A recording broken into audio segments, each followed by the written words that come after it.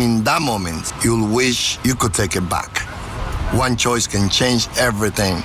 You can't rewind a crash. Cash App is built for the city. You got built-in security that's rock solid. Face ID, scam warnings, 24/7 chat support. It's like having a bodyguard for your money. You work too hard to let anything slip through the cracks. Download the Cash App today. Use code WFAN10. Send $5 to a friend within 14 days. And Cash App drops $10 right back into your account. Terms apply. That's money. That's Cash App. Cash App is a financial services platform, not a bank. Banking services provided by Cash App's bank partners. Prepaid debit cards issued by Sutton Bank, member FDIC. Overdraft coverage provided by Cash App. A-Block Inc. brand. Visit cash.app/legal/podcast. Talk sports with BT and Sal. Middays 10 to 2. WFAN, WFAN FM, WFAN FM HD1 New York, and Odyssey Sports Stations. WFAN Sports Flash. Good morning at 12 o'clock. I'm Marco Belletti, and this report is sponsored by Chef IQ. Precision cooking, effortless results, chefiq.com. Also brought to you by police officers, right2sue.com. Brian Cashman, his annual sleep out at the Covenant House with the obvious question, did they expect Trent Grisham to accept that qualifying offer? It was a close call. We made the offer because we thought if he takes it, we'd be fine. If he took it, that we'd be excited that he was coming back because we believe he's capable of replicating what he did this past year. But I wasn't surprised he took it. I wouldn't have been surprised if he didn't take it either. Thursday Night Football, Texans surprised the Bills 23-19. They sacked Josh Allen 8 times. They picked him off twice as Buffalo turned it over 3 times in all. Make it 3 straight losses for the Rangers. Fell to the Avalanche 6-3. Blue Shirts were outshot 35-19. JT Miller a pair on the loss. Panthers silence the Devils 1-0. Islanders pound the Red Wings 5-0. Bo Horvat is 14th. Eddie Sorokin stopped 29 shots. And St. John's overpowered Bucknell 97-49. 43 degrees, cloudy skies, Central Park. That's what's happening. I'm Marco Belletti. Talk New York sports here. The Fan. It's KM to AM on WFAN. Sports Radio 101.9 FM. The Fan. WFAN. Here, this is gonna be quick, but there's a lot to unpack. 888-808-1019. I'm going to just start with Brian Cashman, as you just heard.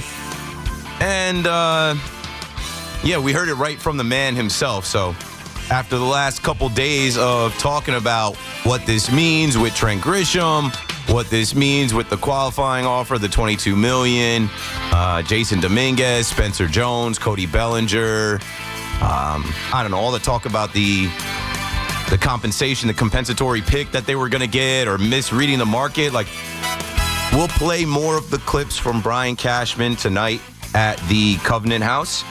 And then we'll go from there, taking your calls and your reactions and just kind of clearing the air on that. Because honestly, I just want to move on from it. You know, it's cooked now. No need to beat a dead horse, as they say. It is what it is. So let's start with Brian Cashman out there. And first off, let's say, Brian Cashman is out there for a good cause. The Covenant House and him doing this sleep out every year in the cold, trying to get people to donate money before Thanksgiving. They help provide meals for people. And I don't know, when I see him out there sleeping on the ground, obviously, he's a very well-off man and can be sleeping in a nice bed. I wouldn't do it. I'm not sleeping on the floor, ground, anywhere. I'm going home. Even for a stunt, I'd try and do something else, But here in New York, if you've walked the streets or been on the subways, you've seen people sleeping out here. So I think it's a real thing that Cashman decided to take on. So, no jokes about that. I think a lot of people on Yankees Twitter, they make jokes about it and they don't know what he's trying to do, what he's trying to raise awareness for, raise money for, and him being synonymous with the New York Yankees, him being such a well-known figure, it draws a lot of attention every year to this cause. But, of course, the media shows up. Of course, the media is invited. I got the media alert. Media availability, Brian Cashman to participate in Covenant House Sleep Out Thursday, November 20th at the Jacob Javits Center, which we all can get to. And they opened it up to press, opportunities. And let's play some of the audio and some of the questions that were asked. First off, I want to shout out Ryan Garcia from Fireside Yanks. I just think a lot of the kid, I watched him kind of come up in Yankees Twitter over the last, let's say, 5 years. And I've had him on my show. I've also had Sam Lucchini on my show. I think they crush it at Fireside Yanks. I think that he's somebody that is eventually going to get poached by one of the major, media entities in New York to cover the Yankees. He's a smart kid, well-spoken kid. And I felt like out of all of the videos and clips, like he asked Cashman the best questions. But you know why? That's because he's a young 20-something Yankee fan. And he got right to it. So let's start with it. And this one comes from Ryan Garcia. Why the Yankees believe Trent Grisham was a good candidate for the $22 million qualifying offer. In regard to Trent Grisham returning, can you speak about why the organization believes that he was someone who was worthy and deserving of a $22 million contract for the 2026 season? Well, if he replicates what he did last year, he had a very impactful season for us, batting leadoff and playing center field. And so, obviously, if he does that again, he's worth $22 million. That's not in question. And we believe the changes he made are real. We think, that the player that he showed he was last year, if he stays injury-free, he can continue to ride that wave. So as far as we're concerned, we had 2 vacancies in the outfield. We got 1 currently filled early in the free agent market, an important one. And it's a very thin market, too, of outfielders. You got Tucker and Bellinger and then Grisham. They were the top 3, and then there's, obviously a drop-off. So we're excited that Grish said he wants to stay, and he's back in the fold. So now it allows me to focus on other needs. Okay.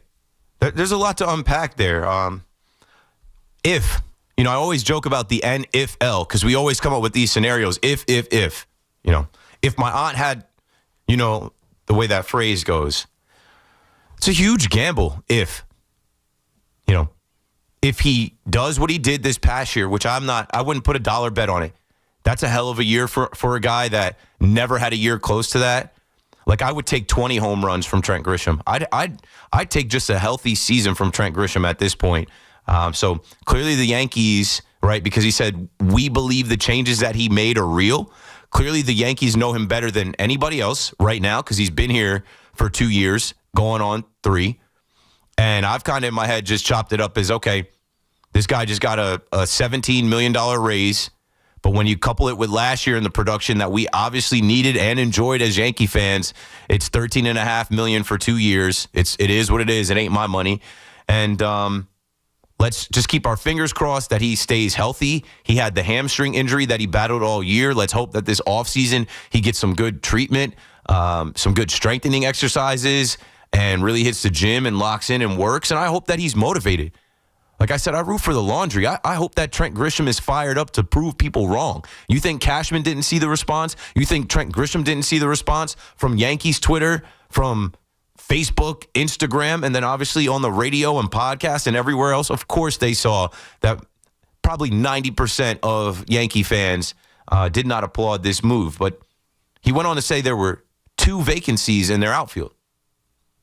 He's starting to let you into how he's thinking about this thing. Obviously, Judge is in right, but the 2 vacancies were center field and left field, and they filled one. They filled one with Trent Grisham in center field. He will not play another position. He also mentioned a thin market, and the top of that market being Kyle Tucker, Cody Bellinger, Trent Grisham. And you can't argue that. You can put Harrison Bader up there, but you can't argue that those guys have better numbers, better production. Maybe not in the postseason. I don't think Cashman said anything about his postseason tonight. I don't know if anyone asked. I got to do a little bit more digging because I would have said, hey, and I'm sure I would have said, hey, what about his postseason lack of production? Because Cashman talked tonight about he did a good job leading off and playing center field for us. Okay, in the regular season in New York, you're judged on what you do in the postseason. But then he also said, we're excited that he wants to come back. Like, some guys don't like it in New York. Some guys go through a season in New York and they can't wait to hit the market and go somewhere else. He is a very quiet guy. He's a Texas-born guy, I believe. It's way different in Texas than it is. Everything's bigger in Texas, but not like the big city. So let's roll on to the next clip from Brian Cashman out there talking about the impact of Trent Grisham accepting the qualifying offer on other free agent outfield pursuits, right? There's another spot open. Let's hear what Cashman had to say about the impact of him accepting that $22 million offer. That domino falling into place, how will that kind of impact the Yankees' approach to free agent outfielders this offseason? I mean, it gives us a little bit more comfort going in because now, instead of being the two outfielders down, we have the kids, Jason Dominguez and Spencer Jones. Now we have Jason Dominguez and Spencer Jones competing, and we have Grisham and we have Judge, right? Before that, there was, it was just Judge and the two kids, which was a lot of uncertainty. Now we have a lot more certainty, and so I can play with making it more certainty by bringing another free agent if we can find the matches we want, or a trade, or if not, the fallback would be those worst case scenario, those two kids fight it out and may the best person win and see where that takes us too. So Grisham coming gives us some security and comfort right now that one big piece is already taken care of, and the other piece is yet to be determined. Yo, are you picking up what he's putting down? He talked about comfort, basically insurance. Like Trent Grisham taking this qualifying offer, and I said it was probably 60-40. I didn't think it was 50-50. I thought it was 60-40 that they were cool with him leaving and them getting the pick and then saying, okay, now we got to get Bellinger. And then he did mention the kids. Jason Dominguez and Spencer Jones. There is no view of Jason Dominguez and Spencer Jones both playing this year, from what it sounds like. They're going to be competing. But he used the word uncertainty. That's uncertain because neither one of them are proven commodities in Major League Baseball. Dominguez barely played last year. He did some good things. He had some bad. Spencer Jones has not cracked the Major League level yet. We don't know what he's going to be in the show. And again, nobody knows these guys better than Brian Cashman, his analytics department, his scouting department, the coaches in the minors. Nobody knows these guys better than Cashman. And I don't think Cashman is looking at Jason Dominguez and Spencer Jones as everyday players on a championship caliber team. Hello, we're trying to compete for a championship.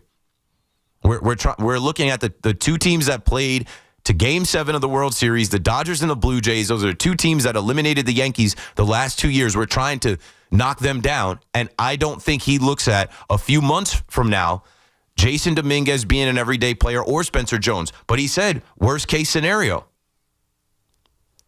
Worst case scenario, they don't bring back Bellinger.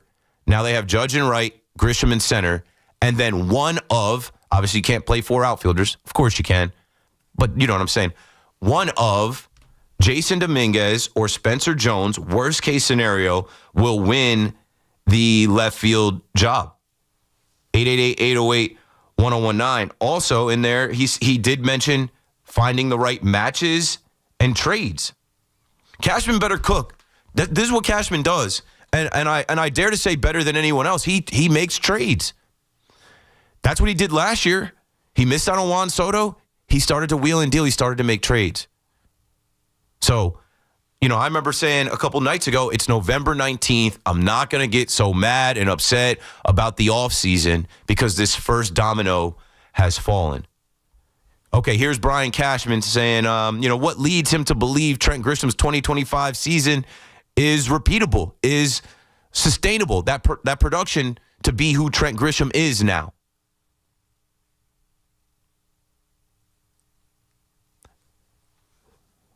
Big year this year, but not a ton of offensive track record success the year before. Just anything about his profile this past season that tells you it's sustainable or something he could replicate? Yeah, all the underlying information that leads you to believe, that would lead you to believe real or not real, it points to the real arrow. That it is, all the support information backs up that the changes he made are real and that it should continue. So based on that, and we've placed bets on players like that many a times. Obviously, it certainly is part of our guidepost. Is in fact, he did it here. It would be a little bit more riskier if that happened somewhere else when we imported them, because then you don't know what the New York factor and somebody can they do it here with the pressure and all that stuff. Where he did it all, and he was doing home and road too, so it wasn't the Yankee Stadium effect or what have you. So he answered a lot of questions and came unexpected. Thankful it did. Okay. So a lot of us have been speaking this week about last year being an anomaly, last year being an outlier, last year being a fluke for Trent Grisham. Brian Cashman and his people don't believe so. Brian Cashman and his people believe that it's real. That's what he's saying when he says the underlying numbers and metrics and things lead us to believe it's real, and they're taking a gamble on that. It is what it is, folks. This is your eternal GM. This is the direction that they want to go in, and I've come around on it some. I wouldn't have done it. I would have, I guess, I mean, it's a gamble either way, right? Because the way that they looked at it was the market and the production from last year, and I got on the first thing I said about Trent Grisham is that if you bring back Grisham and Belly, you're bringing back the most productive outfield in Major League Baseball. So they're thinking there could be a gamble to lose that, right? To play with that, and Grisham goes and signs elsewhere, or you give him the qualifying offer, he takes it, and now it's not going to stop your pursuit of Cody Bellinger or Kyle Tucker. He also said that he did it in New York, and don't let that go over your head. Trent Grisham is a cool customer, nonchalant, very quiet, slow heartbeat. The pressure of New York never got to him. He wanted the pressure. He wanted to play. 2 years ago when they ran Alex Verdugo out there, and Judge was in center field and Soto was in right.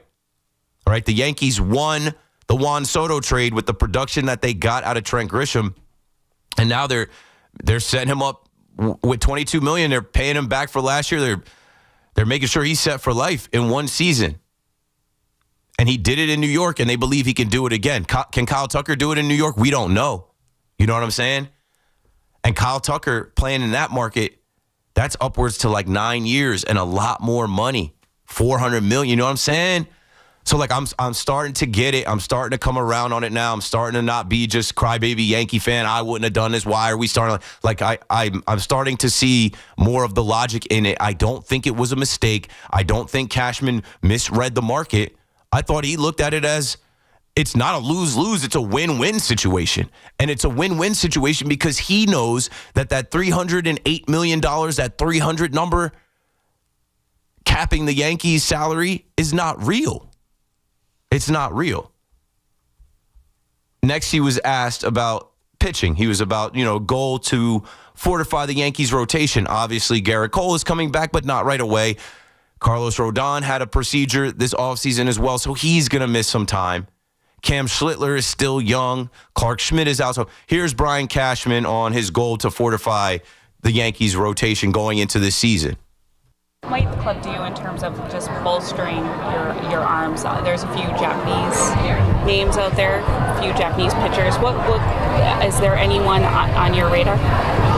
Nobody necessarily specifically, but yes, we have concerns in the beginning. Our rotations on paper are going to be really good when healthy, but we start the season with Rodon and Cole recovering from their surgeries, so they won't start probably till May. And because of that, obviously there's some vulnerability on the front end of the season with that. So if I can fortify the rotation a little bit, and you want to make sure the other guys stay healthy, that's always a risk. We got some good young pups pushing up, so you saw what Cam Schlittler did, but we got other guys behind the scenes that they're making a name for themselves, ERC, Lalane, to name a few. But ultimately, I think, yes, importing pitching both on the rotation and the bullpen. We lost Weaver and Devin Williams out of the bullpen to free agency, and those guys were important pieces to build bridges to get to our closer Bednar. So we got a lot of work to do. We got a lot of holes to fill. Okay, so I needed to hear that because pitching, you can never have enough pitching, right? But when I saw Ryan Yarbrough was the first one to be signed, I kind of jokingly was like, oh, is this your bridge starter?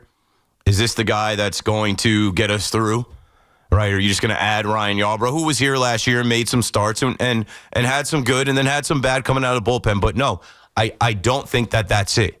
I expect either a trade, and if Tatsuya Imai from Japan wants to get down, maybe they make a play for him. Maybe they're in on him. I think they're going to check on it. And, you know, I'm not counting them out. I'm not going into this offseason saying they signed Trent Grisham, they signed Ryan Yarbrough, they're going to be mid, they're not pushing forward, they're just running it back, they're not going to spend, they're not trying to get better. They know they have to get better because that can be the difference. If you're right there with the team that went to Game 7 of the World Series with the Dodgers and was this close to beating them, right? You had a tiebreaker and you swap positions in the postseason, then you know you got to do a couple things differently, and they are. David Bednar's the closer, not Devin Williams. And Devin Williams could come back. I don't care if he comes back. I think I was actually more prepared for Devin Williams to return than Trent Grisham, but whatever. You know, there will be no DJ LeMahieu shenanigans. Third base, you have Ryan McMahon, and maybe they platoon him, maybe they get somebody else, maybe it's a Med Rosario, whomever. Anthony Volpe's going to miss time. Now, if they go Jose Caballero, I don't feel like that's good enough for your everyday shortstop. Maybe there's a play there. I'm not expecting Bo Bichette, and I'm also not expecting these rumors that have come out around Corey Seager. So I don't know if you guys are scrolling like I'm always scrolling. The Rangers are looking to shed payroll, and they're reportedly open to moving Corey Seager. Seager isn't on the Yankees no-trade list, which means he'd be eligible to be dealt to New York with no veto rights. A lot of Yankee fans started cooking that up. A lot of Yankee fans, you know, tap me and say, what do you think about this?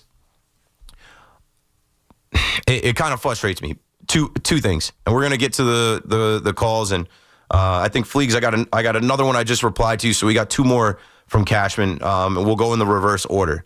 But with Seager, I was interested in Seager when he became a free agent before he won the World Series. But you know they were hard-pressed on Volpe. They went with IKF, and they had Volpe waiting in the wings. And it's kind of bothering me right now how Volpe was just given the shortstop position, how he was marketed these last 3 years, and it was just can't miss, surefire prospect, gonna be a superstar, and that same energy isn't expended on Jason Dominguez or Spencer Jones. So, you know, when Cashman talks about two vacancies, there's no plan for Dominguez to be in that outfield. He's still learning how to play the position. They never loved him. I look at Jason Dominguez, the Martian, and all the hype that's been around him since he was 17. He's 22. And he did not get the same type of runway that Anthony Volpe got. And Corey Seager, I don't want that contract now. Corey Seager has hurt a lot. So, like, you're going to take that on? No way. No way. And I also want to remind you that the runway that they gave Anthony Volpe, there's more runway left. When he's healthy and he comes back, he's going to play. So they're, you know, hate to pour cold water on that. They're not going to deal with the Rangers and try and get Corey Seager over here. Brian Cashman did say that he talked to Scott Boras yesterday about Cody Bellinger, Casey Close today about Kyle Tucker, and some other different conversations. And like from what I know with Cashman, he's doing that all the time. He's talking to everybody all the time. He's keeping I'm sure he's got meetings in his calendar, and especially with him sleeping out for the Covenant House. I don't know what his Friday schedule is like. He might just be off tomorrow. And we are now less than a week away from Thanksgiving. It's Black Friday in a week. Like, you know, people start shutting down. And the business of baseball, some guys want to be, you know, already, you know, where they are by Thanksgiving, the holiday. But what I'm saying is Cashman is working, and some of that work will slow down. So, you know, I mentioned Tatsuya Imai because I said once they got Grisham, I'm like, they're probably out for this guy. But Cashman was asked about Japanese players and, you know, the organization's interest in getting back into the Japanese market. It's a question that needed to be asked, and I give props to Ryan Garcia again for asking it, because when you're looking at the World Series, Brian Cashman went to Japan and watched Yoshinobu Yamamoto throw a no-hitter. They were in on Yamamoto, but they stopped themselves. And there were rumors that, you know, Yamamoto wears 18. And, Hiroki Kuroda, that was his number. And, the Yankees were saving it for him. And the Yankees, the report was, didn't want to go over $300 million and also didn't want to pay a pitcher more than Garrett Cole, their ace, that hadn't pitched in Major League Baseball yet. And when you see what Yamamoto did, World Series MVP, to hell with all that. Now, if this Tatsuya Imai is anywhere near Yamamoto, they need to be playing in those waters. They need to be bidding, and they need to be checking for it. And I'm sure the Dodgers and the Padres and the Giants and whomever else are. But here is Brian Cashman when asked about the organization's interest in getting back into the Japanese market. With Tatsuya Imai as one of the 3 prominent international free agents available, how important is it to the Yankees to get back into the Japanese market? We're interested in players worldwide. If they, A, if they're interested in us, and B, if we value them and like them a lot. So, we took our best shots at Sasaki and Yamamoto, for instance, but fell short on those. But I thought we gave it a good try, but we're unsuccessful. But yeah, we'll be back at all these different markets. Like any team that's championship caliber, you want the best players playing for you, no matter where they're coming from. So, and Japan produces a lot of great players, as does Korea. Okay. He mentioned Yamamoto, and they were in on him. And like I said, anybody in baseball that watches Yamamoto, you Met fans as well. Like Steve Cohen went above and beyond. He went over there to Japan, took his whole family to a French cuisine. And then when they were in the States, well, not all his family, but when Yamamoto and Joel Wolf, his agent, were in the States, Steve invited them to his mansion, his estate. The kid didn't want to play in New York. He was using New York the whole time. He wanted to play in Dodger Stadium. He even said so much that he went there as a kid. I followed that whole thing. I was in on Yamamoto. I was a big Tanaka fan. Still am. I wanted Yamamoto. I watched the World Baseball Classic. I knew, guy coming from over there who won multiple MVPs. He also was going to get Ohtani. Remember, I think maybe it was Sal saying Yamasoto. And I think I was the first one to be like, nope, it's Yamamotani. All right, last cut before we go to break here and take your calls. I see you guys loading up the calls. Brian Cashman knows. He knows. As much as he says he doesn't listen to the media, as much as he says he's not on social media, he knows that when he goes out there with the hat on, with the sleeping bag, he just adds to the meme. So as he went to zip his sleeping bag and get tucked in, here's what Brian Cashman had to say. A lot of laying on your back. I'll leave my head out for you guys. Later in the night, the head goes under completely.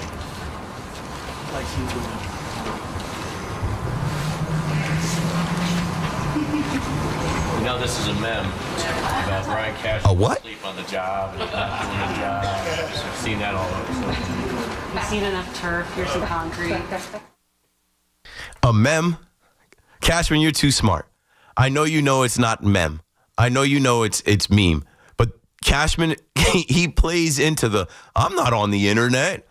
I don't do that kid stuff. You know this is a meme, right? Brian Cashman sleeping on the job, not signing Kyle Tucker. Well played, Cash. Well played. And again, well done. Another year going out there and raising awareness for the Covenant House and doing what you do. I respect it. I wouldn't do it. You're better than me. I got to sleep with a certain pillow. I got to sleep on a nice mattress. I got to sleep in general. And in like 90 minutes, I'll be heading home to go to sleep. So call me up, 888-808-1019. Keith McPherson on the fan. We will start with Brian Cashman's comments, but I do have some audio from the Jets and the Giants and some things with the matchup between the Ravens hosting the Jets and the Lions hosting the Giants. And we'll kind of set the stage for Football Friday, and then I'll do my Football Friday show later tonight. 888-808-1019. We'll be back after this quick break. Jackson Dart leads the Giants into Detroit to take on the Lions. 1 o'clock Sunday. Dart's in for the touchdown! Jackson Dart! The home of the New York Giants is The Fan. 101.9 FM and always live on the free Odyssey app. Cash App is built for this city. You got built-in security that's rock solid. Face ID, scam warnings, 24/7 chat support. It's like having a bodyguard for your money. You work too hard to let anything slip through the cracks. Download the Cash App today. Use code WFAN10. Send $5 to a friend within 14 days, and Cash App drops $10 right back into your account. Terms apply. That's money. That's Cash App. Cash App is a financial services platform, not a bank. Banking services provided by Cash App's bank partners. Prepaid debit cards issued by Sutton Bank, member FDIC. Overdraft coverage provided by Cash App, A Block Inc. brand. Visit cash.app/legal/podcast. This is JJ Hill of Shulman & Hill, New York's premier injury law firm. We'll always stand up for you if you're injured in a slip and fall. If you've ever wished you had a lawyer in the family, now you will. At Shulman & Hill, it's never one and done. Once you're a client, you're always part of our family. Shulman & Hill, we're not just New York's law firm, we're your law firm. Get your free consultation at hurtny.com. That's hurtny.com. Go to WFAN.com/contest to enter for a chance to win tickets to see Lynyrd Skynyrd at PNC Bank Arts Center on July 26th or at Northwell at Jones Beach Theater on August 21st. Courtesy of Live Nation. Tickets go on sale today at 10 a.m. at livenation.com.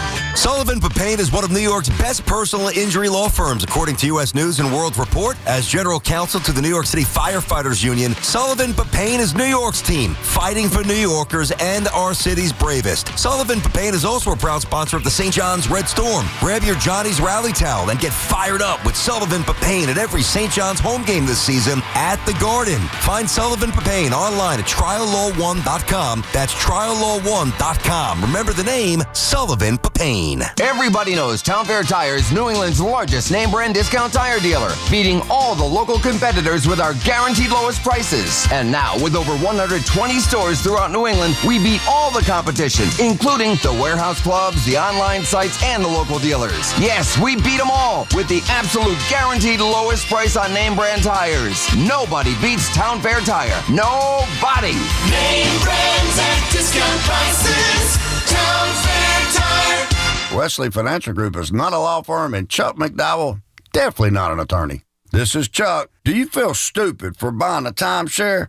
Don't. It's not your fault. You were most likely told you could rent it, and it was a great financial investment. And the deal was available today only. If this happened to you, contact your resort or Wesley Financial Group for help today. Call Wesley now for your free exit information kit. 800-242-3131. 800-242-3131. What I know about courage, I learned from my adoptive mom. She said sometimes you just gotta hold on and know we'll get through this. Mom, we are so high up. Hold my hand. No, you hold my hand. Here we go.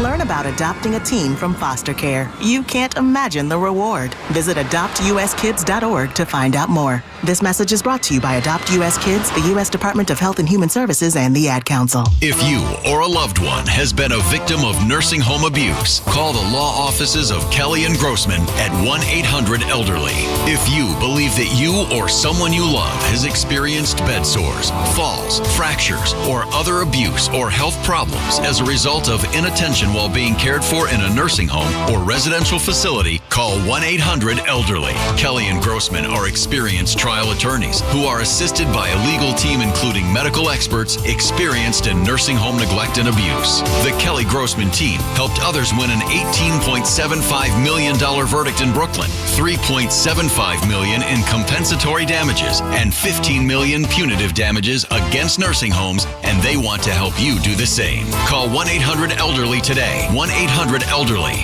1-800-353-3759 or at 800-elderly.com. Call us directly. 1-800-ELDERLY. Go to WFAN.com/contest to enter for a chance to win tickets to see Weird Al Yankovic at UBS Arena on July 11th or at PNC Bank Arts Center on July 12th. From our friends at Live Nation. Tickets go on sale today at 10 a.m. at livenation.com. We are moving now. Electric bikes are everywhere. They are quiet and very fast. Teens ride them on the roads, in bike lanes, but also in places they should not be, like sidewalks and parks. Look out! When you ride, wear a helmet. Don't speed. Watch out for pedestrians and cars. New York State and your community have specific rules for electric bikes. Follow them. Go to trafficsafety.ny.gov for more info. A message brought to you by the Governor's Traffic Safety Committee. Talk sports hands-free. 888-808-1019. Powered by Paramount Plus. Count on Sundays all season long with the NFL on CBS and Paramount Plus.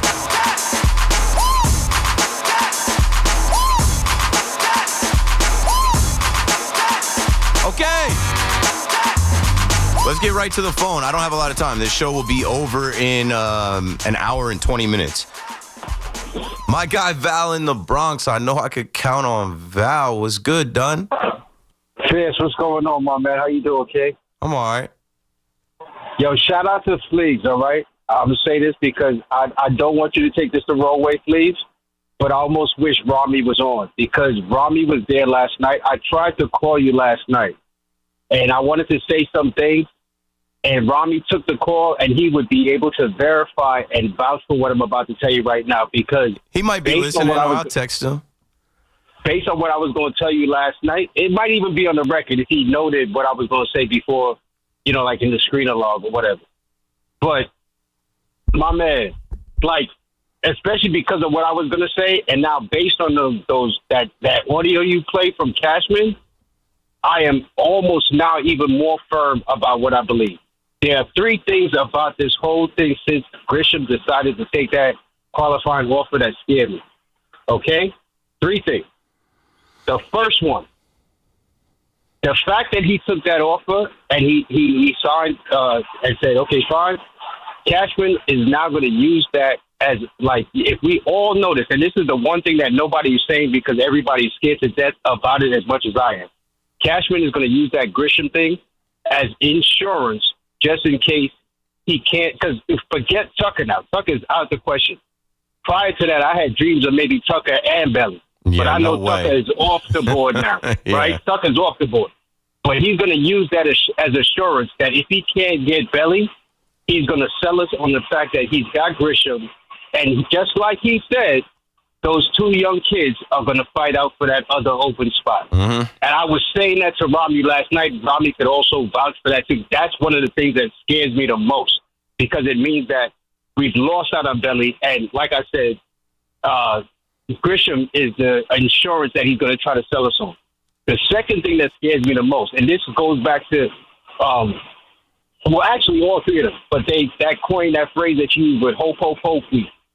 The Belly thing, the only way we're going to get Belly, they're going to try to do this hope thing that, like, oh, Belly wants to be a Yankee. Yep. Belly comes back with a team-friendly kind of deal. And get it done Belly quick.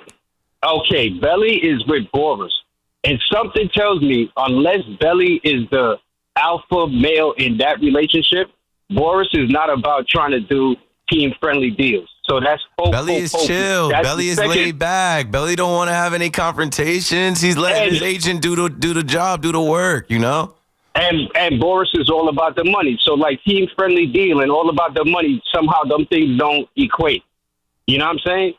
And then the third thing that scares me, and this is, again, hope week, and he mentioned that as well, too, because he talked about the two rookies, Spencer Jones and Jason Dominguez, with the two of them fighting out for the spot. Mm-hmm. Assuming one of them gets it, we now have to hope that the other one, if the thing goes through where Belly is not here, and we working with it the way that the framework comes out, we have to now hope that whichever one of those two kids didn't get the job still has enough value to actually help, because he's going to try to now flip this, and I bet dollar to dollar they're going to start talking to San Diego about somebody like a Tatis or something. That'd be great. Now we have to, but that's if we hope and pray, and it actually works out, that maybe the battle between Jones and Dominguez is such that whichever one loses still has enough value to put in the package and get us Tatis.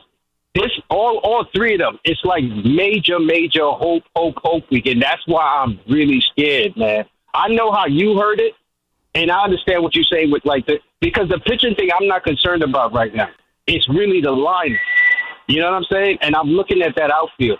And them three things that I just said just now, that's what scares me about the fact that Grisham took the offer. Because I was hoping that, especially with the whole talk about the CBA coming, both Mets and Yankees, I said this to young Al, I think it was last weekend, both Mets and Yankees. Yo, this is the last year before it comes through. Go balls to the wall and hope that, whatever happens in the CBA, when they work it out, if they do put that cap, either they give us some kind of grace to get rid of whatever stuff puts us over the cap and stuff like that. Maybe there's a year that gives us a little, grace period to kind of get within the realms of whatever they work out. Mm-hmm. Or but it's not going to happen now. You know what I mean? Because they acting now like Cashman is telling you already that he's not about the balls to the wall, and he's not about just go all out, man. Yeah. Thanks for the call, Val. There is no go all out.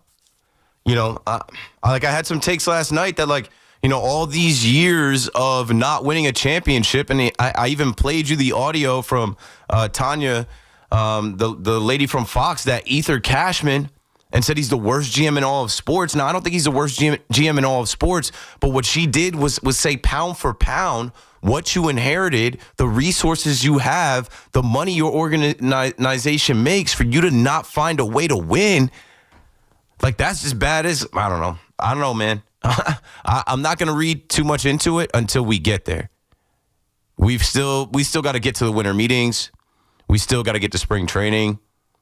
I hope Belly is telling Boris, hey, I want to be a Yankee, get it done with them. But I don't think it works like that. I think Scott Boras is saying, listen, let me play this game. We cannot show them any loyalty. We cannot show you may want to be a Yankee, but we need to drive the price up to get the most out of the Yankees. They can afford it. And the Yankees probably want it to be done quick so that doesn't happen. The back and forth. You think Cashman and the Yankees aren't scarred from last year with Juan Soto's dealing and how that all shook out? At least cautious that could happen again. There is no, they're not worried about a lockout. I don't think Major League Baseball is worried about a lockout either with the new TV deal that they signed for 2026, 2027, 2028. But that's baseball doing business. That's got nothing to do with the Players Association, Tony Clark and them. I don't know. It's interesting. There's a few things to unpack and a lot to still be seen. I don't know. The Tatis thing is interesting. His name has popped up a lot because obviously the Padres want to sell. I know he could play left field in Yankee Stadium. He's a ridiculous athlete. He'd pick it up. He'd be better than Dominguez. And, hey, maybe they'd be interested in Dominguez out there at Petco Park. Let's go to Jerry in Scotch Plains on the Fan. What's up, Jerry? Oh, my man. Hey. How you doing? Dude, I just remember talking to you about, Mike Vick, whatever, but I want to talk to you about what's going on with the Yankees, dude. Yeah.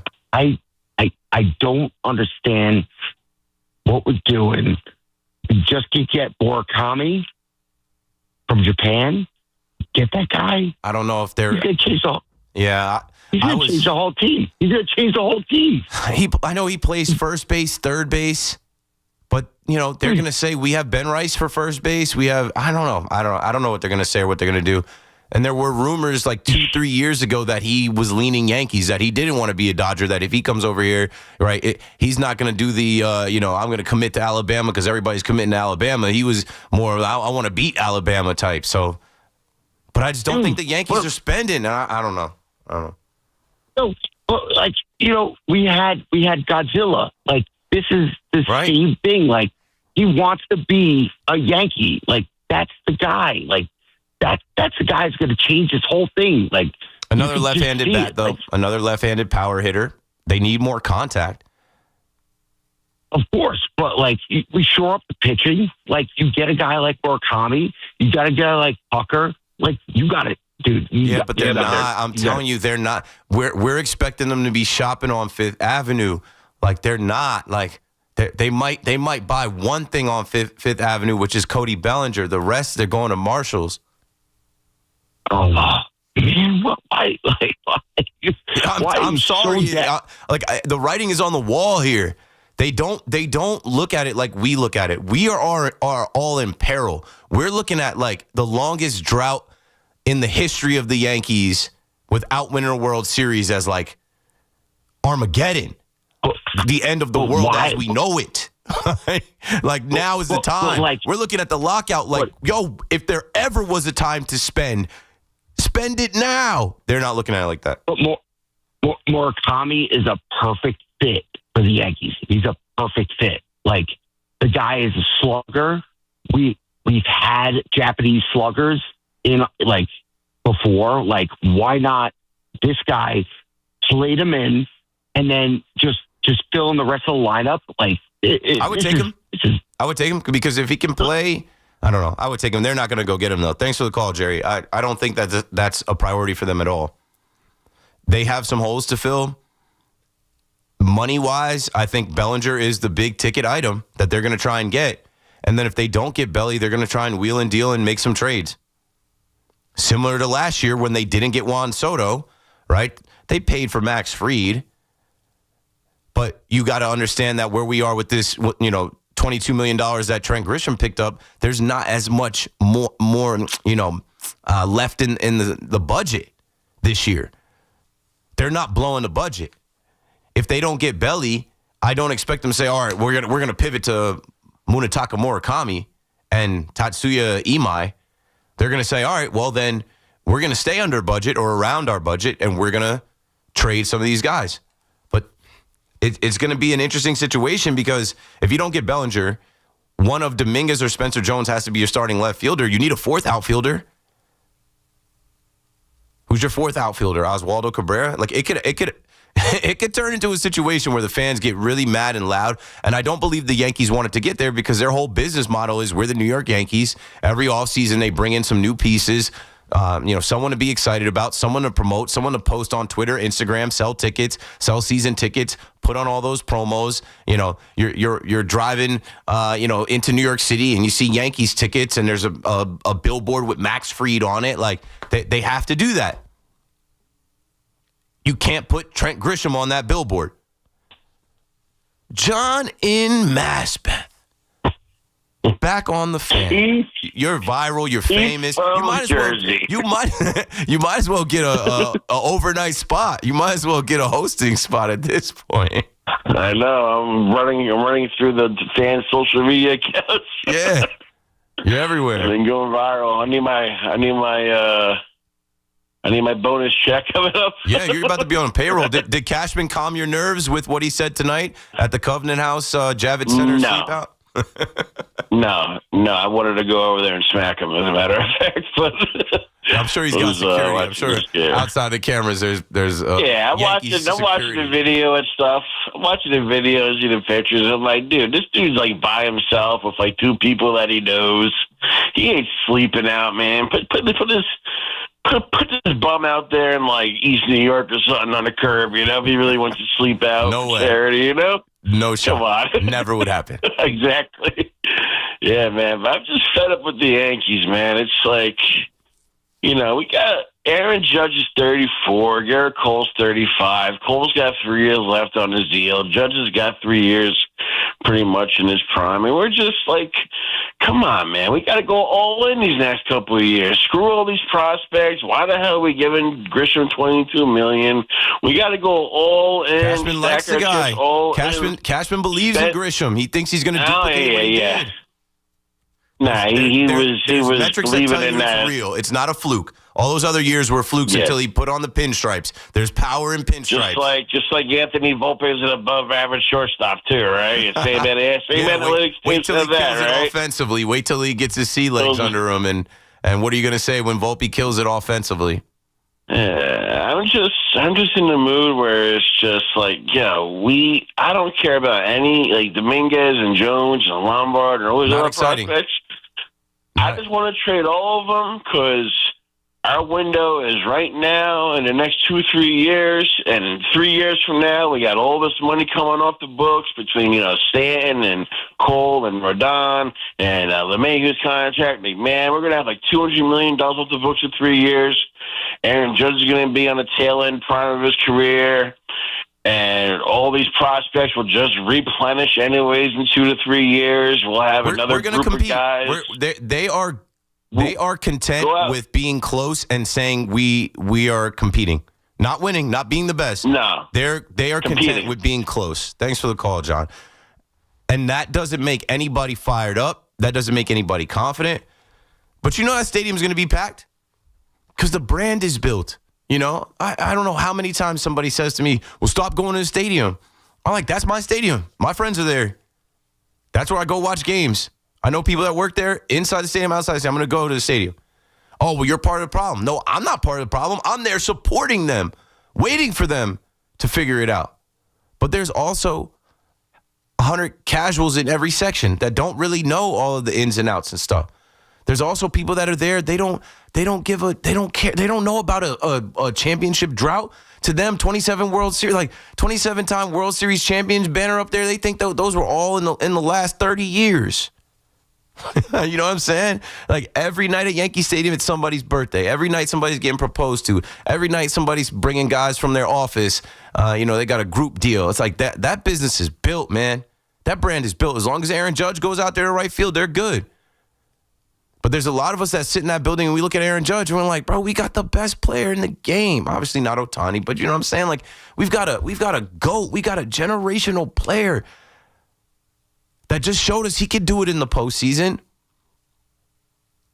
Doesn't that make you like more urgent? Doesn't that make you hungry to like figure this out this offseason? Doesn't that make Hal Steinbrenner say, yeah, blow the budget. This time, blow it. Because this could be the last time. No, I think they stick to their process. They're stuck in their ways. They die hard on their beliefs, and you just got to accept it. Mike is down in Miami, 305 on the Fan in New York. What's up? Well, here's the problem with the Yankees. The Yankees are half pregnant. They never go all in. You know why the Dodgers win? Because they go all in. Yep. They sign Ohtani. They go to Japanese players. The Yankees got to go all in. You want to get Alonso, bring back Bellinger, get Stephen Kwan, better this team. This offense is not good. I just laugh. Himself. I'm just laughing at y'all throwing these names out. There's no way they're paying Pete Alonso. They're also not going to give up what it would take to trade for Stephen Kwan, right? Bellinger's. If we get Cody Bellinger, Dominguez is not going to play on Spencer Jones. So it's the same thing with Clint Frazier and Miguel Andújar. You had them and never trade them, and then have what they lost their value. Yep. And I mean, just add them to the files, add them to the lost files of how many. Like it's crazy. Volpe's Why the next are one the in line? Yankees so stubborn? Why is that? I'm a Knicks fan too, and it's crazy that the Knicks can win the New York Knicks can win a championship a lot closer than New York Yankees, and that's embarrassing. I mean, that's in theory. Thanks for the call, Mike. That's not true. I mean, the Yankees were in the World Series last year. The Yankees were knocked out this year by the team that went on to win the World Series. They had the same record as them, tiebreak. The Knicks, and I don't know. Did you guys see the end of the Knicks game last night? It's a long way to go, but we got to stop saying that the Knicks are winning a championship and that the Knicks are. I know they've been put in the championship or bust like the Yankees, but you're bugging out if you think that the Knicks. What they missed 6 free throws in a row? Championship caliber teams got to figure that out, got to clean that up. Let's not do that. Let's not do that. Let's not just jump to the Knicks are in a better spot to win a championship than the Yankees. They're not. And that is why this is more urgent for the Yankees. Because if you stop playing stupid games and winning stupid prizes with your own things that you want to die hard on, pitching Devin Williams, rolling Luke Weaver out there, Mark Leiter Jr. out there, Jonathan Loaizaga out there, just because you got to get them right. Playing DJ LeMahieu because he hit a little bit at the bottom of the order in the 9 spot, but he's old as balls. He can't move. And so you're going to mess up your defense at 3 positions because you got him at second base, really 4, because there were times that you had Ben Rice at first base, DJ at second, Volpe at short, Jazz at third. What are you doing? Dave is in Rockland County on the Fan. Go for it, Dave. I got a trade proposal for you, Keith. All right. So I got Jason Dominguez, Spencer Jones, and if we have to, Ben Hess for Tatis. Run it. Yeah. They can get in my car. Yeah, they can get in my car on my way back to Jersey City. I'll pass through Hoboken. I'll go to Newark Airport. I'll drop them off. No kidding. Tonight. Tatis is a superstar. Tatis hits in the postseason. Tatis can't wait for those moments in the postseason. Tatis loves the energy of the fans. You put Tatis in Yankee Stadium, man, I was talking about this years ago. I think in like 2019, I had a post that went viral because I jokingly was like, yo, Donnie might have to come off that number 23 for Tatis. Obviously, he's gonna be like a Soto combination with Lindor, showboat times like 10, a million. But awesome, right? And the Yankees already removed the beard policy for freaking Devin Williams. Will they let Tatis come here and let his long hair flow? He's got the golden locks. Thanks for the call, Dave. Now we're just dreaming. Now we're using the trade machine. Now Tatis has to save us. They're going to want everything. They're going to want everything for Tatis. You're going to have to give up Cam Schlittler on top of Ben Hess and Spencer Jones and Dominguez, and they're going to want Lombard too. But whatever. And the Yankees aren't going to do that.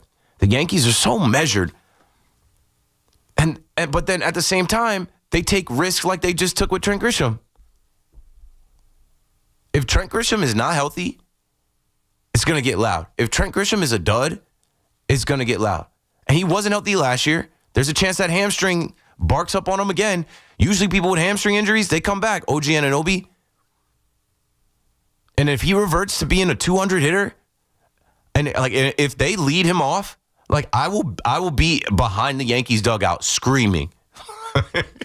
If they think that they can get that off, you need go get an actual leadoff hitter, man.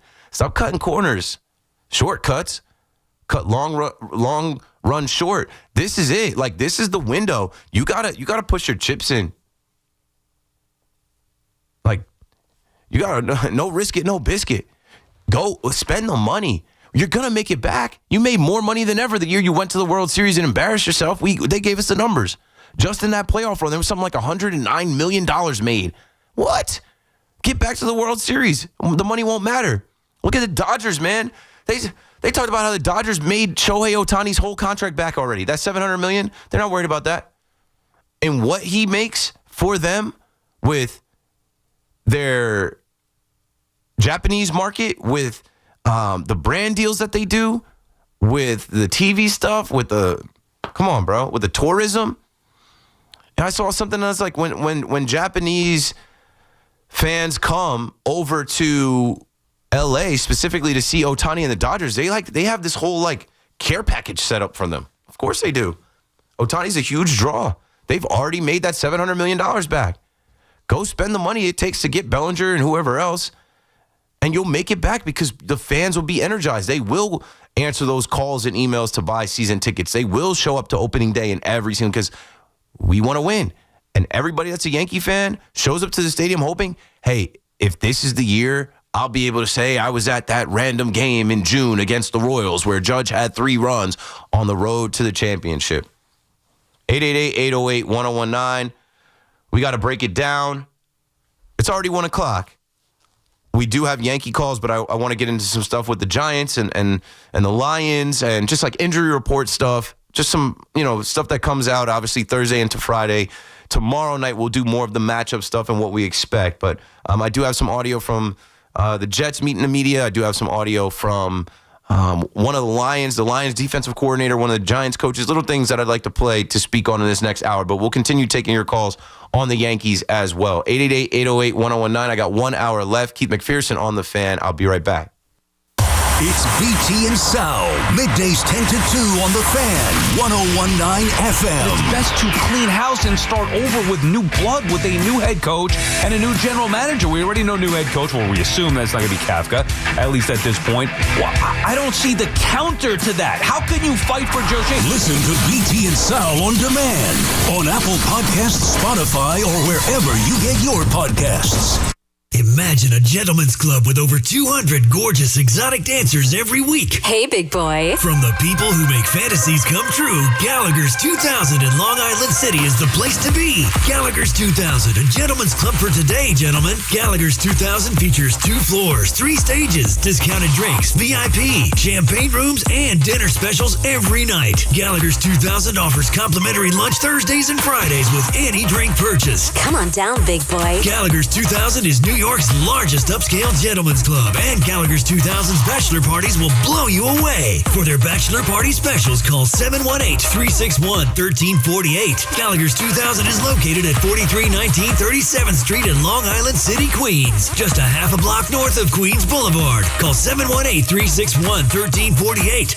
Gallagher's 2000 is unlike any club in New York. Come tonight for the time of your life. Gallagher's 2000. Let your imagination run wild. This is John D'Agostino from D'Agostino & Associates. It's not easy being an accident victim these days. I mean, how do you choose the right lawyer? The radio, TV, buses, and billboards are filled with law firms making the same old promises, bragging about the same big results. They talk about their proven track record and hope they'll get you to sign on the dotted line. But then what? If a lawyer tells you from day one what your case is worth, please turn around and run. If a lawyer tells you how quickly they'll get your case settled, I beg you, turn around and run. The right lawyer is not a fortune teller. The right lawyer is honest, straightforward, and knows every case is different. He or she will have the experience to get you every dollar you deserve at the right time. So if you want to know your rights and you want to be told the truth, call D'Agostino & Associates today at 888-24-LAW-24. That's 888-24-LAW-24 and ask for me, John D'Agostino, because I've been there and I'll be there for you. D'Agostino Law. Bite back. Everyone knows when Sunday comes around for kickoff and tailgates, you gotta come ready. And who's the MVP of my game day spread? Mike's Amazing Mustard. This stuff just isn't a condiment, it's the first round pick. Put it on your hot dog, your sausage, or your favorite hero, and it's an instant touchdown. It's bold, it's got that perfect bit of spice, and it always delivers in the clutch. So this season, when it's 4th and goal at the grill, don't pass the ketchup, pass the mustard. Mike's Amazing Mustard. Find it this season at ShopRite. Looking for the lowest price on name brand tires? Get to Town Fair Tire and get the guaranteed lowest price on any name brand tire. Nobody beats a Town Fair Tire deal. Nobody. Town Fair Tire. When it comes to affordable term life insurance, everyone's whistling the Big Lou tune. If you're over 50, maybe a bit porky, or have type 2 diabetes, $1 million of term insurance may only cost about $200 a month. Even if you're not in perfect health, call Big Lou, because he specializes in finding big chunks of affordable term life insurance for just about everyone. Don't let diabetes or other health glitches keep you from owning $500,000 to $1 million or more of term life insurance. For affordable term life insurance, call Big Lou. Don't hesitate. Call 800-700-6898. 800-700-6898 or visit biglou.com. Call Big Lou, don't hesitate. 800-700-6898. Call Big Lou, don't hesitate. 800-700-6898. Visit biglou.com. My name is Whitney Allen. I am a widow. My husband, Ryan, died. We never thought in a million years we'd have to use life insurance. The unexpected happened. With Ethos, it is so fast and easy. It's 100% online. You can get a quote in seconds, apply in minutes, and get same-day coverage, no medical exams, and you can get up to $3 million worth of coverage through Ethos. Get your free quote at ethos.com/radio. That's ethos.com/radio. Time spent on application may vary. Online health questions required. Are you tired of online threats? Then get an antivirus. It's the only online protection you will ever need. Disclaimer, an antivirus is just half protection online. It will not protect you from snoopers or encrypt your online traffic. So this Black Friday, get better online protection with NordVPN. NordVPN will encrypt your traffic, protect you from malware and phishing, and stop annoying ads. Get the NordVPN Black Friday deal with 73% off and enjoy 3 extra months. Wake up with Boomer and Geo, mornings 6 to 10 on WFAN, WFAN FM, WFAN FM HD1, New York, and Odyssey Sports Station. WFAN Sports. Good morning at 1 o'clock. I'm Marco Belletti, and this report is sponsored by Chef IQ. Precision cooking, effortless results. ChefIQ.com. Also brought to you by Elevate Hydrogen-Infused Water, available at Walgreens and Duane Reade. Big question regarding Trent Grisham returning at $22 million after the shocking career year with 34 homers is, can he do it again? Brian Cashman banking on just that. All the support information backs up that the changes he made are real and that it should continue. Thursday Night Football, Texans 8 sacks. They forced 3 turnovers, including 2 picks of Josh Allen. Finished off the Bills 23-19. Davis Mills threw for a couple of touchdowns, playing for the injured C.J. Stroud. Avalanche double up the Rangers 6-3, send the Blue Shirts to their 3rd straight loss. J.T. Miller a pair, but the Rangers were outshot 35-19. Also 1 for 6 on the penalty kill. Panthers blanked the Devils 1-0. Sergei Bobrovsky stopped all 31 shots he saw.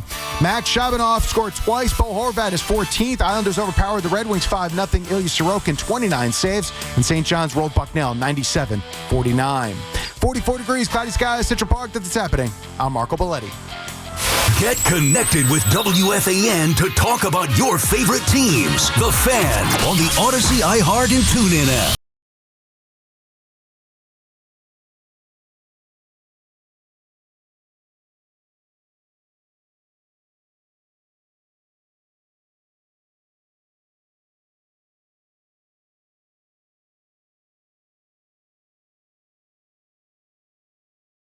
The club making her way to the stage. Get your dollars ready. Here comes Peaches. That's what I used to do. I used to be a strip club DJ. Used to drop Genuine Pony for Peaches back in the day. You always got to remind guys, no cell phones, keep the cell phones down, and get the dollars out. Get your dollars ready. Show some love. So 888-808-1019. Keith McPherson on the Fan. Let's talk a little bit about the G-Men. Josh is in Passaic. Josh, you got it. You're on the Fan. Yo, Keith, what's doing, man? Long time no see. I know. Don't flex on us. Let me guess. You've been down in Florida. You've been ducking the cold weather. Now, you're a grown man. You're driving now. You're getting your money up. Speaking of that, I did just get my license, actually. I know. It's been 4 years. You've been calling my show that I've been on the Fan. We started off with young Josh. You're a grown man. I'm proud of you, bro. I am proud of you. Thank you, man. And before I get to John, one but a small thing. Is there any reason Mets fans would trust in David Stearns? I feel like every time he gets on the mic, you hear the same 2 things. It's one, Pete's a great guy, We really love him. He's given us a lot, and we would love to have him back. And then he tells you about how, he still feels confident in a lot of the players in the team. And you always wonder why, as fans, you just seem to think you see more than the I'll GM say this, does. Josh, and I have some Mets things that I'll drop in here while we speak on the Mets. David Stearns got to prove it. The first year, he inherited some Billy Epler work. He inherited, a team that he made a few tweaks and changes to, and they caught lightning. And I really give more credit to Candelita and OMG and Grimace and the other phenomenons that went on, from the Rally Pimp to the Playoff Pumpkin to Pete Alonso. Like I can't put all that on David Stearns. The man from Milwaukee still gets credit for what Milwaukee did.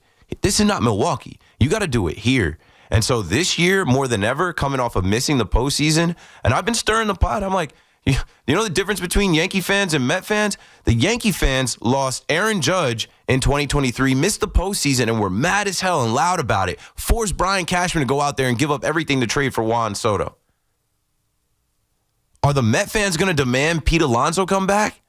On top of go out there and challenge the Yankees for Cody Bellinger and get us some damn pitching, maybe make some trades, trade Kodai Senga? Like I expect the Met fan to be pissed off after all that was promised last year, and David Stearns is the one that you should direct your wrath and ire towards.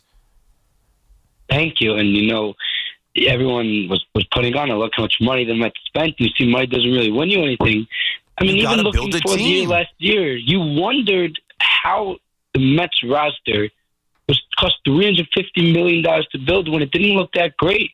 You had a lot of bad contracts, and sort of extra money putting on. It wasn't a real $350 million team. You paid Juan Soto $50 million. You paid Pete Alonso $30 million, Lindor, Nimmo. But then on the converse, you had guys like Francisco Alvarez, Brett Beatty, Luis Angel Acuna, Mark Vientos. And then sprinkled in, you had the like Jose Siri and the Tyrone Taylors and the Cedric Mullins. And like it didn't cut it, man. And last but not least, you can never have enough pitching. He hung you out to dry. He did not trade for a starter at the deadline, relied on these kids to come up and save the day, thought he built a super pen, and it was super ass. Like, I don't know, bro. I watched all of it. They don't like hearing it from me, but something's got to change. Something's got to give this offseason. Yeah, he better not go for that Siri Taylor thing in center field or those type of players in that spot.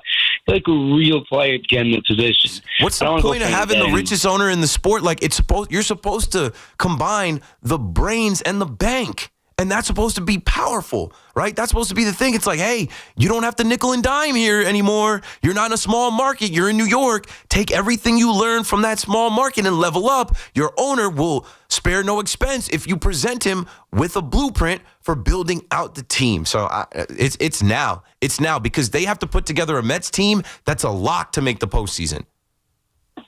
All these GMs, him and Shane, and also, like the Devils, our Devils, they put the team right together. But of course, you have it all rolling for you. And they go, wow, this team's going to be. I just been leaving it alone. 1 week, this is a week that has gone down. We have 7 weeks till Jack comes back, and hopefully they can stay afloat. It sucks. It is. And Keith, you're going to see they're going to drop probably to that wild card spot. It's a shame. Then they're going to need time to get it back and stuff. And how it manages every single year. We're rolling, bro. This season started off so fun. Like, they're going for the President's Trophy over there. Like, that's what we were thinking. We couldn't lose. We couldn't lose. And then we lose 1-0 to the Panthers tonight. I was at opening night when we beat the Panthers. I think we beat the Panthers 3-1 opening night. And it was good vibes, good energy, good feeling around Prudential Center and the Devils fans. And then this last week with Frank the Tank. The Devil caught up to the Devil. Yeah, and the Frank Fleming curse is real. Like, what was going on? What was going on? Brutal. And then up to the Giants, it's another confusing mark. You have the people that they want wins now, but now that you have Jackson Darts, you do want to complain. I think this is a perfect week to, if he's healthy, to put him back in a shootout, getting a lot of practice and throwing, let's say, 40, 45 passes. And another thing people are trying to say is let the Giants, they don't need a quarterback, so it's fine letting them slip back a few picks. I think you go for the opposite because since there are teams that do need a quarterback, I think you can't try straight out, but the best thing about getting that first pick is people, let's say like the Jets, teams will try hard for that, and you pick up a bunch of picks along with that. Especially teams have multiple first round picks. Mm-hmm. So whatever comes out, it's losing against the Giants. Just do it undercover and have Jackson Dart get practice in.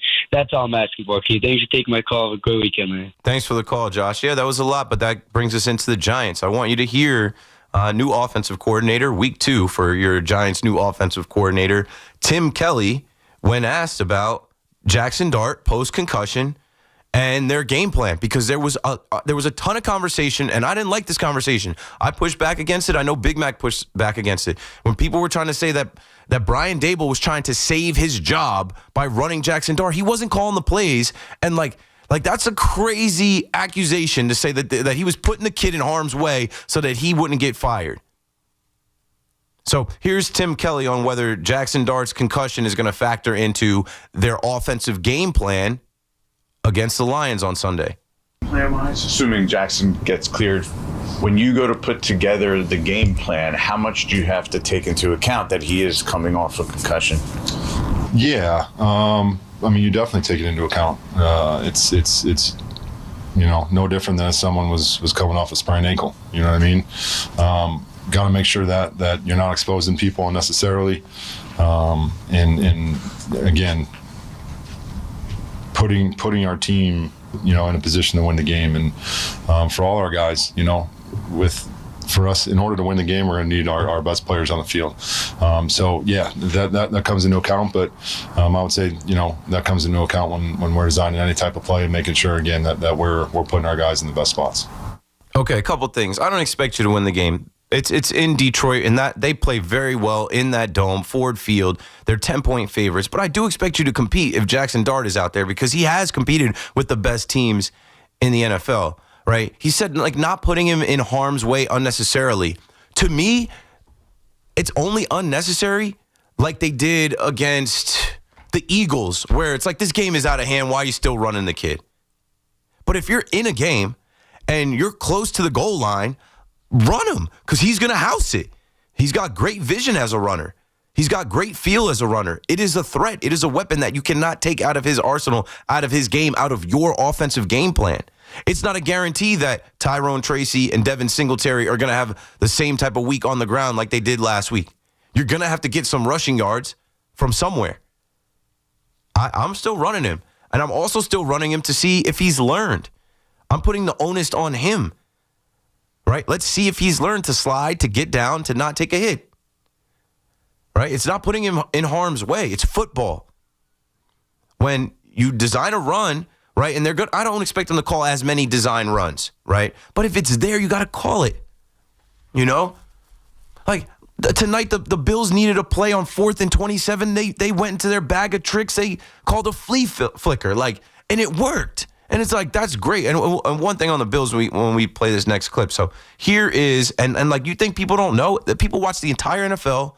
This is not a secret that Jackson Dart is coming back from being concussed. So here's Kelvin Shepard, the Lions defensive coordinator, who's, might get some head coaching consideration, talking about preparing for post-concussion Jackson Dart. I'm curious with the Giants, they've made it sort of known if Jackson Dart plays, they want him to run less, just, given what happened with the concussion and whatnot. Do you have to adjust at all to him? I mean, is that a danger? Just watching as a natural football fan, I saw some of them at Ole Miss, and then I saw him in the league now with the sample size that I've gotten on him. And you could tell a player like that to run less, but within his competitive nature, if he's out there, he's going to run the football. So we're preparing for a healthy Jackson Dart if he's the guy. And if it's my man Jay Boogie, we're prepared to take him on. But they have a lot of depth in that quarterback room where they could go down to their third guy, and it's a Super Bowl champion. So there's not like anything's going to change as far as the plan. Obviously, the QB run game stuff, you have to be more prepared for it because we do believe it'll uptick in the illusion of the QB run, so to say, if Jackson plays. But we'll be ready for any guy that they put out there Sunday. Okay. So, I mean, he was very complimentary of the Giants and their quarterback room. They do have a good quarterback room, an accomplished quarterback room, even in the rookie who's only played so many games. They're going to be prepared. And he's not telling it all, but you can bet your ass in those meetings, they've gone through film of Jackson Dart, and they're going to be sending somebody at him. Now, I don't know who is going to play and who's not going to play, and we'll do more of this tomorrow night. Mike, stay there. I'm coming to you next, and I'll segue us back. I don't know who's going to play and who's not going to play, but here's some names to look out for. I don't think Kirby Joseph is going to play. He's been out with a knee. He did not practice Wednesday or Thursday. I don't know if Terrion Arnold is going to clear concussion protocol. Kirby Joseph is a safety. Terrion Arnold is the corner out of Alabama that they drafted last year. He's got a great podcast with Patrick Surtain, and I forget what it's called. I'll go look it up, but I've been catching their stuff online. Terrion Arnold is concussed. He's got a clear concussion protocol, and he's not a quarterback. He's tackling people. So I don't know if he's going to go. Brian Branch, I think, is going to go, though. And Brian Branch is the headhunter. He's the one you got to look out for, Jackson Dart. He's the one in the secondary that when you clear that first level, if you think you're going to just run and be +2, like, he will hit you helmet to helmet, and he'll take the fine, the penalty, and whatever comes with it. He had a toe injury after last week's game against the Eagles. He didn't practice Wednesday, but he had a limited practice today. Other than that, I think, they're gonna be ready to play, and they're gonna be pissed off because of what happened to them last week against the Eagles, and they need a win. And I don't know about this secondary. The last thing that we'll play is Shane Bowen here, right? And I'll play this, and I'll tell you, what I'm thinking about this secondary. Shane Bowen met the media, and he talked about, like, Andrew Phillips. And I don't know how much I unpacked this last week, but Andrew Phillips got benched during the game, and Nick Jones played. And Andrew Phillips is a guy that earlier in the season, like that Dallas game, I'm like, I like Andrew Phillips. I like his style. Like, he's a player. They identified a player. But I don't know what's going on with some of these guys on the Giants. I think at this point in the season, losing weighs on everybody. And people start making business decisions. Like, is Paulson Adebo going to play this week? Or is he making a business decision that, man, we're cooked. Well, I'm not all the way healthy. I'm not going to go. So here is Shane Bowen speaking about why Andrew Phillips got benched and why Nick Jones ended up playing last week. And that might continue, we assume, going into this week. Why'd you bench Drew Phillips during the game? Yeah, really with Nick, I felt like Nick earned the right to play a little bit, right? He's out here working. He's done a really good job. We got him in there, felt confident in his ability to go in there and play. And I would say he earned the right to play. So get him out there was good. Seeing him make the big play on 3rd and 2 was good. So we kind of see where that goes. Why didn't you start the game then? Because I got confidence in Drew. I got confidence in Drew to go out there and do all those things as our starting nickel. I was saying he is the starting just nickel trying to corner. get him some time. Was that another spot that could have like a rotation? I think week to week is just something we look at. And again, just felt like Nick earned the opportunity to go play. So it was more about Nick than anything else. Earn the opportunity to go play. I'm telling you, bro, what's going on is like if it's an attitude thing, if it is a discipline thing, like, what are we talking about? You're already thin in the secondary, and you're benching guys. You benched Abdul Carter, but he was allowed to go to Monday Night Raw. You're pulling this guy out of the game. You're playing backups. Okay, I've got Amon-Ra St. Brown and Jamison Williams on my fantasy team, and I need to win. I'm 7-4. I'm going against a 7-4 team this week. I gotta win. We're getting late in the season. They're gonna eat. They're gonna eat against this Giants secondary. And you know what I was thinking tonight? Watching the Thursday night football game as we get back to the phones at 888-808-1019. I'm like, yo, this Texans D-line with Will Anderson and Daniil Hunter, D'Amico Ryan's got a hell of a defense. This D-line doesn't get half the advertisement that Abdul Carter, Kayvon Thibodeau, Brian Burns, Sexy Dexy got, all the hype that they got. Maybe it's obviously because it's an echo chamber here in New York, but I'm watching them and I'm like, this is what the Giants D-line was supposed to be. They were supposed to be able to close games like these guys. Like, you know what those guys did tonight? They beat the Bills' offensive line up where they were forced to put backups in, and then late in the game when they're tired, they're pinning their ears back and they're going to hunt.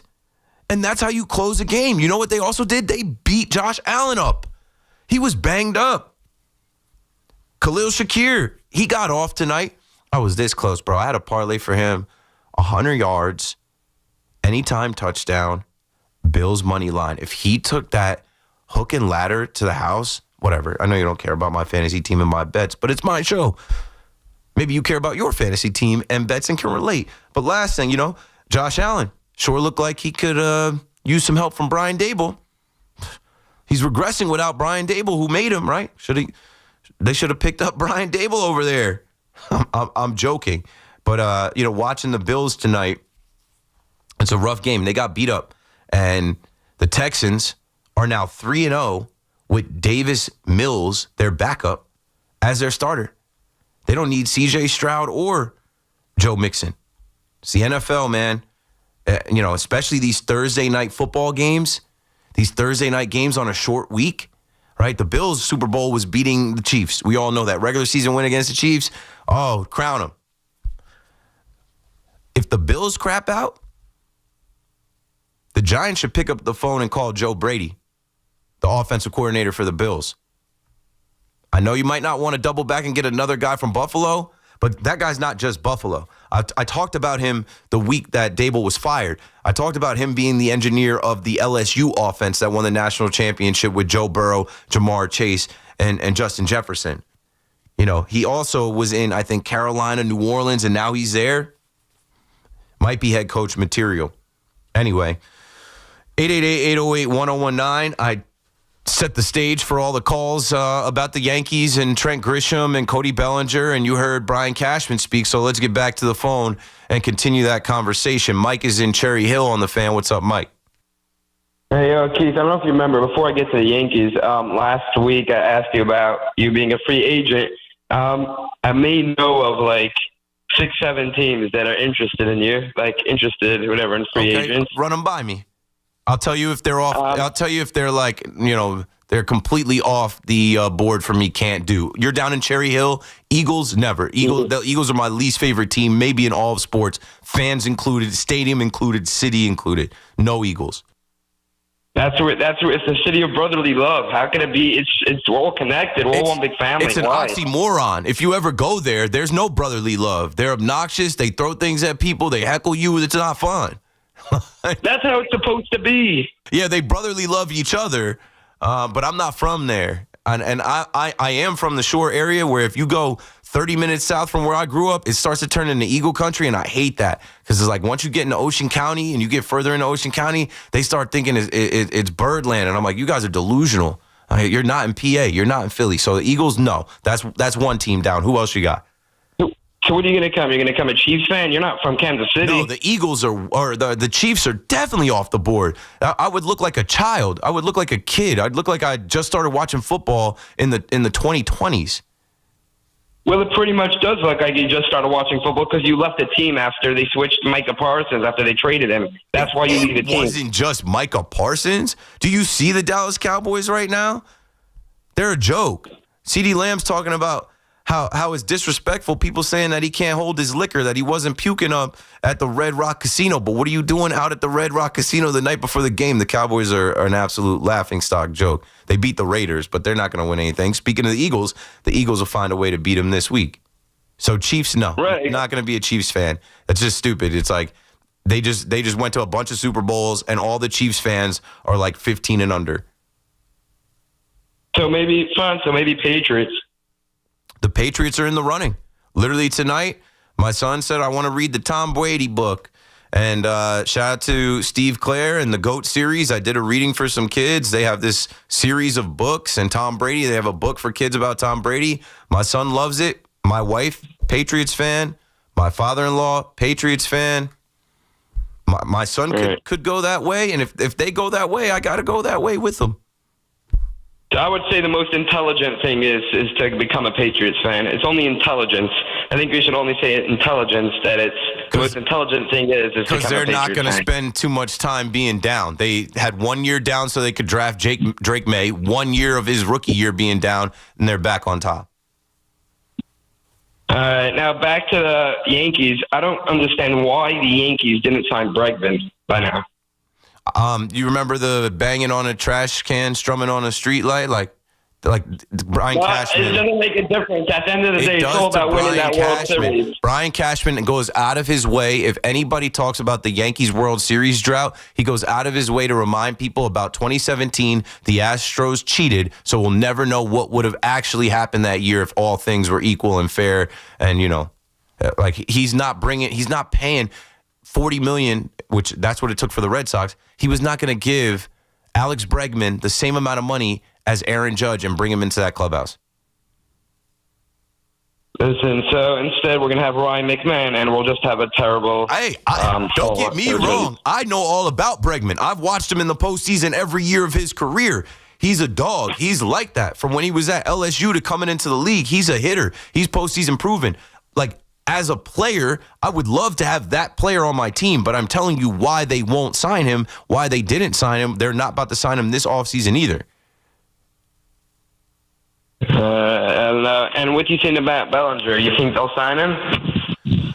I think, yes. I think because Bellinger wants to come back and be a Yankee, and his dad was a Yankee, but it's going to cost because Scott Boras is trying to get top dollar for his clients, and he owes it to Bellinger after what happened a few years back when he ended up with the Cubs and the opt-out and the Cubs traded or whatever. This is Cody Bellinger's payday for his career. And Scott Boras is going to run that number up with the Dodgers, run that number up with the Mets, and he's not taking any type of hometown discount, no type of bloodline discount, no type of, I love being a Yankee discount for the New York Yankees. They're going to have to pay, and they're going to have to match the top dollar for him. Now, I don't think Pete Alonso, maybe you would say. Pete Alonso may be coming to the Yankees. I think they should trade Judge for him. Come on, Mike. I got to let you go, Mike. Pete Alonso coming to the Yankees. They should trade Judge for him. Why'd you got to end the call like that, bro? You were doing all right. You were doing okay. Then you tried to troll at the end. There's no trading Judge. He just won back-to-back MVPs. And I got a ton of respect for Pete Alonso. And I've never said a bad word about Pete Alonso. And I've been on the fan for 4 years questioning Met fans that don't love the guy, don't want the guy back. He deserves his payday. Now, 7 years is a little too much, but I think he would take 5. And if it's 5 years and it's 150, 160, I don't know. Like, that should get done. What's the point of having the richest owner in the sport if you can't pay your own homegrown guys? He is Mr. Met, the polar bear. You celebrated his 253 home runs like it was 500. Like, Pete Alonso should be back. You know? Another thing with the Mets that popped up that I thought was interesting, as we're talking about money and Pete Alonso sat by and watched how you bent over backwards for Juan Soto. And, of course, Juan Soto, thumbs up. We need Pete. He knows. He needs somebody else in that lineup. He's got nothing but good things to say. I thought it was interesting, the report that came out from John Heyman. The Mets offered to double former first base coach Anton Richardson's salary, but he chose the Braves anyway. Heyman also states that Juan Soto's clubhouse comfort could be impacted by the loss of Richardson. Juan Soto's clubhouse comfort. He doesn't have Starling Marte. He doesn't have Antoine Richardson. He's going to be uncomfortable. The $760 million man missed me with that. What are you talking about, bro? Juan Soto's clubhouse comfort. Boris told you to put that in there? But now, that is interesting, right? All money ain't good money. I tried to tell you, all right? Like Kyle Schwarber and even a Cody Bellinger. And I believe this, but I know how Boris is going to play it. Cody Bellinger saw Juan Soto take the highest bid to leave the Yankees and go be a Met and miss the postseason and deal with the wrath of Yankee fans. Boo. F Juan Soto. Soto sucks.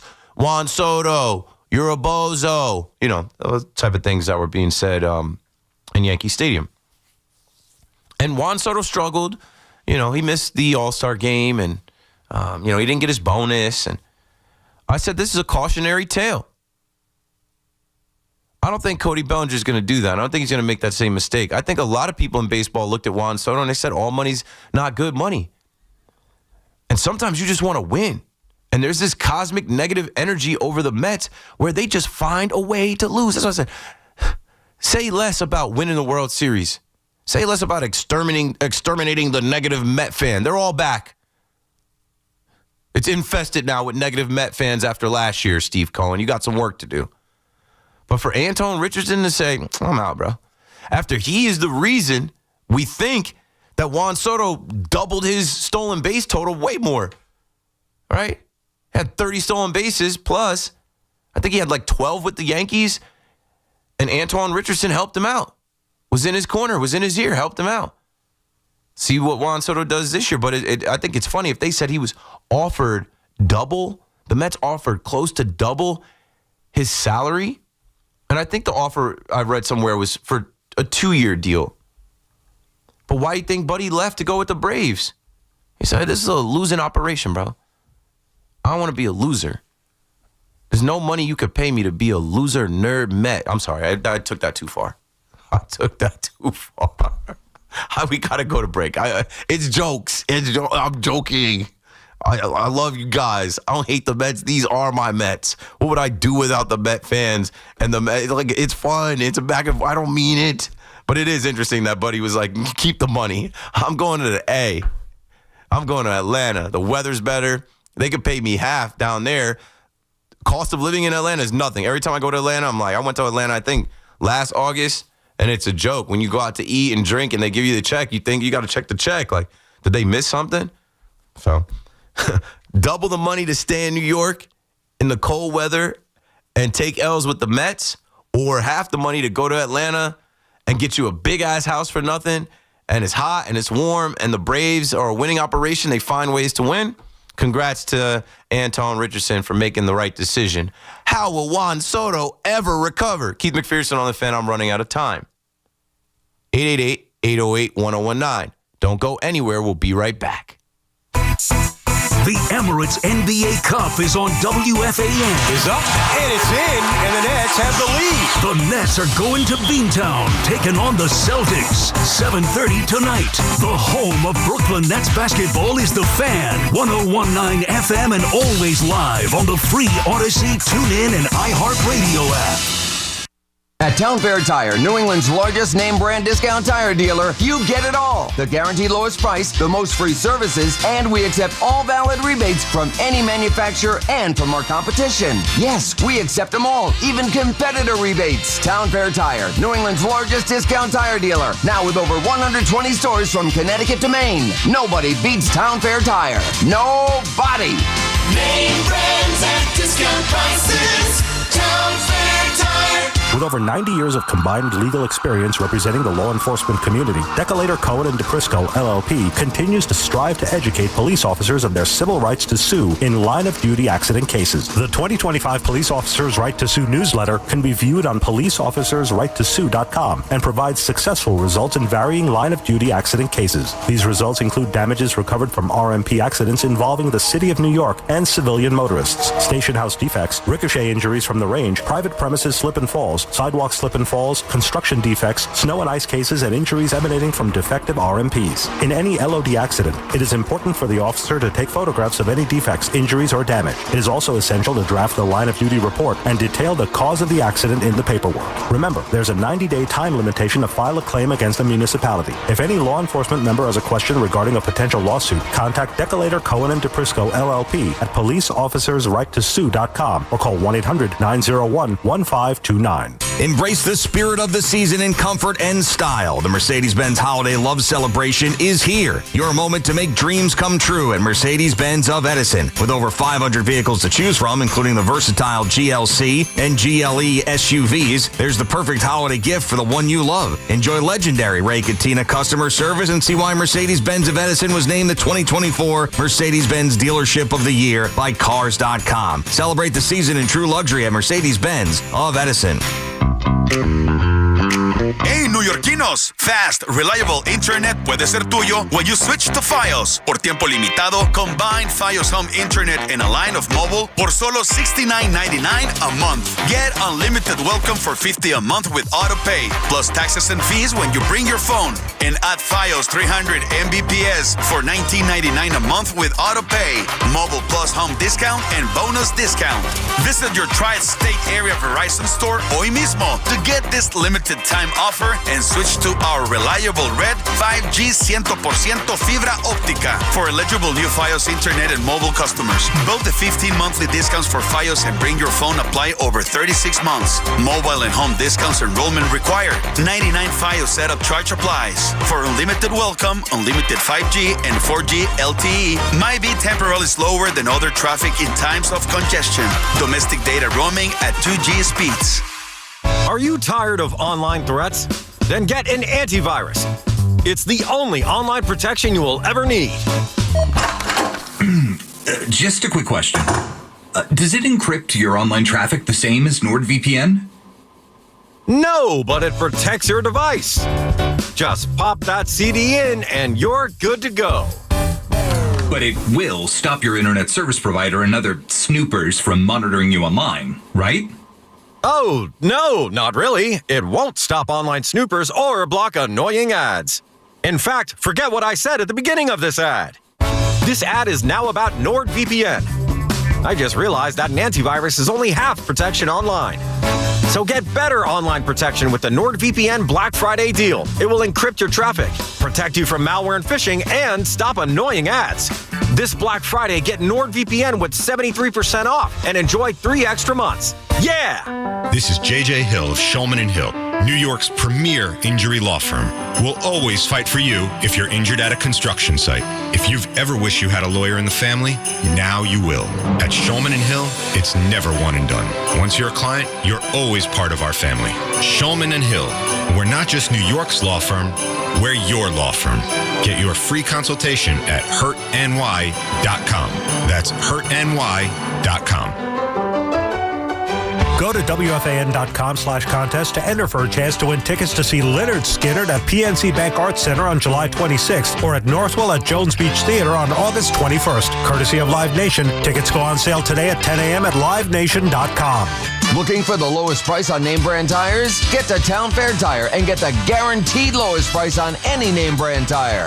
Nobody beats a Town Fair Tire deal. Nobody. Town Fair Tire. This city lives and breathes sports. WFAN is where Yankees fans argue with Mets fans and Giants fans debate Jets fans. Live, loud, and daily.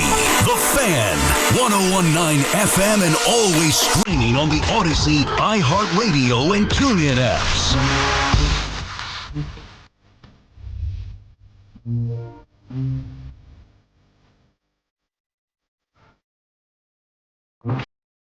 Cash Money Records taking over for the 99 and the 2000.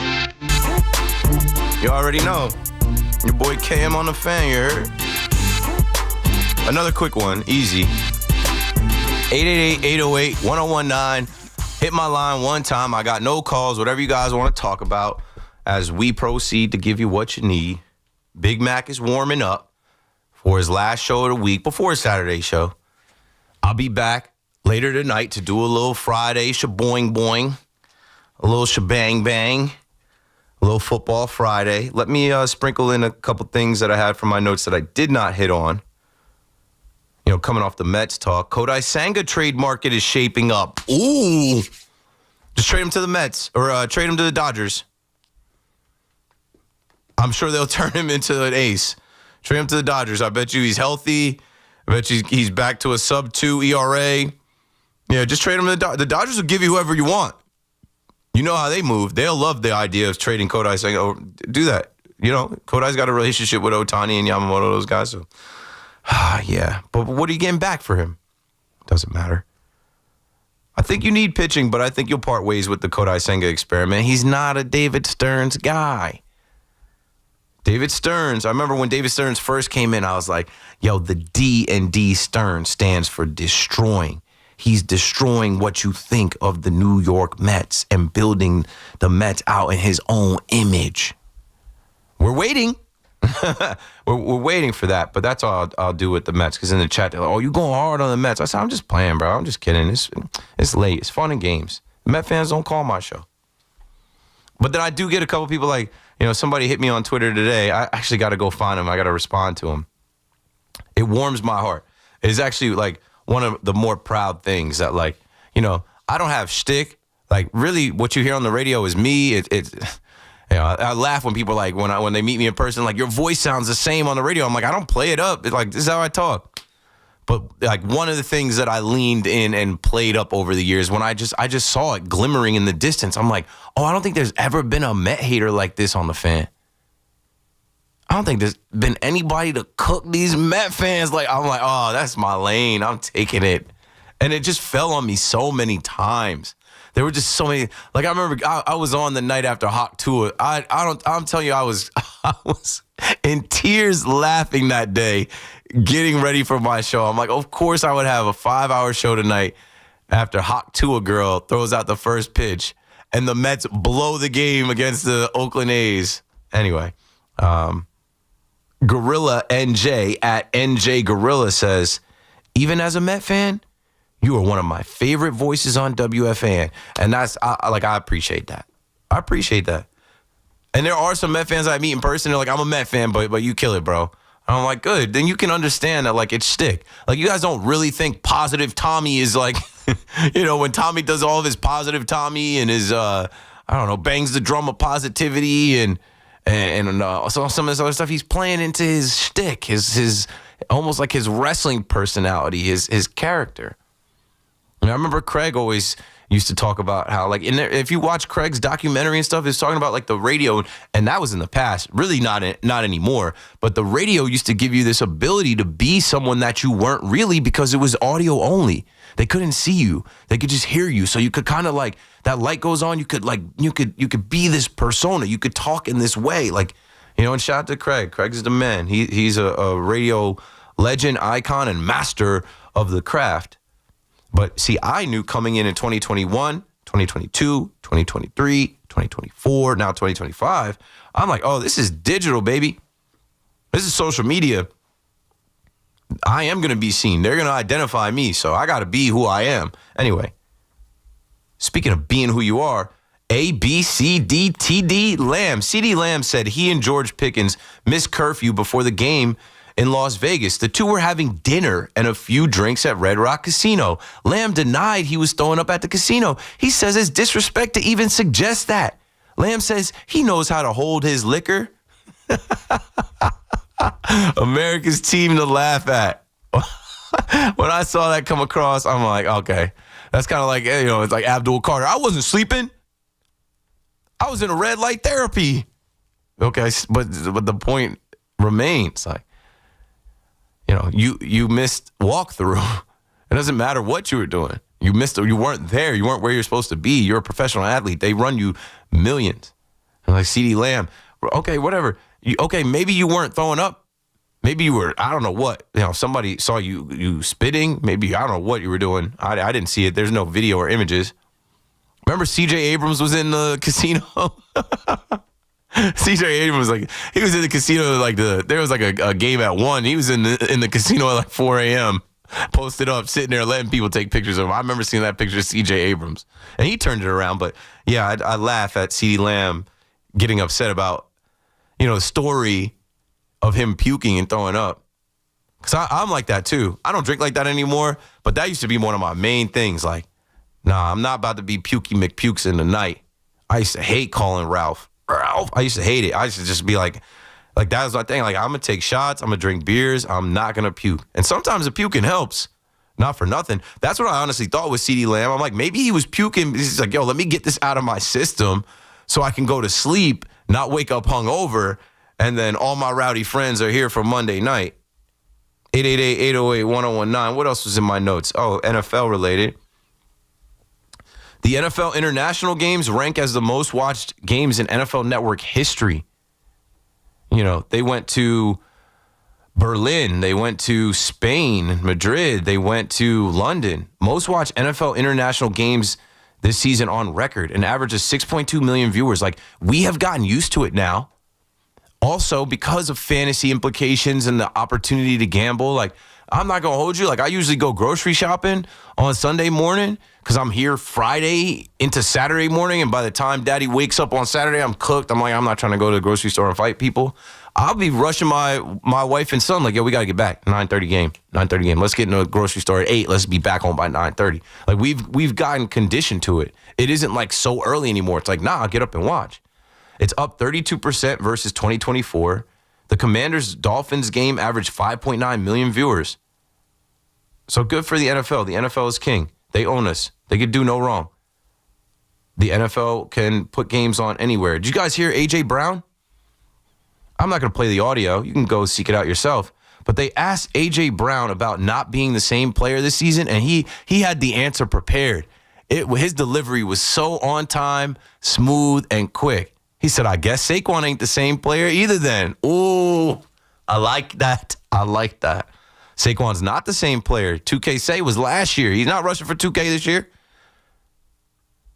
But I bet you the Eagles still find a way to win. I think they beat the Dallas Cowboys. They'll find a way. They'll find a way to score points this week, right? They asked A.J. Brown, does he watch other receivers around the league? And he says he doesn't. He says he can't do it. It gets him upset. A.J. Brown thinks he's one of the best receivers in the league. He thinks if he's in a different system with a different quarterback, he's up there in yards and touchdowns. He wants out. But the trade deadline is passed. They're not going to just release him. And I say all that to say this, right? I just talked about the CeeDee Lamb stuff with George Pickens and America's team to laugh at. And now Philly, the birds. With A.J. Brown and Saquon now got thrown under the bus. And obviously Jalen Hurts. There was a video of Jalen Hurts hyping up the team in their last game. And A.J. Brown was on the outside like, man, I'm not even trying to hear any of that. Guess what's coming up, folks? In-season Hard Knocks. We're about 2 weeks away from in-season Hard Knocks with the Giants, the Eagles, the Cowboys, and the Commanders. That's going to be phenomenal. How could it not be? With just those storylines that I gave you, on top of Brian Dable being fired, Jackson Dart emerging, Jackson Dart being concussed, going to the tent 4 times, Cam Scattaboo getting his leg cranked and then going to chug an energy drink out of a boot and push wrestlers and dominate tacos and pop his shoulder out. Jaden Daniels pop his elbow out. Oh! Jaden Daniels dislocated elbow. They're saying he's the next RG3. They're cooked. I love that too, because I hate the Commanders as well. Being a former Dallas Cowboys fan, the Deadskins, like, I don't root for injury, but like, man, the bum Manders fans came out of the woodwork last year thinking, oh, because they got to the NFC Championship, we're back. We got our quarterback, and slow your roll. NFL is not for long. Got to do it again. And yeah, last but not least, Marshawn Nealon's suicide. You know, not to make light of that or a joke of that at all, but like, how could they do a Hard Knocks in season and not talk about how that affected the team?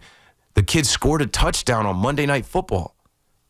And then they have a bye week, and he gets into gunfire, you know, in a police chase and takes his life. How is that not documented on? Like, this has an opportunity, this HBO original in season with the NFC East Hard Knocks and HBO, like, I don't think they'll screw it up, and I don't think they'll leave things out. Like, it's got a chance to be one of the all-time best sports documentary. You know what I'm saying? There's so many storylines. Anywho, I got a call to take. Because he's in the chat, and he calls my show all the time. I'll go to him, of course. Moose is in Jamaica. Moose, you're back on the fan. Here, Keith, what to do? I was hoping, first of all, how are you knowing that Cashman did drop that, and I technically picked it up before he dropped it because my spidey senses was tingling. Dropped what? Go ahead and tell us, because you're predicting something that hasn't happened yet. I saw you write it in the chat. I'm not. I hate to be Debbie Downer and see it like with a rational perspective. Consider, because like I put it in your chat. The Steinbrenners only own like 39% of the team in terms of its equity. If they were to sell it, that's how much money they would get for it. Not like they would.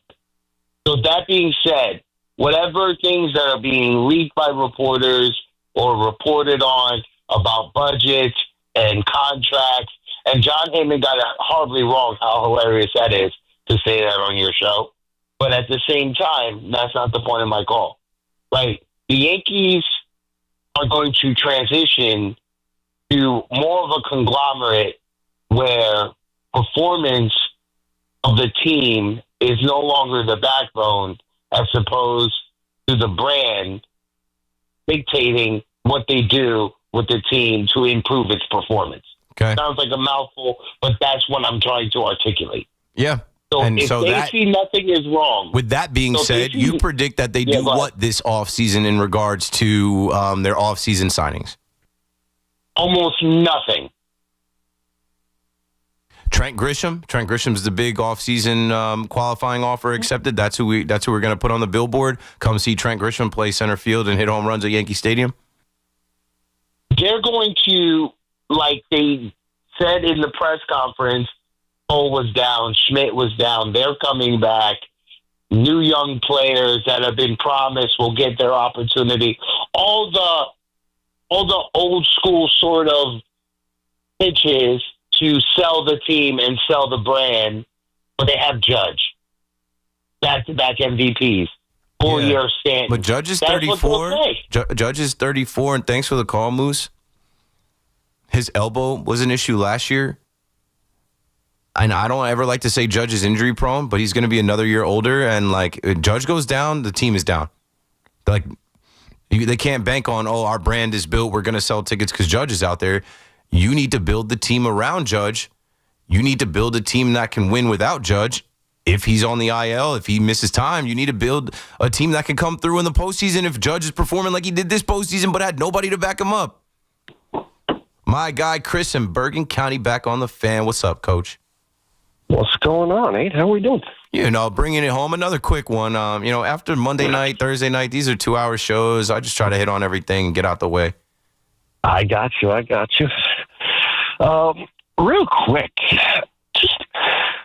we have a real development problem in the NFL with quarterbacks. It seems like if you don't walk into the league and be able to run with it, you're passed over. Oh, yeah. If you've heard Tom Brady, Tom Brady talks about it from him going to Michigan as a 7-string quarterback developing, then going to the league. Like, now you're expected to be drafted and ready because these quarterback coaches start working with these kids when they're 9. I saw this 9-year-old kid on Instagram putting the ball up, turning it to the back, like up, back, fire. I'm like, I wasn't doing that at 9. It's absolutely incredible what these kids are doing today. And I don't know where or how you fix this issue because it's only getting worse with NIL. Yeah, because these kids like was a kid Underwood that went to Michigan. Yeah. Like, they paid that kid a lot of money to go there, and he was supposed to just be, Bryce Underwood, he was just supposed to be Heisman Trophy caliber quarterback right away, going from high school to college, and it's like, no, that's a big jump. I don't care who you are. That's where I'm going with this is how do we fix the issue of development when every coach has to win immediately? And that's otherwise, priority. It's their job. That's priority over development. Thanks for the call, Coach. I immediately think about how Andy Reid identified Patrick Mahomes, traded up for him, drafted him, but had Alex Smith and made him sit for a year. And then he became Patrick Mahomes. And there's a nerd in the chat. Nerd in the chat says, this guy won't root for the Chiefs because they're a bunch of 15-year-olds, but now he's rooting for the Pats like an 8-year-old because they're 9-2. Mikester 49ers. When I get home, I'm going to get in that chat. I'm going to cook you, bruh. So you better just sign off now. You better just close out the YouTube app. And you know what? C-Mac's coming up next, and you better be nice to him. All of y'all on YouTube, I want to see nothing but compliments for Big Mac. Listen to his show and be nice. Good night. Sports Radio 101.9 FM. WFAN It's Evan and Tiki. Afternoons on the Fan 101.9 FM. Mike opted to take this job. Right now, he probably has a 15% chance to keep it. Mm-hmm. And Tiki came up with a formula. Every win he gets, it improves by 10%. Is there anything that could bring the percentage down? Listen to Evan and Tiki on demand on Apple Podcasts, Spotify, or wherever you get your podcasts. Tune in after every Giants game for the Giants Drive of the Game, sponsored by New Jersey Division of Highway Traffic Safety, reminding you to make the right choice. Don't drive impaired. Imagine a gentleman's club with over 200 gorgeous exotic dancers every week. Hey, big boy. From the people who make fantasies come true, Gallagher's 2000 in Long Island City is the place to be. Gallagher's 2000, a gentleman's club for today, gentlemen. Gallagher's 2000 features 2 floors, 3 stages, discounted drinks, VIP, champagne rooms, and dinner specials every night. Gallagher's 2000 offers complimentary lunch Thursdays and Fridays with any drink purchase. Come on down, big boy. Gallagher's 2000 is New York's largest upscale gentleman's club, and Gallagher's 2000's bachelor parties will blow you away. For their bachelor party specials, call 718-361-1348. Gallagher's 2000 is located at 4319 37th Street in Long Island City, Queens, just a half a block north of Queens Boulevard. Call 718-361-1348. Gallagher's 2000 is unlike any club in New York. Come tonight for the time of your life. Gallagher's 2000. Let your imagination run wild. If you're tired of dealing with neck pain, backaches, even sciatica, stop messing around and go see my guys at Samwell Institute for Pain Management. That's Dr. Shah, Dr. Ko, and Dr. Siddhapara. They've got offices in Colonia, Inglewood, and Livingston, and here's the best part. They focus on non-opioid, minimally invasive, non-surgical treatments. Real solutions that can actually get you back to feeling like yourself again. Don't take my word for it. Thousands of 5-star reviews trust Samwell. So turn to Samwell Pain for relief. Go to samwellpain.com. That's samwellpain.com. Okay, girls, ready to go? Yeah! Mom, I'm hungry. Can I have a snack? Me too, Mommy. You want a snack? Yeah! Got it? Children learn from our behaviors. Mommy, can you open this? All right, hold on 1 second. Okay. Okay, here. Thank you. They learn what is okay from the adults they see. Mommy, are you on your phone? If you're a distracted driver, chances are they will be too. What kind of driver are you raising? Funded by the Governor's Traffic Safety Committee. Town Fair Tire honors any valid rebates, manufacturers or competitors' rebates. Yes, even any competitors' rebates. And we give you the guaranteed lowest price. Nobody beats Town Fair Tire. Nobody. Town Fair Tire. If you or a loved one has been a victim of nursing home abuse, call the law offices of Kelly and Grossman at 1-800-ELDERLY. If you believe that you or someone you love has experienced bed sores, falls, fractures, or other abuse or health problems as a result of inattention while being cared for in a nursing home or residential facility, call 1-800-ELDERLY. Kelly and Grossman are experienced trial attorneys who are assisted by a legal team including medical experts experienced in nursing home neglect and abuse. The Kelly Grossman team helped others win an $18.75 million verdict in Brooklyn, $3.75 million in compensatory damages, and $15 million punitive damages against nursing homes, and they want to help you do the same. Call 1-800-ELDERLY today. 1-800-ELDERLY. 1-800-353-3759 or at 800-elderly.com. Call us directly. 1-800-ELDERLY.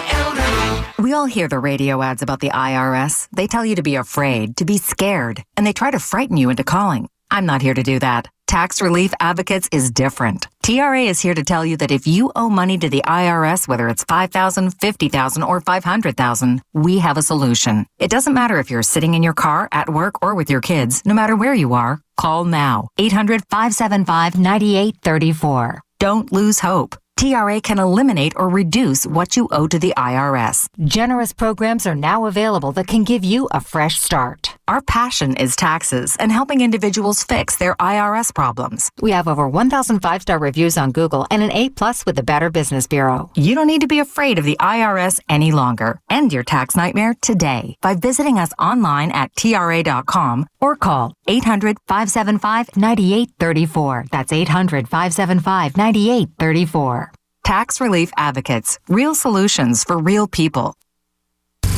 We're your official station to talk Yankees and Mets. WFAN, WFAN FM, WFAN FM HD1 New York, and Odyssey Sports Stations.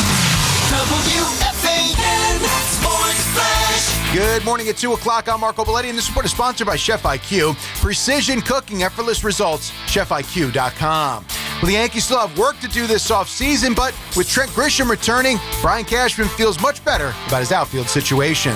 Now we have a lot more certainty, and so I can play with making it more certainty by bringing another free agent if we can find the matches we want, or a trade, or if not, the fallback would be those worst-case scenario, those two kids fight it out, and may the best person win. Thursday Night Football, the Texans outlast the Bills 23-19, despite C.J. Stroud being out with a concussion. Davis Mills, a couple touchdown passes, while Buffalo turned it over 3 times. Josh Allen, no touchdowns, picked off twice, got sacked 8 times. Houston 6-5, Bills 7-4. Rangers continue to struggle, fell to the Avalanche 6-3. That's 3 straight losses as JT Miller lit the lamp twice, but the Blue Shirts were outshot 35-19. Islanders punished the Red Wings 5-0. Max Shabanov scored twice. Bo Horvat is 14th. Ilya Sorokin stopped 29 shots. Panthers shut down the Devils 1-0, and St. John's dominated Bucknell 97-49. 44 degrees, cloudy skies, Central Park. That's what's happening. I'm Marco Belletti. Tell Siri to dial the fan. 888-808-1019. Powered by Paramount Plus. Count on Sundays all season long with the NFL on CBS and Paramount Plus.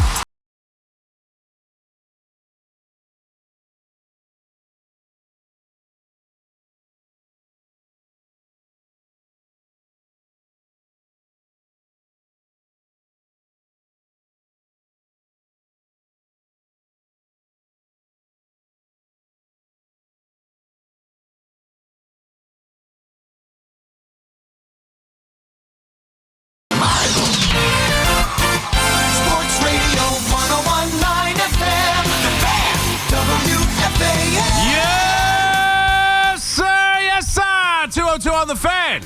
McMonigle here with you on this Football Friday. We made it.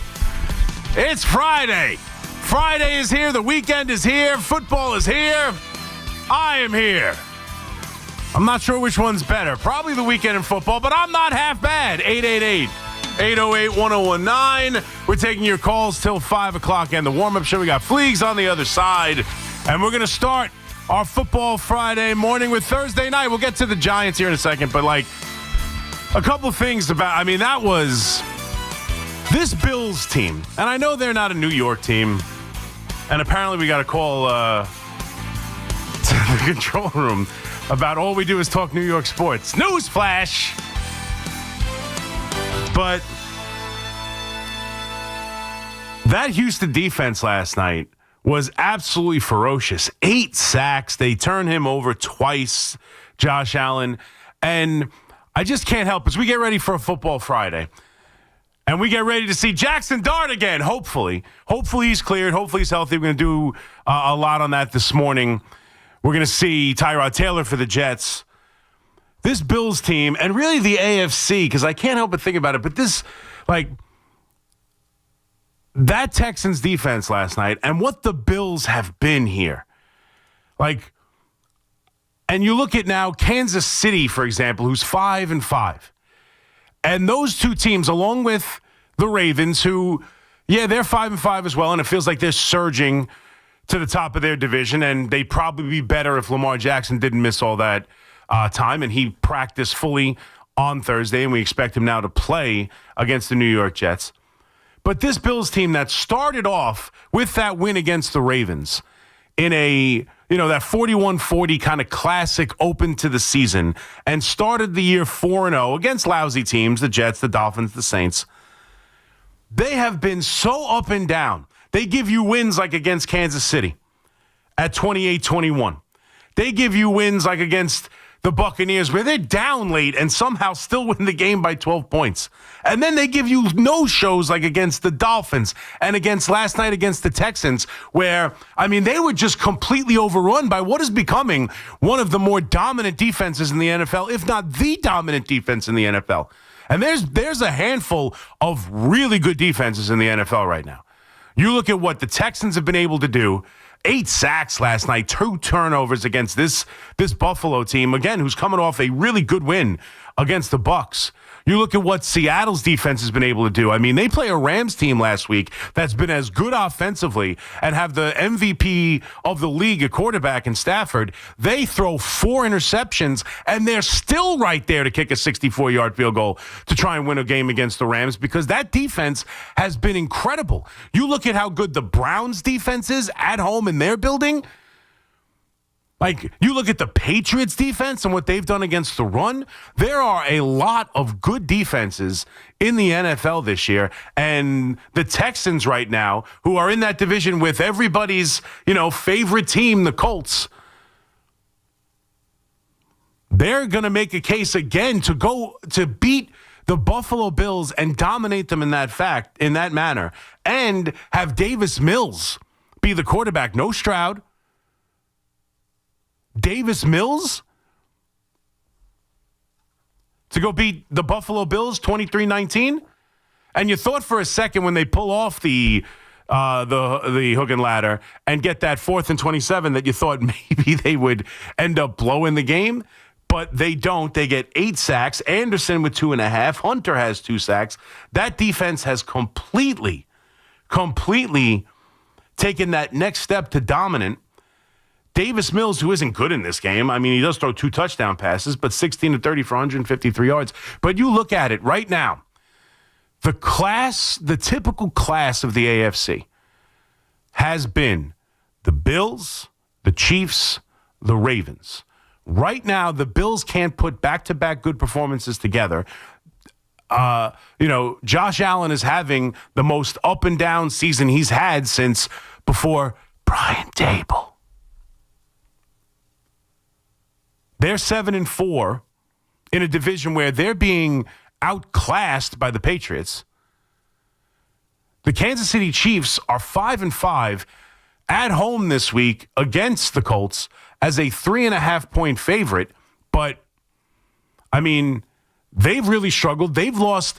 I think they're 0-6 and 0-5 rather in one-score games. This is the team that consistently wins close games, gets the whistle. Patrick Mahomes with the ball in his hand in the last few minutes of a game. And, I mean, that's what the Chiefs are, and they've been terrible at it. Now, can I imagine them being under 500 this late in the year against, and lose and go 5-6 at this point? Are we talking about an AFC that doesn't have both the Bills and Chiefs in the postseason? Because it feels like one of those two teams could miss the playoffs. And it's amazing that the Patriots have already, after what, let's be honest, maybe 2 years, a year and a half of being a lousy football team, have suddenly thrust themselves into the clear class of this division. And right now, you'd have to think, I mean, they've got a big lead in this division against the Bills. And they're probably going to win this division.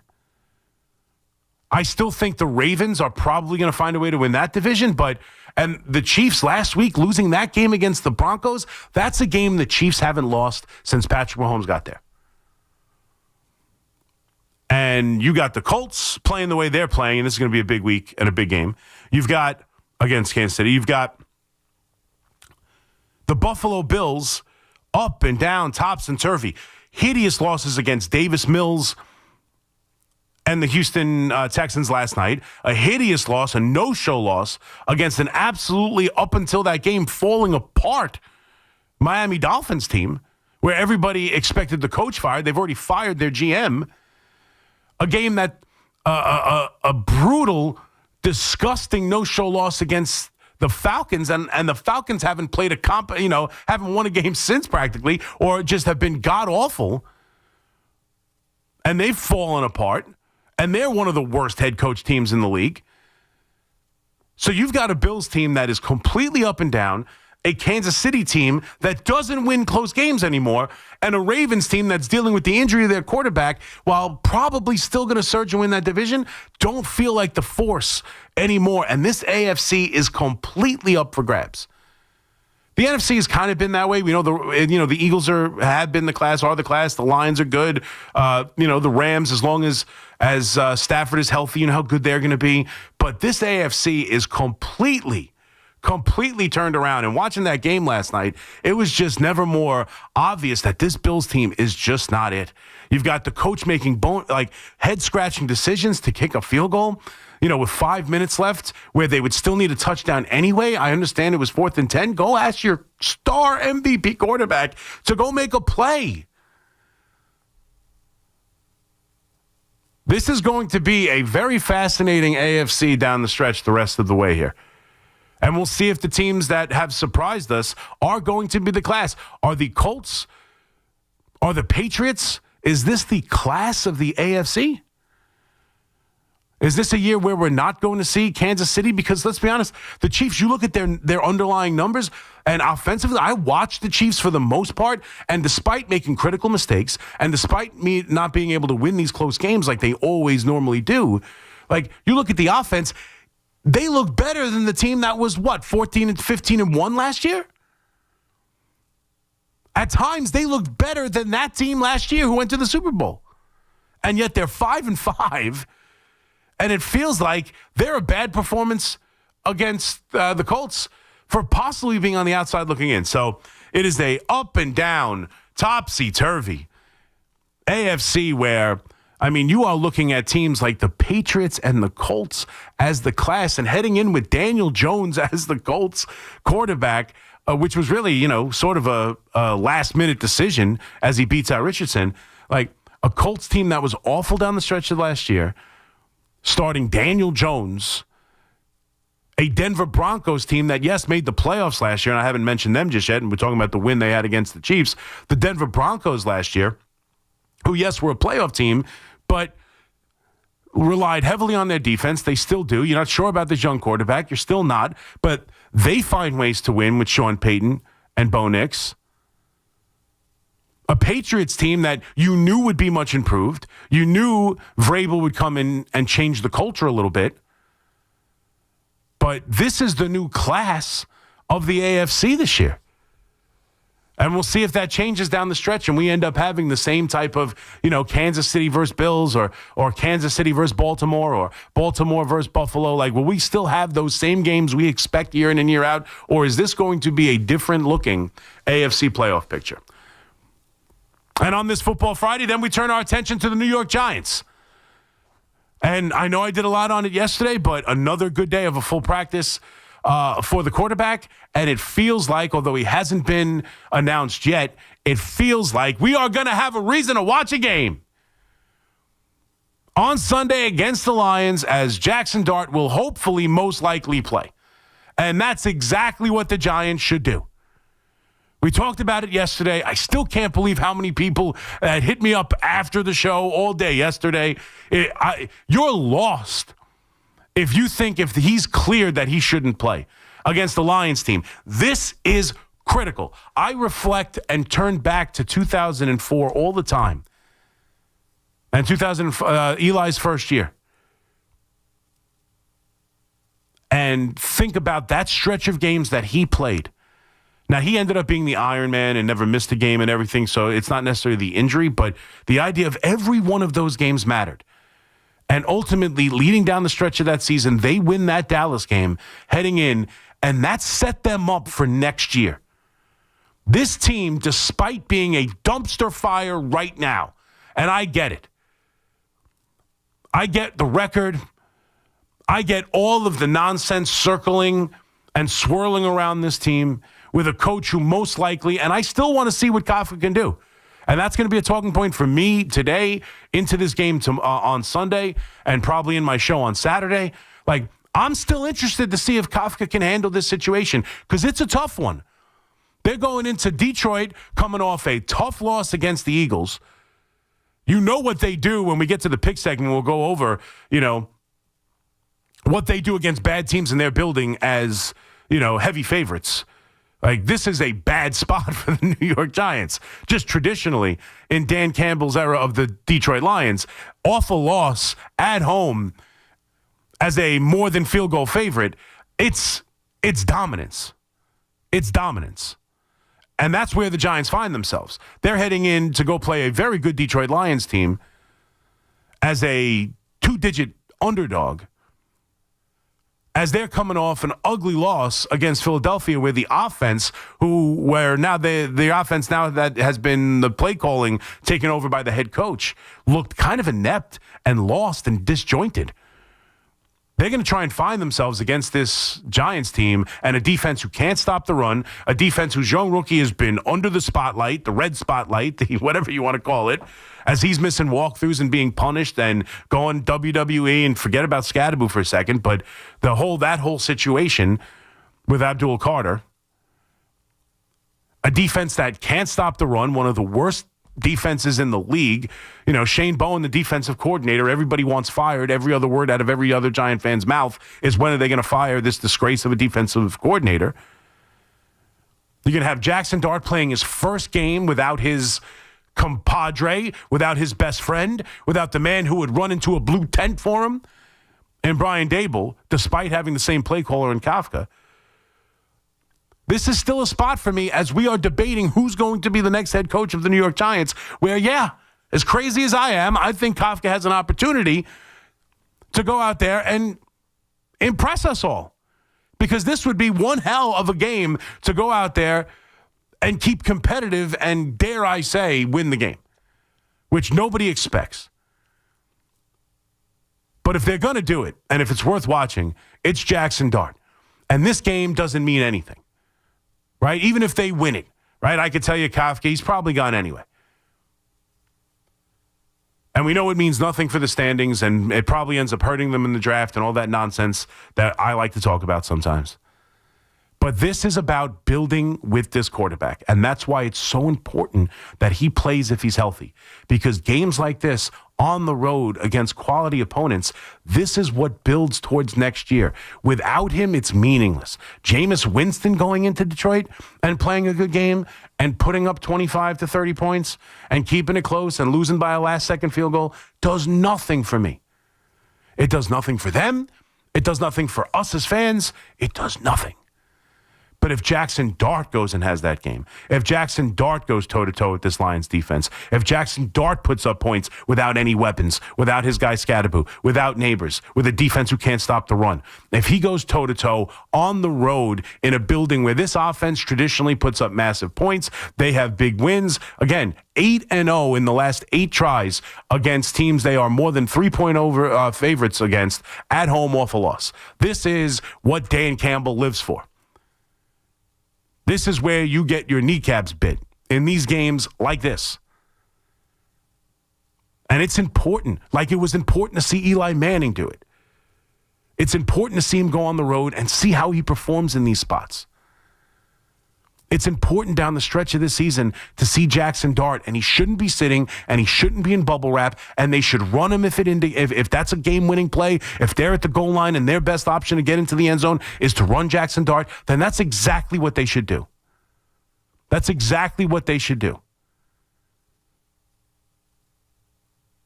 If he's cleared and he's healthy, that's exactly what they should do. And I mean, it's not some sort of malfeasance. It's not some sort of reckless behavior. It's not the Giants being the Giants. Because let's be honest, look around. Like, let's just take and you might call it a completely different situation. It's not. Joe Burrow is rushing back to play for the 3-win Cincinnati Bengals. They have 3 wins. Their season is dead. What are they going to do? He's their future. He's their franchise. He's everything. He's everything. That is a significant foot injury he's dealing with. Nobody expected him back before Thanksgiving. Nobody. He wasn't due back until mid-December, a lot of reports, when he first got hurt. And they are rushing him back. He's feeling good. Doctors might clear him. If so, guess who's playing? Why? Because you play your quarterback. This is not new to the New York Giants. This is not some sort of malpractice. This isn't the Giants doing something they shouldn't be doing. This isn't some dangerous behavior. This is the NFL. If your quarterback is healthy, you play him. If he's your guy and he's your future, you play him. If he's healthy and the doctors clear him, you play him. Otherwise, why didn't they just put him on IR and forget it for the rest of the year? That's not what Cincinnati's doing with Joe Burrow, and they're playing down the stretch of a 3-win season. And if he's healthy, they'll play him in a game without Jamar Chase.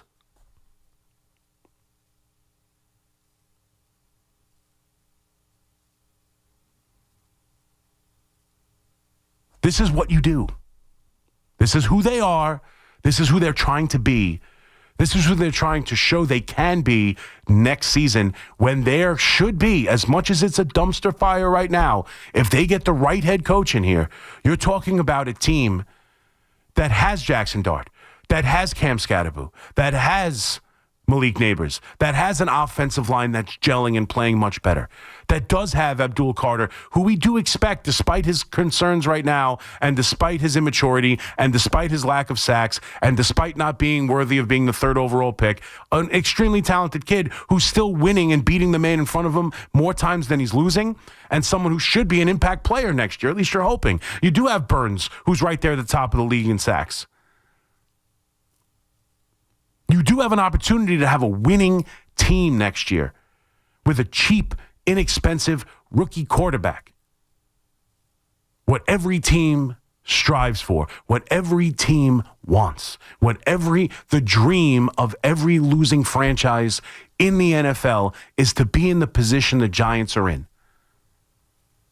And it's not jeopardizing it by playing him. It's figuring it out. It's making sure that that's the case. It's building him so that next year you get off to a good start. You start next year knowing what you have in Jackson Dart.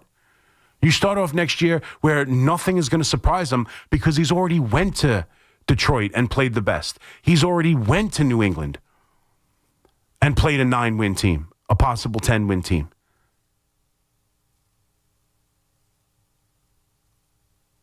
These games are important. He needs to play. Because as I opened the show with a little bit here, the AFC is completely up for grabs. Maybe that's the NFC next year. And maybe Jackson Dart and this Giants team is part of that.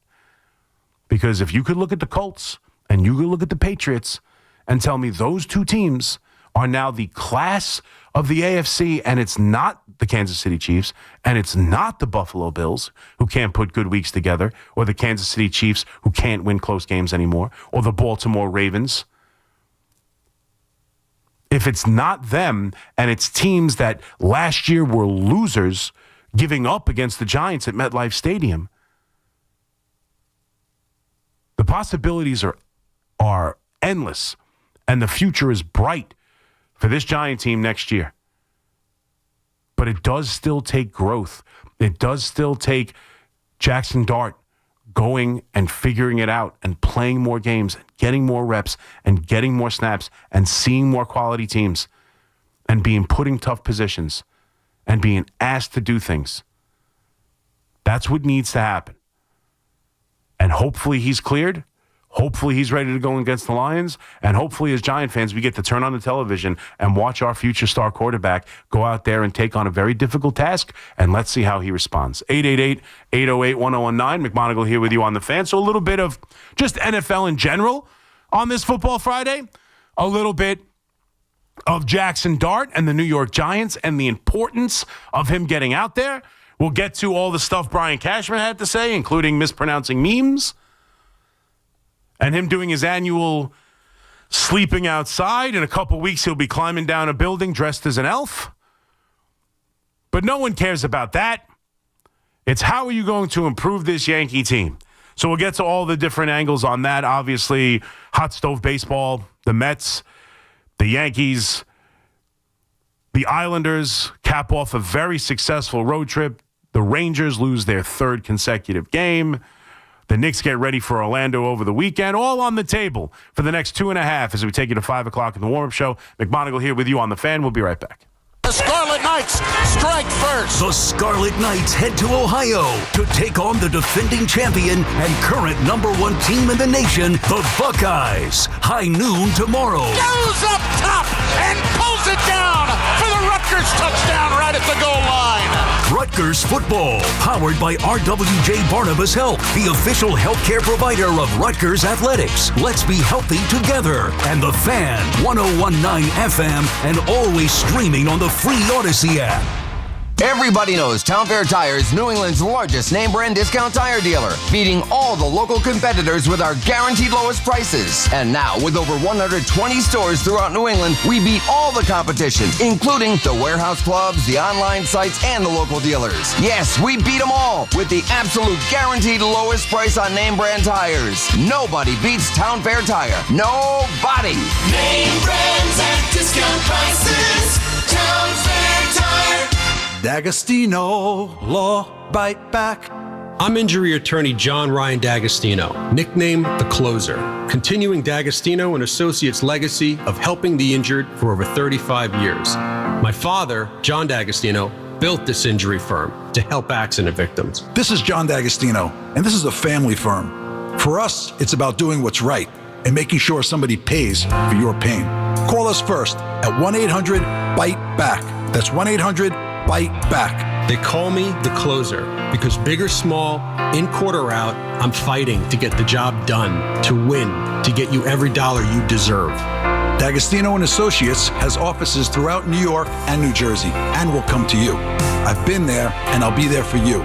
Call us first at 1-800-BITE-BACK. 1-800-BITE-BACK. That's 1-800-248-3222. When it it comes to affordable term life insurance, everyone's whistling the Big Lou tune. If you're over 50, maybe a bit porky, or have type 2 diabetes, $1 million of term insurance may only cost about $200 a month. Even if you're not in perfect health, call Big Lou, because he specializes in finding big chunks of affordable term life insurance for just about everyone. Don't let diabetes or other health glitches keep you from owning $500,000 to $1 million or more of term life insurance. For affordable term life insurance, call Big Lou. Don't hesitate. Call 800-700-6898, 800-700-6898, or visit biglou.com. Call Big Lou, don't hesitate. 800-700-6898. Call Big Lou, don't hesitate. 800-700-6898. Visit biglou.com. Are you tired of online threats? Then get an antivirus. It's the only online protection you will ever need. Just a quick question. Does it encrypt your online traffic the same as NordVPN? No, but it protects your device. Just pop that CD in and you're good to go.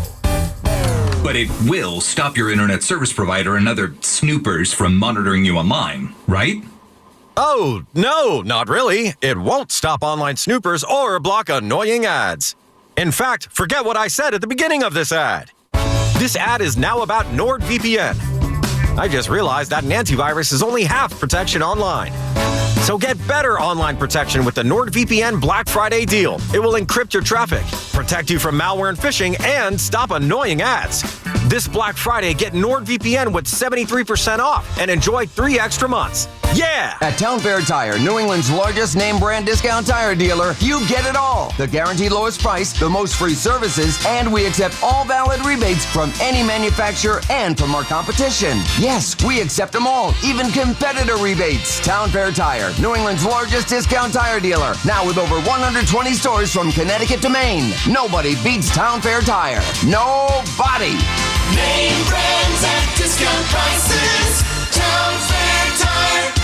Get the scuttlebutt on your favorite team, the Fan, on the Odyssey, iHeart, and TuneIn apps.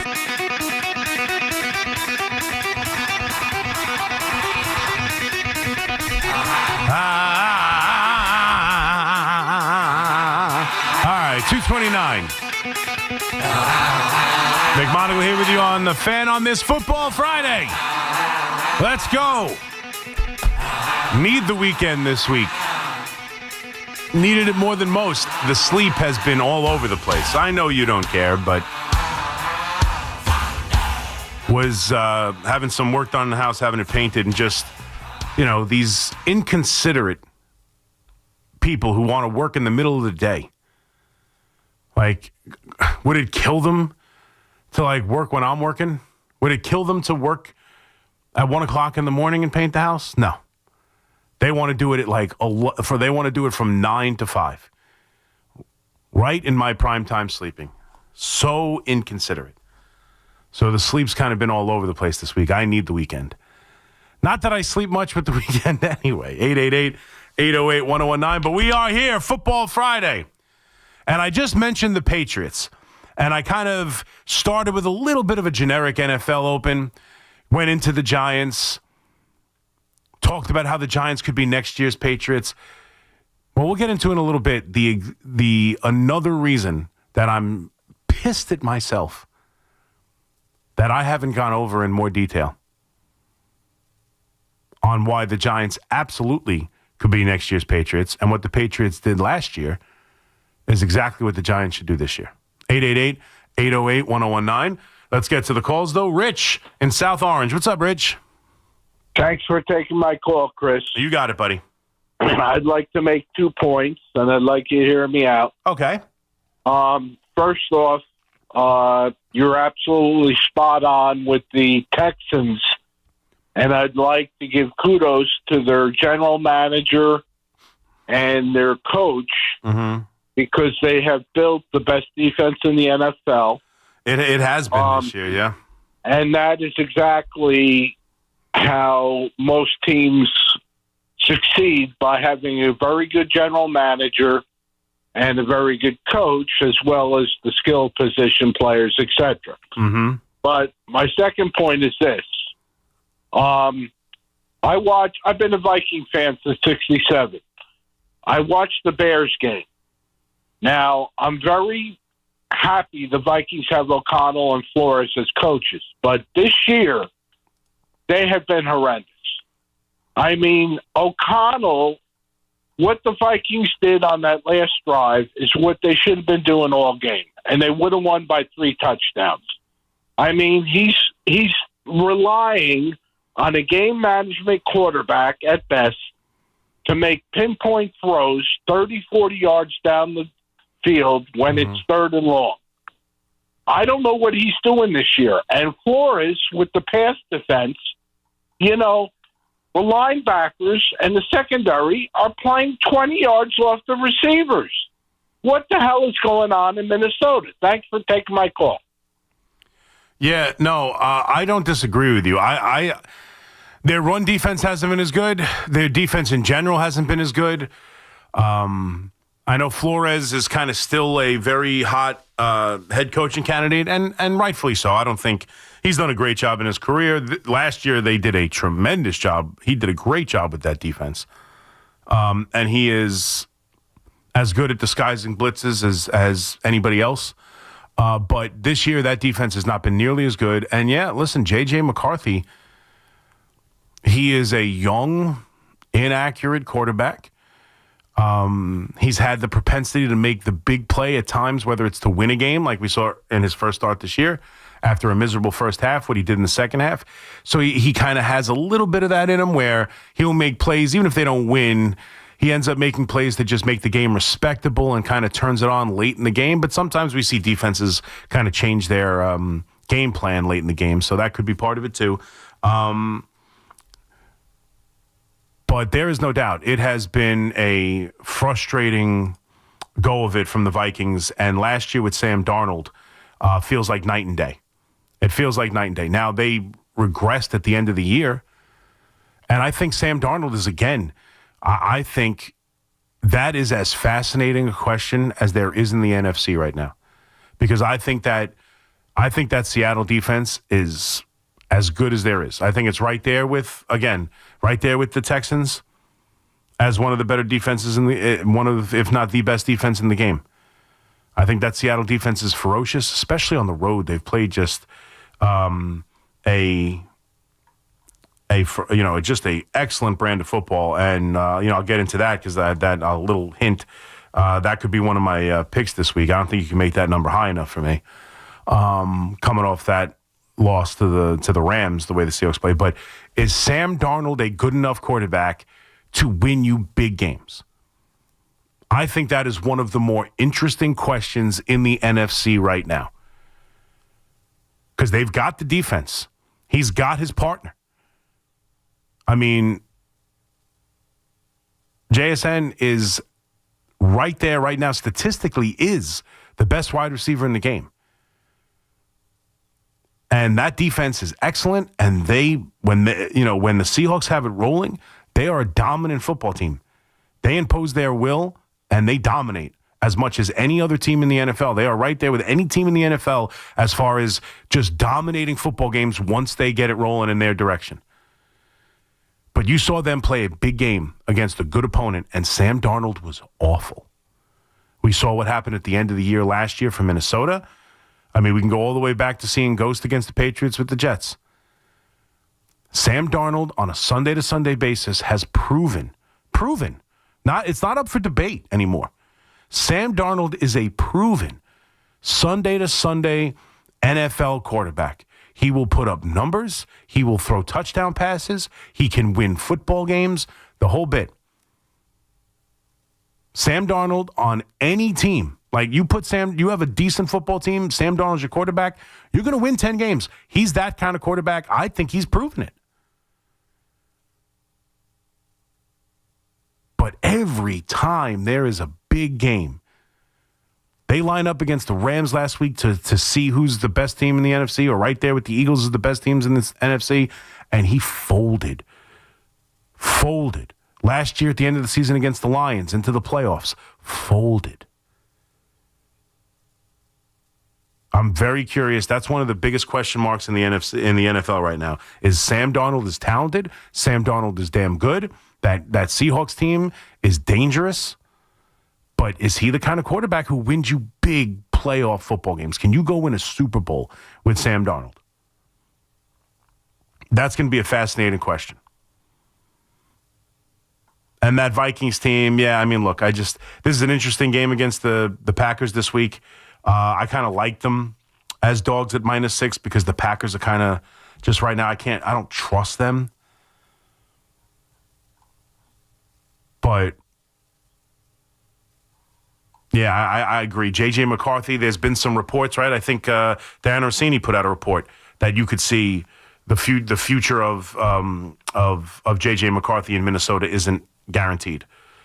That, he's really played an inconsistent brand of football, and he's just not very accurate.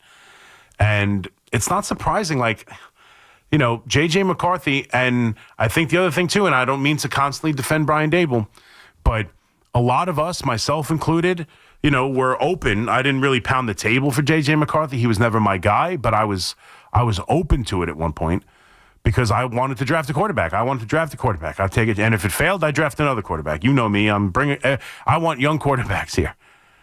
That's what every time, if you don't have one, and I haven't viewed Daniel Jones as one, if you don't have one, draft one. I'm never opposed, especially at the top of the draft. I don't want to be there much. You get that quarterback position right, it changes your whole franchise, which hopefully we're going to see with Jackson Dart.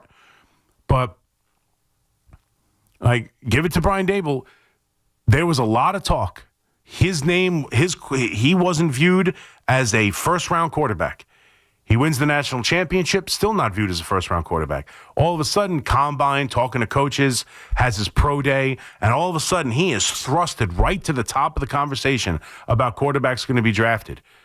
And everybody was clamoring for the Giants to take him. And he even asked the question, J.J. McCarthy. Remember, J.J. McCarthy was asked, what team? And he specifically said, the Giants.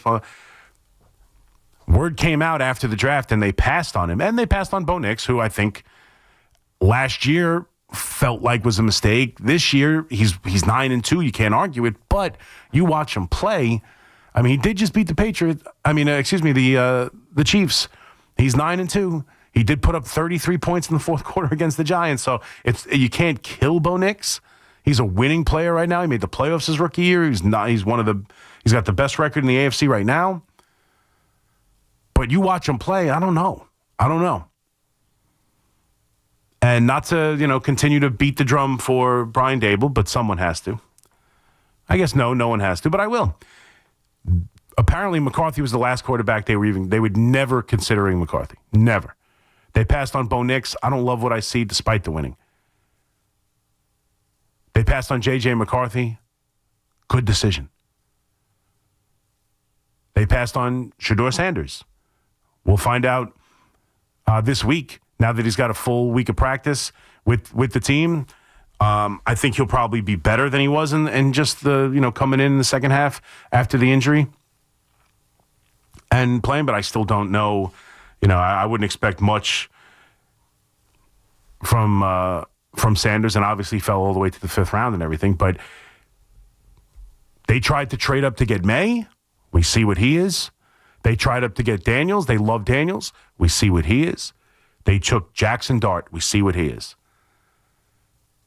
So if you're a team out there that is going to be looking for an offensive coordinator, someone who you want to have in the room possibly when you're at the top of the draft, looking for a young quarterback, I think you could do a hell of a lot worse than Brian Daboll, who passed on the right quarterbacks and picked the right quarterback. I think that's the one thing we know that Brian Daboll can do, coach an NFL, be a head coach of an NFL team. I hope he gets another chance because I think he can be. But that's unproven. But what is proven, he knows quarterbacks. He can work with quarterbacks. He gets outside of, the last 2 years, which, again, were injury-prone, and Daniel Jones was terrible. He did take Daniel Jones to the playoffs, did win a road playoff game against the Minnesota Vikings, and then it didn't work from there, but every other turn, And again, the Josh Allen thing, and I think it's funny now because so many people like, oh, Josh Allen. How could you say, who cares? Brian Daboll had nothing to do with Josh Allen. Josh Allen was Josh Allen. He was going to be that no matter what. And he's only gotten better. He's only gotten better since Brian Daboll left. He's only gotten better. Well, I don't think he's better this year. And if you look at his numbers, like, let's be honest, year one, he was awful. He was awful. 10 touchdowns, 12 interceptions. Then 20 touchdowns, 9 interceptions. And then 2020 and 21 was his last year. So 2020, his third year in the league under Brian Daboll, 37 touchdowns, 10 interceptions. He threw for 4,500 yards. That's the most yards he's thrown for in his NFL career. The next year, his fourth year under Brian Daboll, again, 36 touchdowns. Threw for 4,400 yards. The second most yards he's ever thrown for in his NFL career. So tell me again how Josh Allen got better. Got clearly, definitively better after Brian Daboll left. Yeah, he won an MVP. You know why? Go look at the 20 season and the 21 season and go look at Aaron Rodgers' numbers. Aaron Rodgers was throwing 40 touchdown passes and 3 picks. He took over the league in those COVID years. Took over the league. Every building was quiet. You watched the documentary. Every building was quiet. He could work and he didn't have to worry about silent counts or it was perfect environment for Aaron Rodgers. And that's the reason why Josh Allen wasn't up for the MVP. But the two last years of Brian Daboll were the most passing yards he's had in his career. Now, look, did he have Diggs back then and the wide receiving core has gotten worse? That is fair. But their running game wasn't as good as it is now. And his completion percentage is pretty much the best it's been. Right? I mean, his MVP season of last year, he had a completion percentage of 63.6. In 2020, 69.2.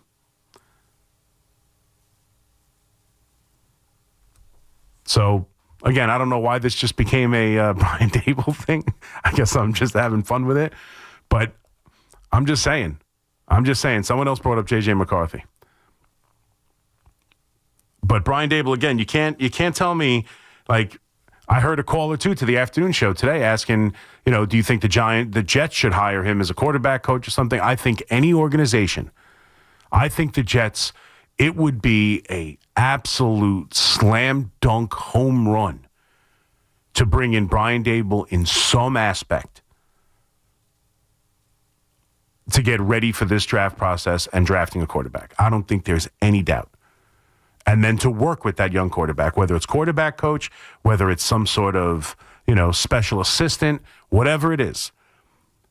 The Jets, any team looking to draft and develop a young quarterback would be well served bringing Brian Daboll into their organization. I don't think there is any doubt. So I would love to see it for the Jets. I think they absolutely should figure out a way to bring Brian Daboll here. Because what we've seen over the last handful of drafts, every quarterback he wanted has been a stud. The ones he passed on, despite winning from Bo Nix, and that's fair, he is winning, and that's all that matters, right? As we talk about the complaining about Hurts and what's going on in Philadelphia, and the wide receivers are unhappy and unnamed players, talking about frustrations, all he does is win, despite maybe our thoughts of his having limited talent or the inability to do this or that. All the dude does is win. And right now, Bo Nix is 9-2. You give him credit. But the quarterbacks he passed on look to be the less talented ones. The ones he tried to go get look to be the studs. And the one he brought in, hopefully, looks to be a stud. And the narrative of Josh Allen only got better after he left is just not true. 888-808-1019. Eddie in Rockland. What's up, Eddie? Hey, buddy. That's the greatest thing you ever said. I take back everything I ever said of disagreeing with you. The Jets should take Daboll. Mm-hmm. That is a great idea. They should. Maybe he can get there. Yeah, but he has to be the GM, though. No, right? He's not going to be. I wish. Hey, listen, I would be. Obviously, you're not going to hire him as a GM. He has to be in the organization, some way, shape, or form, quarterback, coach, whatever. But having him in the room when it comes to quarterback evaluation would help any franchise in the NFL. All right, here's two things for you. Yeah. On Kaepernick, just explain to me. Don't get wild. Don't get crazy now. How is it going to be any different, the offense, in any kind of way, just because Dable left? Dable wasn't calling the plays. Because they're not making a new offense for the team. So what's different? How is it going to be different? All right, well, let me ask you a question, right? Last year, the Jets fired Robert Saleh. The head coach was the defensive coordinator. Did the defense look any different? No. No? The defense fell apart. The defense was atrocious. The defense completely... It's always been terrible. No, the stop. Jets Come on. Stop it. When it's was the different Jets because he's the defense head any coach good? now. Things get different. Brian Dable is still the architect of the offense. It's his offense. And he had as we saw, as reports, yelling at Kafka, But Chris, talking about play he's calling. running we're talking specifically, don't jump on the defense, the offensive plays and play calling. Yeah. Okay. Third down. Yeah. Running the ball on the goal line. It's the same play caller. That's right. What is going to be different? That's all I want to know. And my other question is, and the other one is, where do you rank Dable in the last 4 Giant head coaches? We'll always go back to Zoot Suit guy? Ben McAdoo. Yeah, I would put. I got you, right? I'd probably put him at the top. It's him and Ben McAdoo. Wow, man. You should be the president of the Dable fan club, man. Let me ask you a question.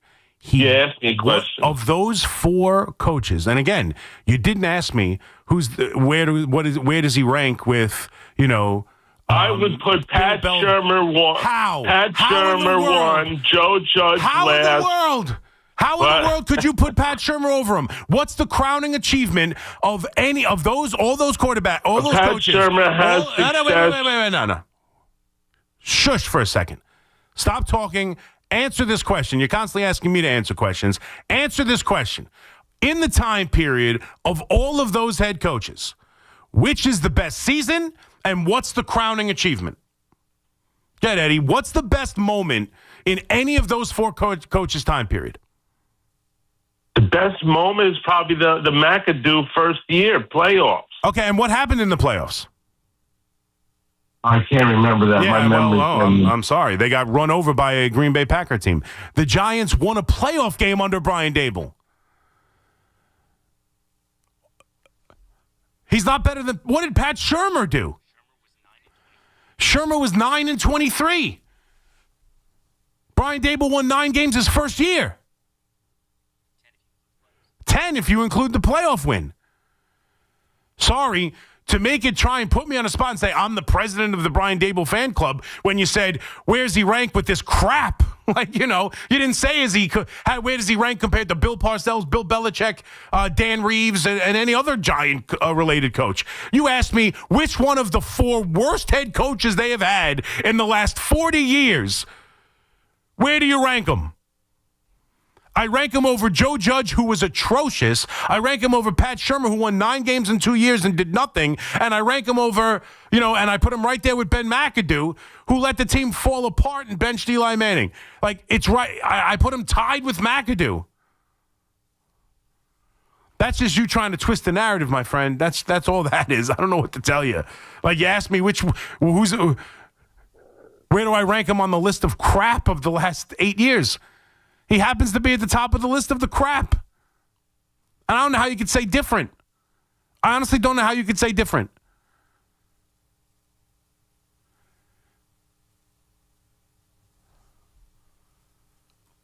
Anthony in Hicksville. What's up, Anthony? Well, he didn't get better necessarily, Josh Allen, but he's been about the same. Yeah. So I don't. There's been no effect from Dable leaving. And Daniel Jones, he didn't get worse. No, he didn't get worse. No. No, he's But been about again, the same. it's not just about, it's about building him. He went from god awful to pretty much as good as he is now. Don't you think that Dable gets credit for that maturation process? I would give him credit for that, and I'd give him credit for Dart, and I'd give him credit for getting Daniel Jones for that 1 year. Thank you. That's all I'm asking for. He still deserved to be fired. I'm not singing his praises. But I was just going to ask you. Let's give credit where credit is due. Yeah. Joe Shane's got a lot to do to step it up, to prove that at least getting rid of Daboll is okay. You know why they got I really think they got rid of Daboll because of him not protecting Jackson Dart, plus blowing the games in the fourth quarter. I think like that concussion concussion of Dart, I think they overreacted to that, and that was the fourth. I think it was the fourth time he had to go looked at for a concussion, and they got pissed when he got kicked from the game. I think, Anthony, you're 100% right. I think the losses and the manner in which they lost the game was ultimately the reason he was fired. The reason he was fired when he was fired is because of the concussion. There's no doubt. The reason he wasn't afforded an opportunity to have the rest of the year to possibly prove that he could be the coach moving forward was because of the concussion. That was the final straw. They said that's it. Which I agree is completely short-sighted and should not have been the reason he was fired. Listen, to me, he should have been fired at the end of this season because, at least even during the season, I'm fine, whatever. Brian Dable should have been fired. Like, he earned being fired. Let me put it that way. Brian Dable earned being fired. I don't think the Jackson Dart concussion should have been as heavily weighed in that decision as it seems to be. I think it was more about the idea that now we're finding out that guys are either missing meetings or sleeping through meetings, and ultimately he cultivated a team that just knew they were going to lose and did everything they could to accomplish that.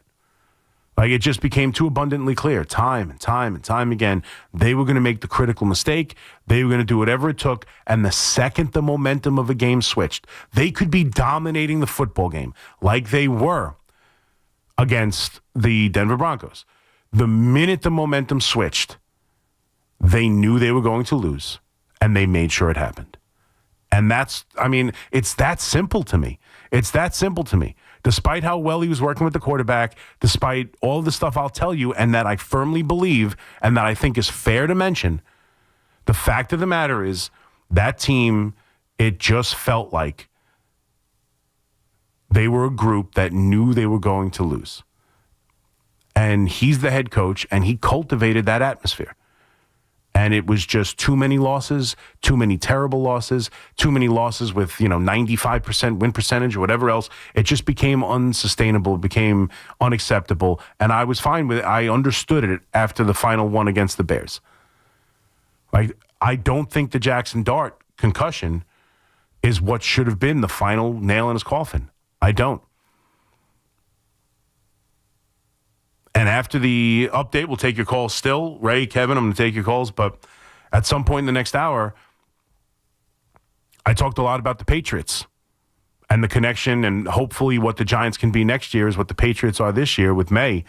You could look back to last year and find a very similar set of circumstances. 888-808-1019. McMonigle here with you on The Fan. Be right back. It's Boomer and Gio, mornings on The Fan, 101.9 FM. Mike Kafka looked the part. He was aggressive.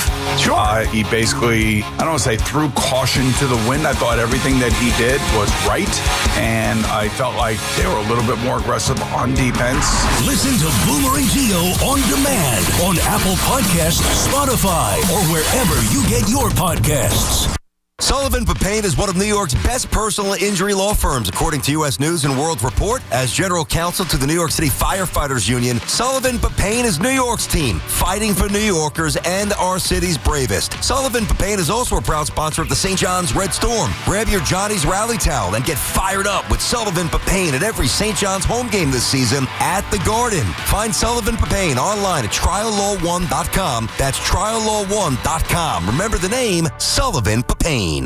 Go to WFAN.com/contest to enter for a chance to win tickets to see Weird Al Yankovic at UBS Arena on July 11th or at PNC Bank Arts Center on July 12th. From our friends at Live Nation. Tickets go on sale today at 10 a.m. at livenation.com. Imagine a gentleman's club with over 200 gorgeous exotic dancers every week. Hey, big boy. From the people who make fantasies come true, Gallagher's 2000 in Long Island City is the place to be. Gallagher's 2000, a gentleman's club for today, gentlemen. Gallagher's 2000 features 2 floors, 3 stages, discounted drinks, VIP, champagne rooms, and dinner specials every night. Gallagher's 2000 offers complimentary lunch Thursdays and Fridays with any drink purchase. Come on down, big boy. Gallagher's 2000 is New York's largest upscale gentleman's club, and Gallagher's 2000's bachelor parties will blow you away. For their bachelor party specials, call 718-361-1348. Gallagher's 2000 is located at 4319 37th Street in Long Island City, Queens, just a half a block north of Queens Boulevard. Call 718-361-1348. Gallagher's 2000 is unlike any club in New York. Come tonight for the time of your life. Gallagher's 2000. Let your imagination run wild. Looking for the best value on new tires? Get to Town Fair Tire. We honor every valid manufacturer's and competitor rebates and give you the guaranteed lowest price. Nobody beats Town Fair Tire. Nobody. Town Fair Tire. This is Alex Shulman of Shulman & Hill, New York's premier injury law firm. We'll always go the extra mile when you're hurt in a car accident. If you've ever wished you've had a lawyer in the family, now you will. At Shulman & Hill, it's never one and done. Once you're a client, you're always part of our family. New Yorkers in every borough and on every block know us by name. Shulman & Hill. Get your free consultation at hurtny.com. That's hurtny.com. Do you have $10,000 or more in credit card debt? Are you barely getting by making minimum payments? With credit card debt reaching all-time highs, National Debt Relief is letting everyone know about great debt relief options now available to help people with overwhelming credit card debt. These options may reduce a large portion of your credit card debt. Get a free debt relief consultation when you call 800-548-4040. 800-548-4040. That's 800-548-4040. Wesley Financial Group is not a law firm, and Chuck McDowell, definitely not an attorney. This is Chuck. Do you feel stupid for buying a timeshare? Don't. It's not your fault. You were most likely told you could rent it, and it was a great financial investment. And the deal was available today only. If this happened to you, contact your resort or Wesley Financial Group for help today. Call Wesley now for your free exit information kit. 800-242-3131. 800-242-3131.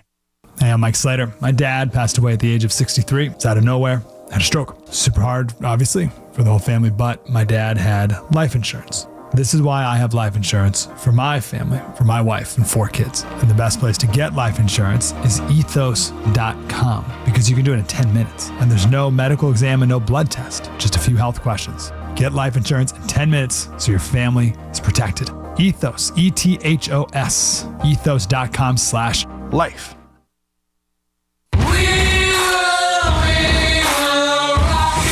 Talk sports with Evan and Tiki. Afternoons from 2 to 7. WFAN, WFAN FM, WFAN FM HD1, New York, and Odyssey Sports Stations. WFAN Sports Flash. Good morning at 3 o'clock. I'm Marco Belletti, and this report is sponsored by Chef IQ. Precision cooking, effortless results, chefiq.com. Well, plenty of questions for the Yankees going into the offseason. Their starting pitching seems like it's a major strength, but Brian Cashman, not satisfied just yet. Our rotations on paper are going to be really good when healthy, but we start the season with Rodon and Cole recovering from their surgeries, so they won't start probably till May. And because of that, obviously there's some vulnerability in the front end of the season with that. So if I can fortify the rotation a little bit, and you want to make sure the other guys stay healthy, that's always a risk. Thursday Night Football, the Texans harassed Josh Allen all night, sacked him 8 times, picked him off twice, forced 3 turnovers in all, as Houston took out the Bills 23-19. Couple of touchdown passes for Davis Mills, filling in for the injured C.J. Stroud, as the Texans are 6-5, Bills 7-4. Avalanche double up the Rangers 6-3, couple of goals for J.T. Miller, but Rangers outshot 35-19, as they've now dropped 3 straight.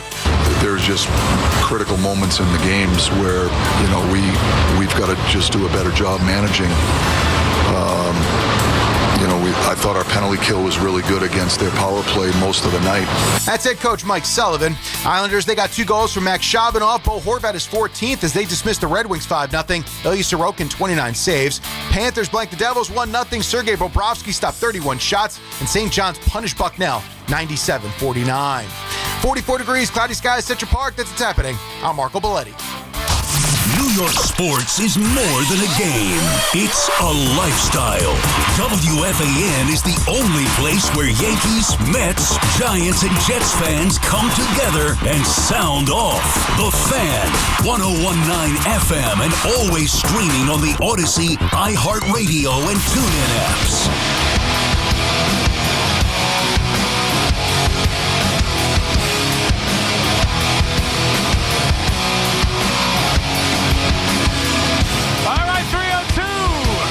McMonigle here with you on The Fan on this football Friday morning. 888-808-1019. You can also catch us live on YouTube. Stream us live. Join the chat. Enjoy. Talk amongst yourselves. Comment on anything you'd like. I just looked on the camera now. I've been busy trying to, do the show. I just saw now my hair is a mess. I kind of did my hair earlier in the day, took a nap, hair's a mess. You know what? It's 3 o'clock in the morning. Sometimes the hair's going to be a bit messy. You'll live, I'll live. The videos will look bad. I'll ignore them. It's what it is. 888-808-1019.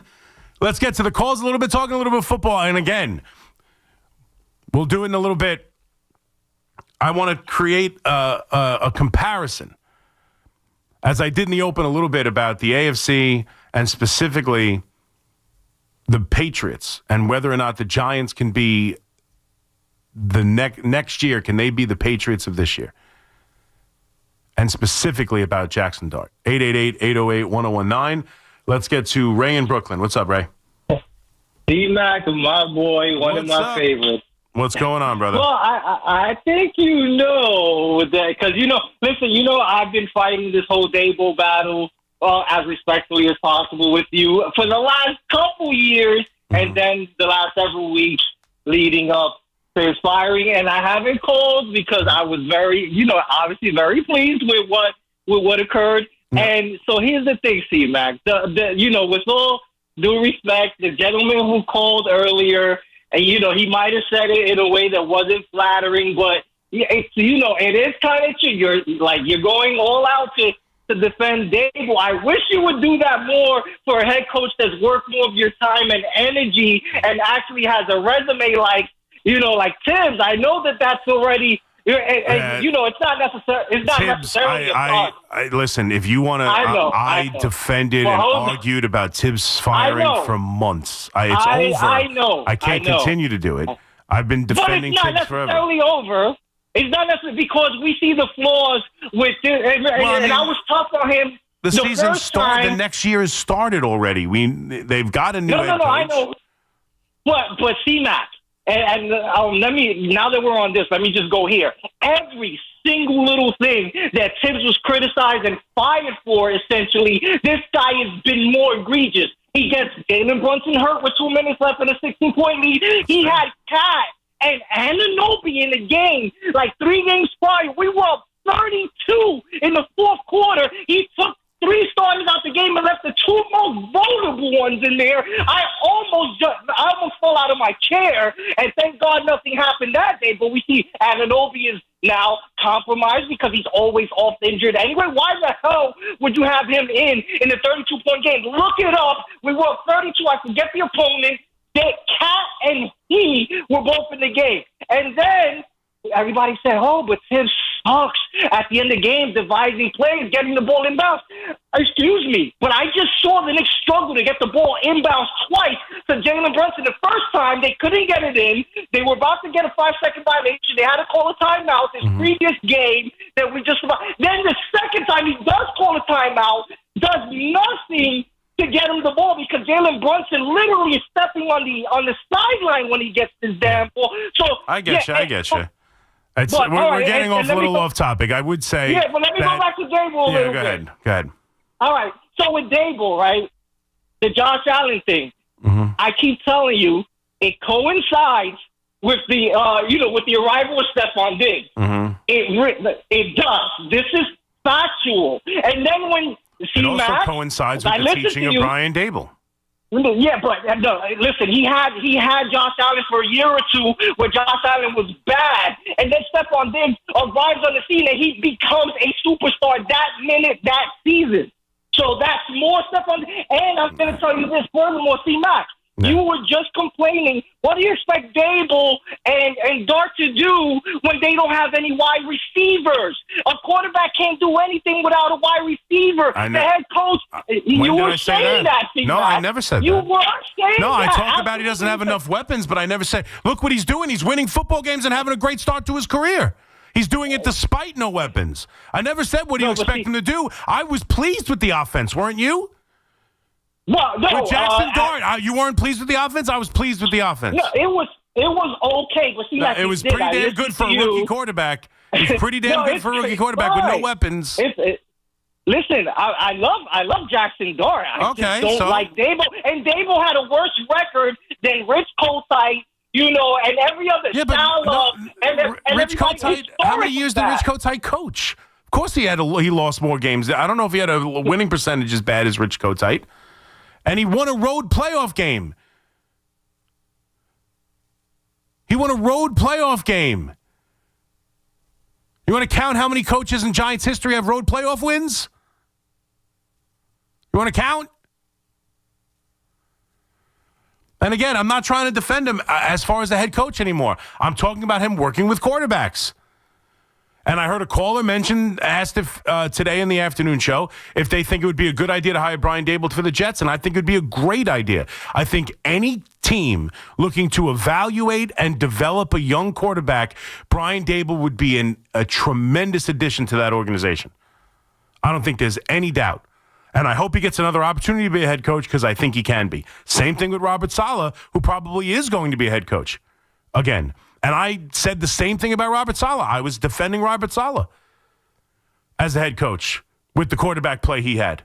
And we saw what happened when he got fired.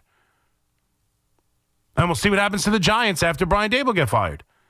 Again, I thought they were trending in the right direction. They were. Then it all fell apart after the Broncos game. Something broke. Something the team couldn't recover from was that loss, and it fell apart, and I understand why he was fired.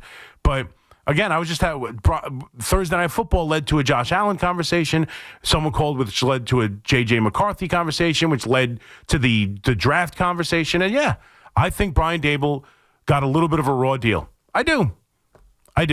And I think he can be a good head coach. He wasn't for the Giants the last 3 years. I was on board with him being fired, but I think it's my same thing for Brian Cashman. I was arguing with someone today on Twitter about Brian Cashman.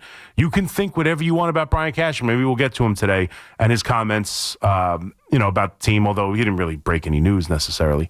You can say whatever you want about Brian Cashman. And you don't like him, and he's done a terrible job, and no championship since forever. But you can't take away what he's done. You can't tell me it's all bad. You can't tell me anyone can do what he does, and you can't tell me he doesn't get credit for the 4 championships. That's where I'll push back. It's nonsense. He was the general manager for the 98 Yankees. I know he didn't bring Jeter here. I know he didn't bring Mariano Rivera here. He didn't bring the core here. I know that. But he brought in a lot of Chuck Knobloch, helped them win championships. El Duque helped them win championships.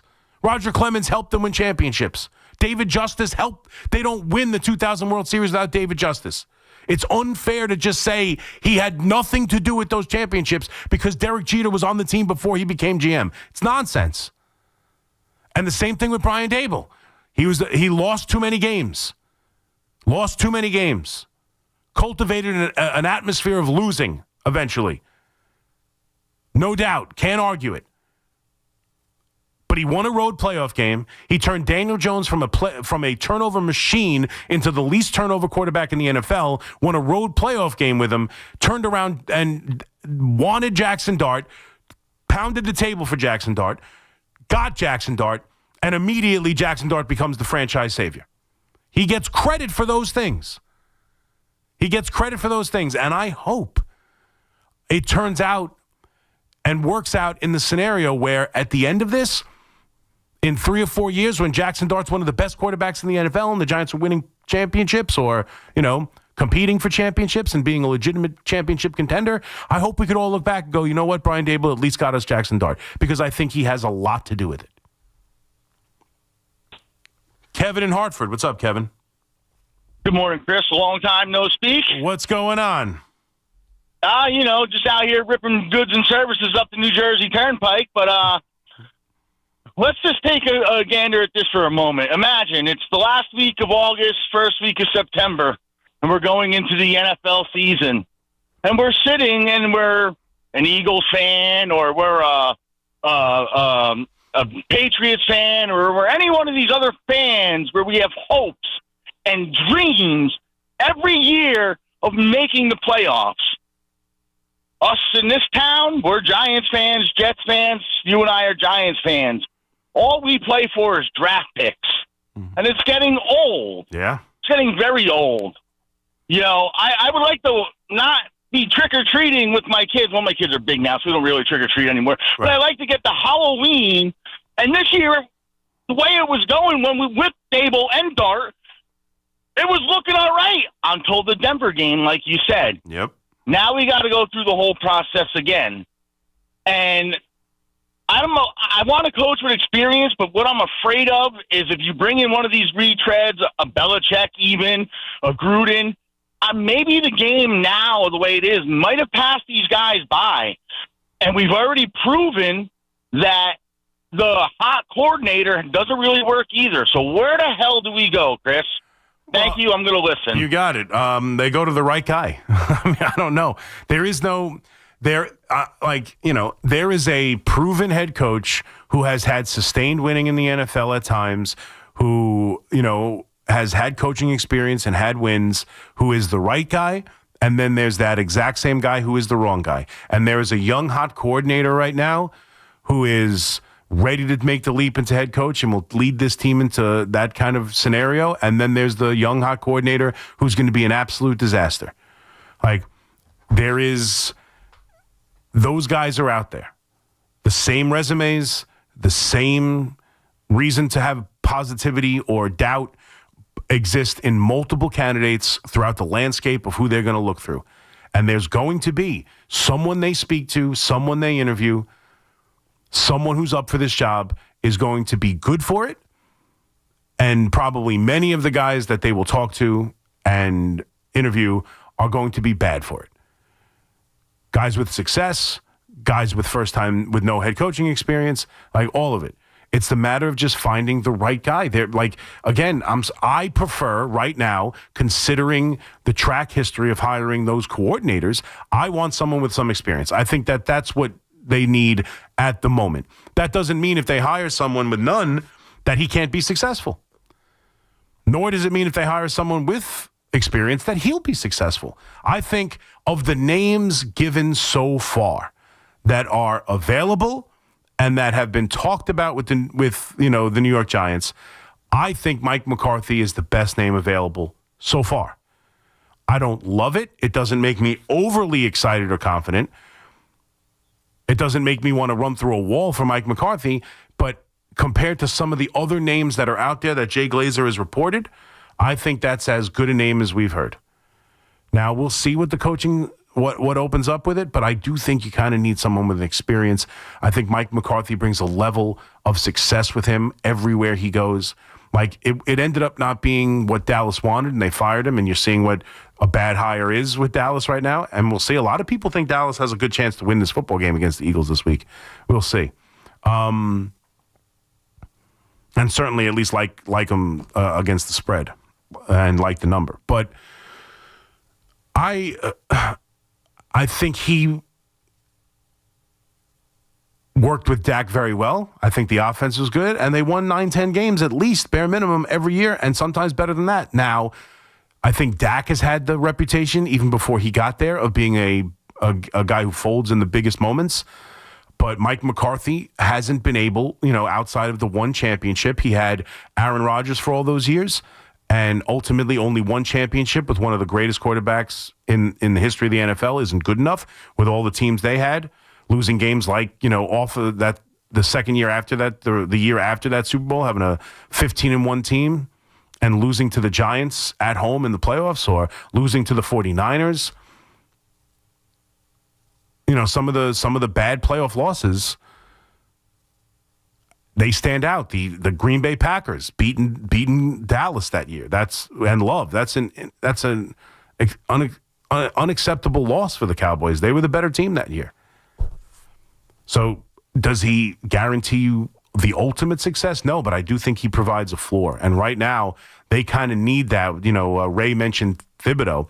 They need that kind of coach to come in, stabilize things, and build them to at least a certain level. And then if you determine he's not the coach, plus he's in his 60s, you determine after 3 or 4 years that he's not the coach to take you over the hump, then you go get the next coach. It's like a first-time home versus a forever home. They need the first-time home. We just need somewhere to, hang the TV, put the couch, have a kitchen, dining room, just somewhere to make this thing function. And I think Mike McCarthy, of all the names that are clearly available, is the guy. But I still have the hopes and dreams of Mike Tomlin. I don't think that's crazy. I don't think that's unattainable. I don't think that is some sort of absolute nonsense that I'm just making up out of thin air. His name has been discussed by more people than just me. And, heading into this year and the way they handled business this year, the moves they made, the trades they made, bringing Aaron Rodgers in, like they went for it after years of kind of mediocrity and it feeling a little bit stale and the inability to do anything since Ben Roethlisberger. Like they kind of went for it this year. And right now, after getting off to a pretty good start at least, and watching the Ravens without Lamar Jackson have one of the worst defenses in the NFL, it feels like that is completely swapped. It sounds like he's going to play this week, Rodgers, with a broken left wrist. We'll find out. But if they collapse after going all in, and that defense, who they added, Ramsey and other players and tried to really go for it this year. If that defense isn't what it's been, and this offense folds under Aaron Rodgers, and this thing just completely fails, and they don't make the playoffs for the first time in a while, I think he would welcome the opportunity to come coach Jackson Dart. I really do. And I think the Steelers would finally be in a position where they could be willing to be talked to about compensation for him. I don't think it's crazy. I really don't. So again, I am rooting for every team that plays the Pittsburgh Steelers. 888-808-1019. McMonigle here with you on the Fan. We'll come back, continue to take your calls, take you for another hour and a half or so, take it to 5 o'clock on this Football Friday right here on the Fan. Francis left the lane, gets some side ducks under the reverse, is spun home. What a move by Tariq Francis. After starting the season 5-0, the Rutgers men's basketball team will wrap up their season-opening 5-game homestand. Hi, this is Jerry Recco. Join myself and Austin Johnson for all the action as RU faces Central Connecticut State tonight with tip-off set for 6:30 on the Fan, Sports Radio 660 AM, the home of Rutgers Big Ten basketball, and always live on the Odyssey, TuneIn, and iHeartRadio app.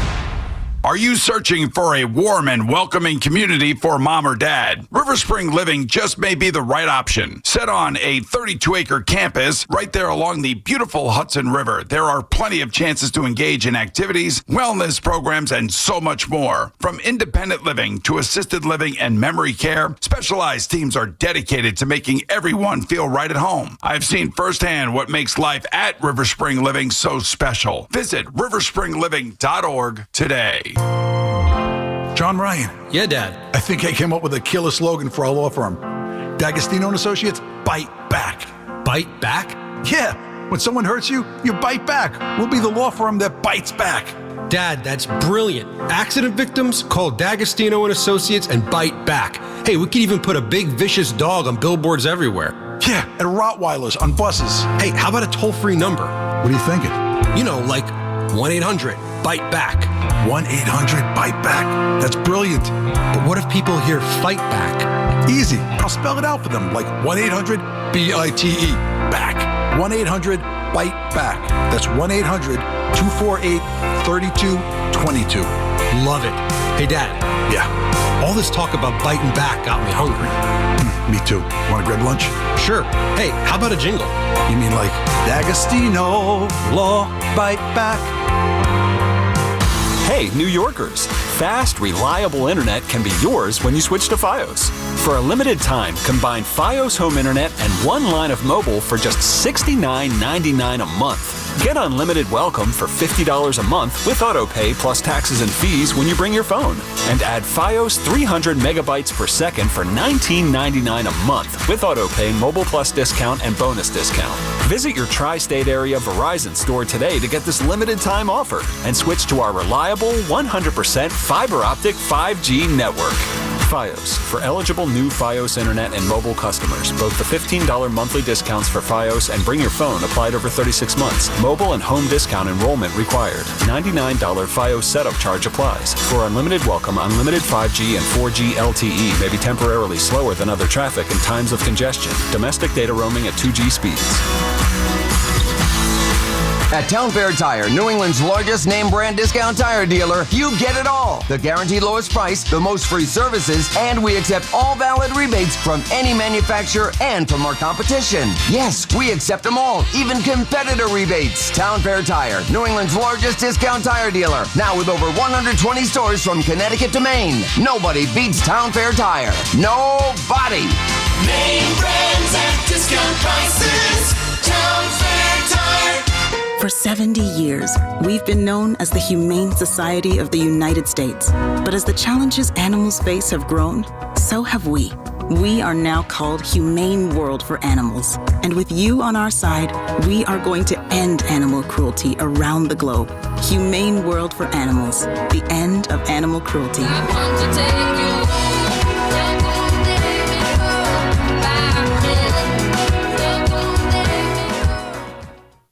Wesley Financial Group is not a law firm, and Chuck McDowell, definitely not an attorney. This is Chuck. Do you feel stupid for buying a timeshare? Don't. It's not your fault. You were most likely told you could rent it, and it was a great financial investment. And the deal was available today only. If this happened to you, contact your resort or Wesley Financial Group for help today. Call Wesley now for your free exit information kit. 800-242-3131. 800-242-3131. Go to WFAN.com/contest to enter for a chance to win tickets to see Weird Al Yankovic at UBS Arena on July 11th or at PNC Bank Arts Center on July 12th. From our friends at Live Nation. Tickets go on sale today at 10 a.m. at livenation.com. Sullivan Papain is one of New York's best personal injury law firms, according to U.S. News and World Report. As general counsel to the New York City Firefighters Union, Sullivan Papain is New York's team, fighting for New Yorkers and our city's bravest. Sullivan Papain is also a proud sponsor of the St. John's Red Storm. Grab your Johnny's Rally towel and get fired up with Sullivan Papain at every St. John's home game this season at the Garden. Find Sullivan Papain online at triallaw1.com. That's triallaw1.com. Remember the name, Sullivan Papain. At City Harvest, we're on the road every day rescuing millions of pounds of nutritious food for New Yorkers in need. Transforming surplus food into sustenance, sustainability, and smiles. That's how we feed good. Donate at cityharvest.org. Put WFAN in your contact list. 888-808-1019. Powered by Paramount Plus. Count on Sundays all season long with the NFL on CBS and Paramount Plus. Wait for it. Wait for it. There we go. 3:25. McMonigle here with you on the Fan on this Football Friday. All right, so let's talk about it. I opened the show with it a little bit, but let's talk about Jackson Dart as we get ready for this giant game on Sunday against the Detroit Lions. And so many of you, I can't tell you how many of you, I'm shocked with how many of you don't want Jackson Dart to play. Don't want Jackson Dart to play if he's cleared, of course. Now, he has to be cleared. I'm not saying, he's got to be cleared by the doctor. It feels like they're trending in that direction. But so many of you want to forego playing. It doesn't matter. Give him the extra weeks. Why risk it? Blah, blah, blah. And I talked at the beginning of the show about the AFC and what the Patriots are right now.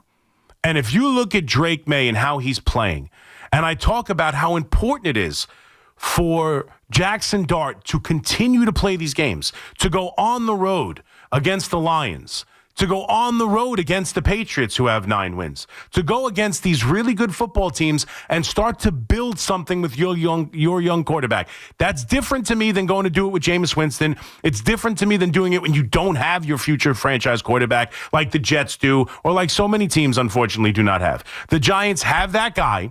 They believe in Jackson Dart. He's given them every reason to do so.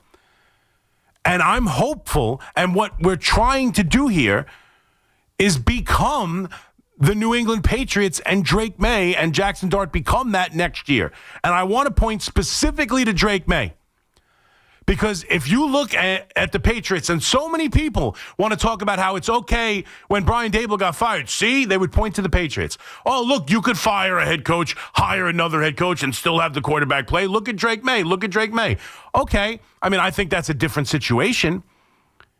I mean, if you want to go get one of the best, program builders and coaches of the last 10 years in Vrabel, and then bring in one of the great offensive coordinators of all time and multiple Super Bowl champion, sure, as opposed to Mayo, who was a defensive coach and wasn't very good at all ever when Brian Daboll is an offensive guy and was helping with Jackson Dart and won a road playoff game, but fine. I don't think it's a great example, but everybody loved to point to it. Everybody loved to point to the Patriots as an example of why Brian Daboll could be fired and how Jackson Dart could continue to grow. Well, how about this for an example with Drake May? Nobody remembers this because nobody cares because it wasn't the Giants. But Drake May didn't start. He played a little bit in week 3 against the Jets. But Drake May didn't start until week 6 in the NFL last year's season, right? And they only had 1 win at that point. They were 1-4 heading into week 6. That's when he started. He played 2 games. He was showing promise. You could see right away that he was skilled. And he was running the ball a little bit. And then week 8, you'll never guess what happened to him against the Jets last year in week 8. Jackson Dart Drake May sustained a concussion and left the game after only 6 pass attempts against the Jets. Had a concussion. Drake May had a concussion week 8 against the New York Jets. 6 pass attempts, 3 runs. And was hurt on a run. Now, scramble, design runs, I'm not positive looking at the numbers, but 3 completions, 3 rushing attempts. Concussion. Guess what happened? Did the Patriots say, that's it, he's our young quarterback, he's had a concussion, we got to put him on ice, we can't mess with this, we got to give him a whole bunch of weeks off, he can't play, it's too dangerous? No. He played the next week against Tennessee. The next week. And they lost in overtime. He completed 29 of 41 passes for a completion percentage of 70%. He threw for 206 yards. And get this. He had 8 rushing attempts, the most he's had and the most he had all season long, and rushed for 95 yards, the most rushing yards he had all season long. He went on to play the rest of the year, losing game after game after game after game. He beat the Chicago Bears in week 10, lost 6 straight games before beating Buffalo the last game of the year. And look at him now. How important do you think those games were for Drake May? How important was it for Drake May to get out there and go to Buffalo and play Buffalo and take on the Rams and go to Miami and play Arizona and play the Chargers and lose 40-7? How important were those games for Drake May? He had a concussion in week 8, had to exit the game, came back the next week, had the most rushing yards of the season, the most rushing attempts of the season. Now, I don't know how many of those were design runs, how many were scrambles, but ran for the most yards, most rushing attempts. Had a 70% passing completion rate and lost in overtime in Tennessee. Played out the stretch of the season, and now look at him. He's in the MVP conversation. They have 9 wins, and they look like they're about to dethrone the Buffalo Bills from their guaranteed division championship year after year. These games are important. Jackson Dart needs to play. Nobody was, I don't remember anybody here clamoring that Drake May can't play after a concussion. Nobody said you can't put him out there. It's dangerous. It's unsafe. Why risk it? The season's over. The season was dead for New England. The season was dead for New England, and I'll tell you this much. The ownership knew that wasn't the coach either. They knew a coaching change was coming. They knew the season was dead. Their young quarterback, who they just drafted 3rd overall in the NFL draft, had a concussion, and the thought wasn't, oh, that's it. He's done. He can't play. It was, are you healthy? Get back out there, because the next 8 weeks are going to be important. And they were. And it was a lot of losing, and it was a lot of frustrating games, and it was a lot of disappointment. But he won his last game against Buffalo. They finished 3-10 on the season. He only took 1 snap in that Buffalo game. Oh, he only took 1 snap in that Buffalo game. So 2 of the 3 wins he hardly played. I mean, that's amazing too.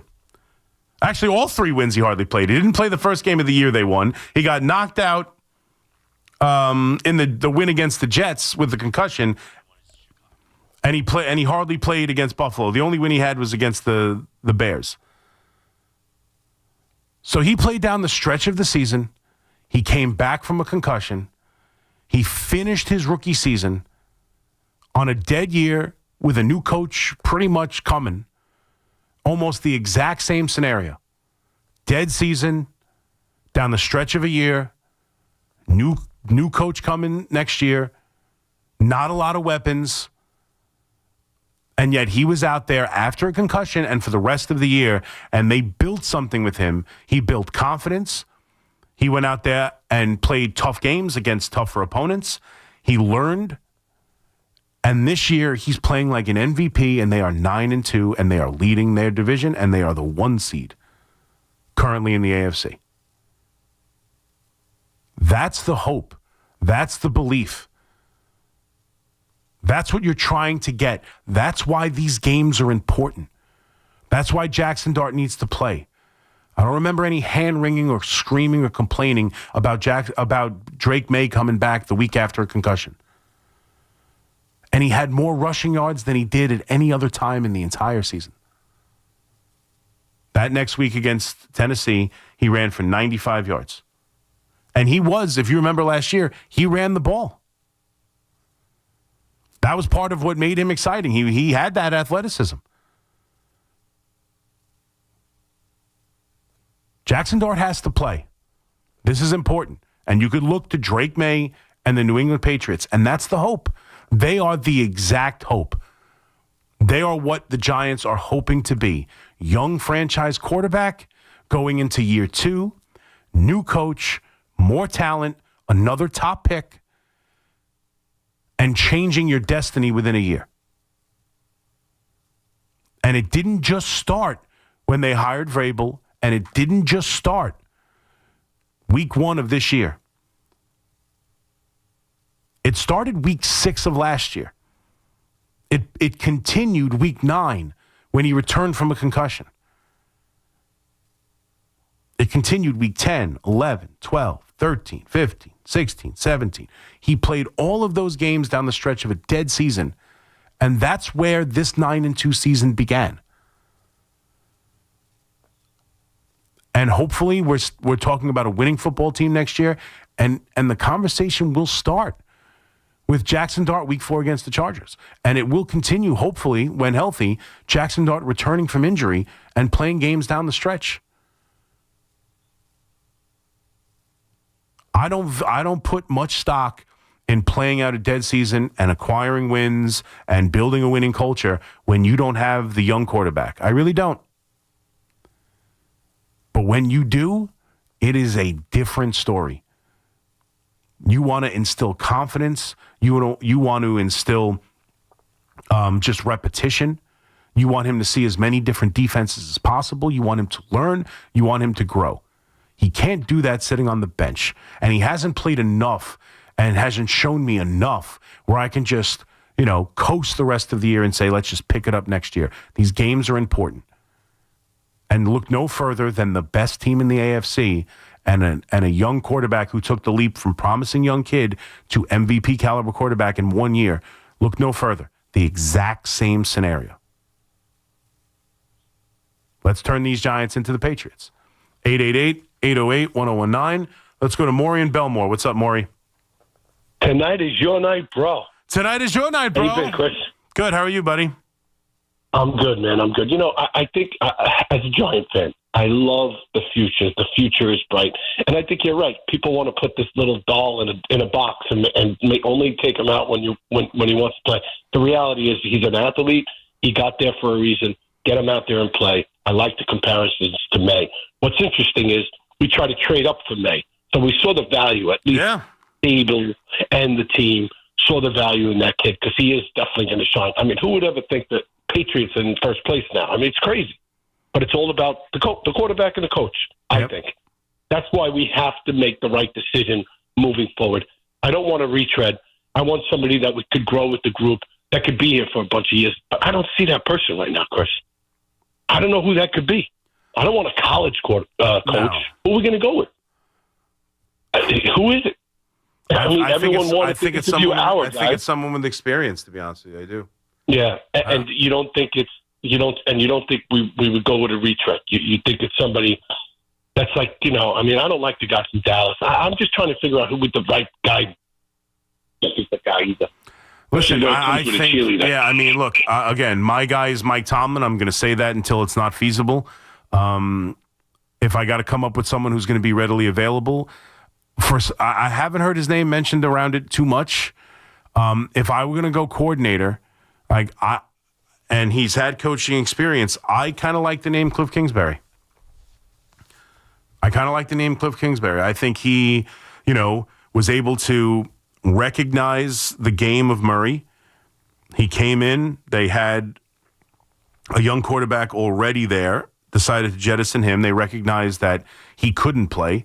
They draft Murray, they build an offense around him, and they win some football games. It wasn't overly successful, but they won some football games. I think he did wonders with Daniels. I think he's a good coach. I think Cliff Kingsbury is a name I could get behind. If I'm going coordinator, I want offense. There's no doubt about it. That's how I feel. I would much rather take an offensive coordinator. A lot of the names you're hearing with coordinators are all defensive coordinators. Jordan Renan put out a story that you're destined to hear that, Spagnuolo is going to interview for the job. I think that would be a mistake. Pierce is going to interview for the job. I don't feel overly good about Antonio Pierce. Love him. Defensive coordinator, even though he hasn't really even done that. I mean, he went from linebackers coach to head coach. It's like, I don't even know what makes him necessarily someone I feel all that confident about being a defensive coordinator. But he's going to interview for the job. You're hearing, maybe Matt Nagy is another name you're hearing as an offensive coordinator. Arthur Smith. Arthur Smith doesn't intrigue me at all. I'm not interested in Arthur Smith. I do not think he was a very good head coach. Matt Nagy I could kind of get behind. I think he won more than people think. I think it's one of those, it's a Mandela effect. I think you just assume Matt Nagy was like a terrible head coach and the Bears were god-awful. And with Mitch Trubisky, they actually weren't. I don't know how I feel about Minter, the defensive coordinator for the Chargers. Or, it sounds like he's getting a lot of pub. Anarumo with the Colts, who's been with the Giants before, is getting a lot of pub. Obviously, Brian Flores, I can't imagine him getting the job after suing the NFL and suing the New York Giants. But to me, I want the proven head coach. Of all the names out there so far, I do think Mike McCarthy is the best name. If I had to pick of the candidates that have been really discussed in a major way who are available, who are clearly either a coordinator who would be due for a promotion, you can't block them from taking a head coaching job, or someone who's not have a job right now. I know John Gruden. I read a report that there are people inside the Giants and people circling the Giants that know that there is a discussion about Gruden on some level.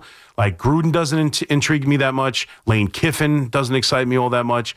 I think of the names that are available today that have been discussed and connected to the Giants, I think Mike McCarthy's the best name.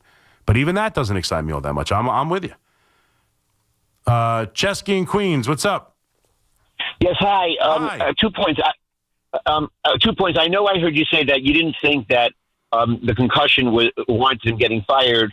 Well, obviously, first of all, on its own, nothing would have happened. The question is whether it's worth anything on top of the 4 disasters. But even if you're going to tell me that it's not worth anything at all, even if the Giants would not have done it, I think the 4 disasters this year of blowing games which had a 90-95% chance of winning in the fourth quarter, that itself is enough of a reason to get fired in season, not to wait to the end of the season.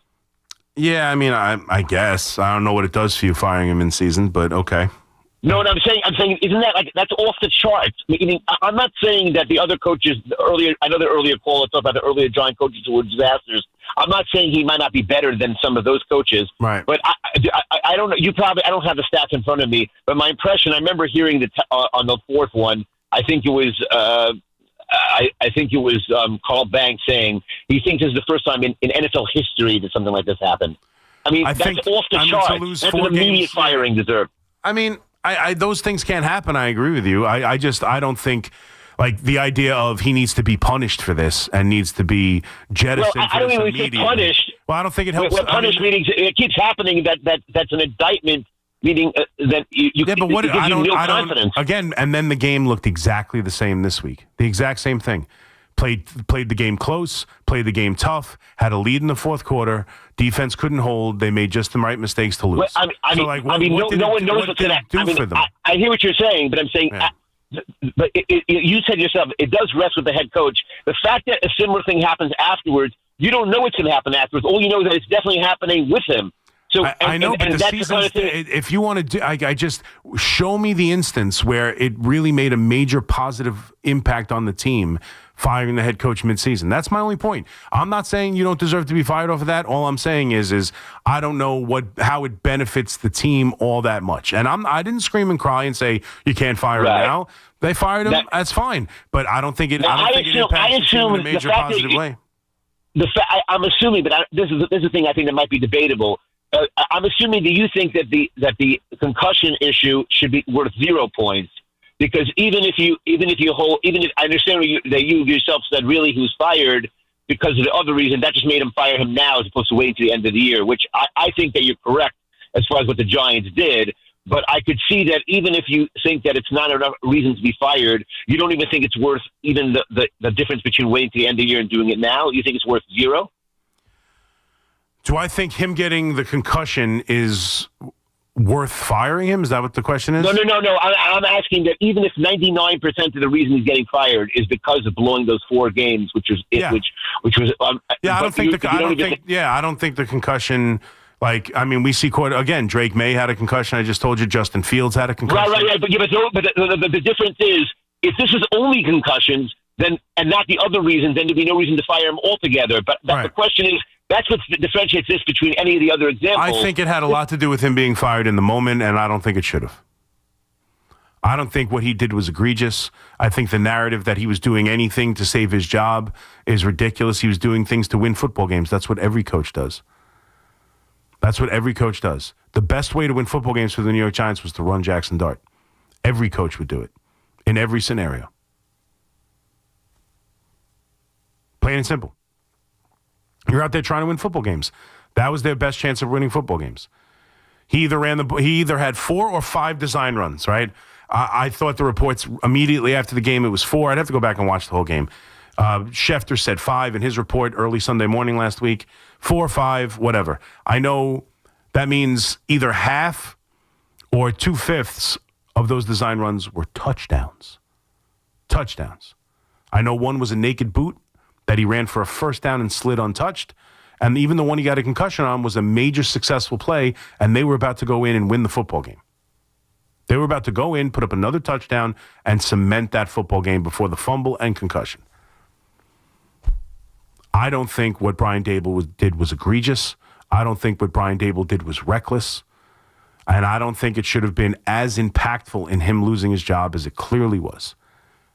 Losing as many games in that fashion was much more egregious. The team finding ways to lose and believing they were going to lose is much more egregious. And just his overall record was much more egregious than the concussion to the quarterback. I think the conversation that that they had on ESPN, so Mike Greenberg talking about it. He was out there trying to save his job, and it's just not fair. Anyone would do it, Rex. You would do it. Rex would do anything to win a football game at any point ever.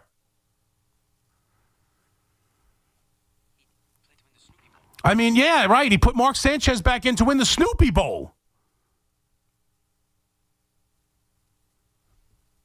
And got hurt. Everyone plays to win the game. Not to keep referencing Jets head coaches, but you play to win the game. I think the narrative that he was out there doing it because it was all about saving his job. It's about winning football games. That's what coaches' jobs are. That's what they're supposed to do. Whether, again, I'm having fun with this, but that great Vince Lombardi quote. Winning isn't everything. It's the only thing. Except if you have job security. Then it's okay to lose and you don't call plays to win. It's nonsense. Winning is winning. You're trying to win the football game. Whether you have a bad record and you're on the hot seat, or whether you're Bill Belichick who's won 6 Super Bowls. You go out there to coach to win. And the New York Giants, in presently constituted with no other offensive weapons, Jackson Dart running the football is a winning play. He needs to be better. He needs to take care of himself, and hopefully this taught him that. 888-808-1019. Quick break. Back after this. It's Evan and Tiki. Afternoons on the Fan 101.9 FM. Brian Burns, who up until yesterday, because of Myles Garrett's prolific sack totals he's going to put up this season, was leading the league in sacks. Brian Burns has been fantastic.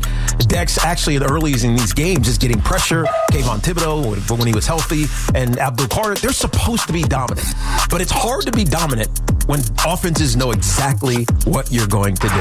Listen to Evan and Tiki on demand on Apple Podcasts, Spotify, or wherever you get your podcasts. With over 90 years of combined legal experience representing the law enforcement community, Decolator Cohen & DePrisco, LLP, continues to strive to educate police officers of their civil rights to sue in line-of-duty accident cases. The 2025 Police Officers' Right to Sue newsletter can be viewed on policeofficersrighttosue.com and provides successful results in varying line-of-duty accident cases. These results include damages recovered from RMP accidents involving the City of New York and civilian motorists, station house defects, ricochet injuries from the range, private premises slip and falls, sidewalk slip and falls, construction defects, snow and ice cases, and injuries emanating from defective RMPs. In any LOD accident, it is important for the officer to take photographs of any defects, injuries, or damage. It is also essential to draft the line-of-duty report and detail the cause of the accident in the paperwork. Remember, there's a 90-day time limitation to file a claim against a municipality. If any law enforcement member has a question regarding a potential lawsuit, contact Decolator Cohen & DePrisco, LLP at policeofficersrighttosue.com or call 1-800-901-1529. Imagine a gentleman's club with over 200 gorgeous exotic dancers every week. Hey, big boy. From the people who make fantasies come true, Gallagher's 2000 in Long Island City is the place to be.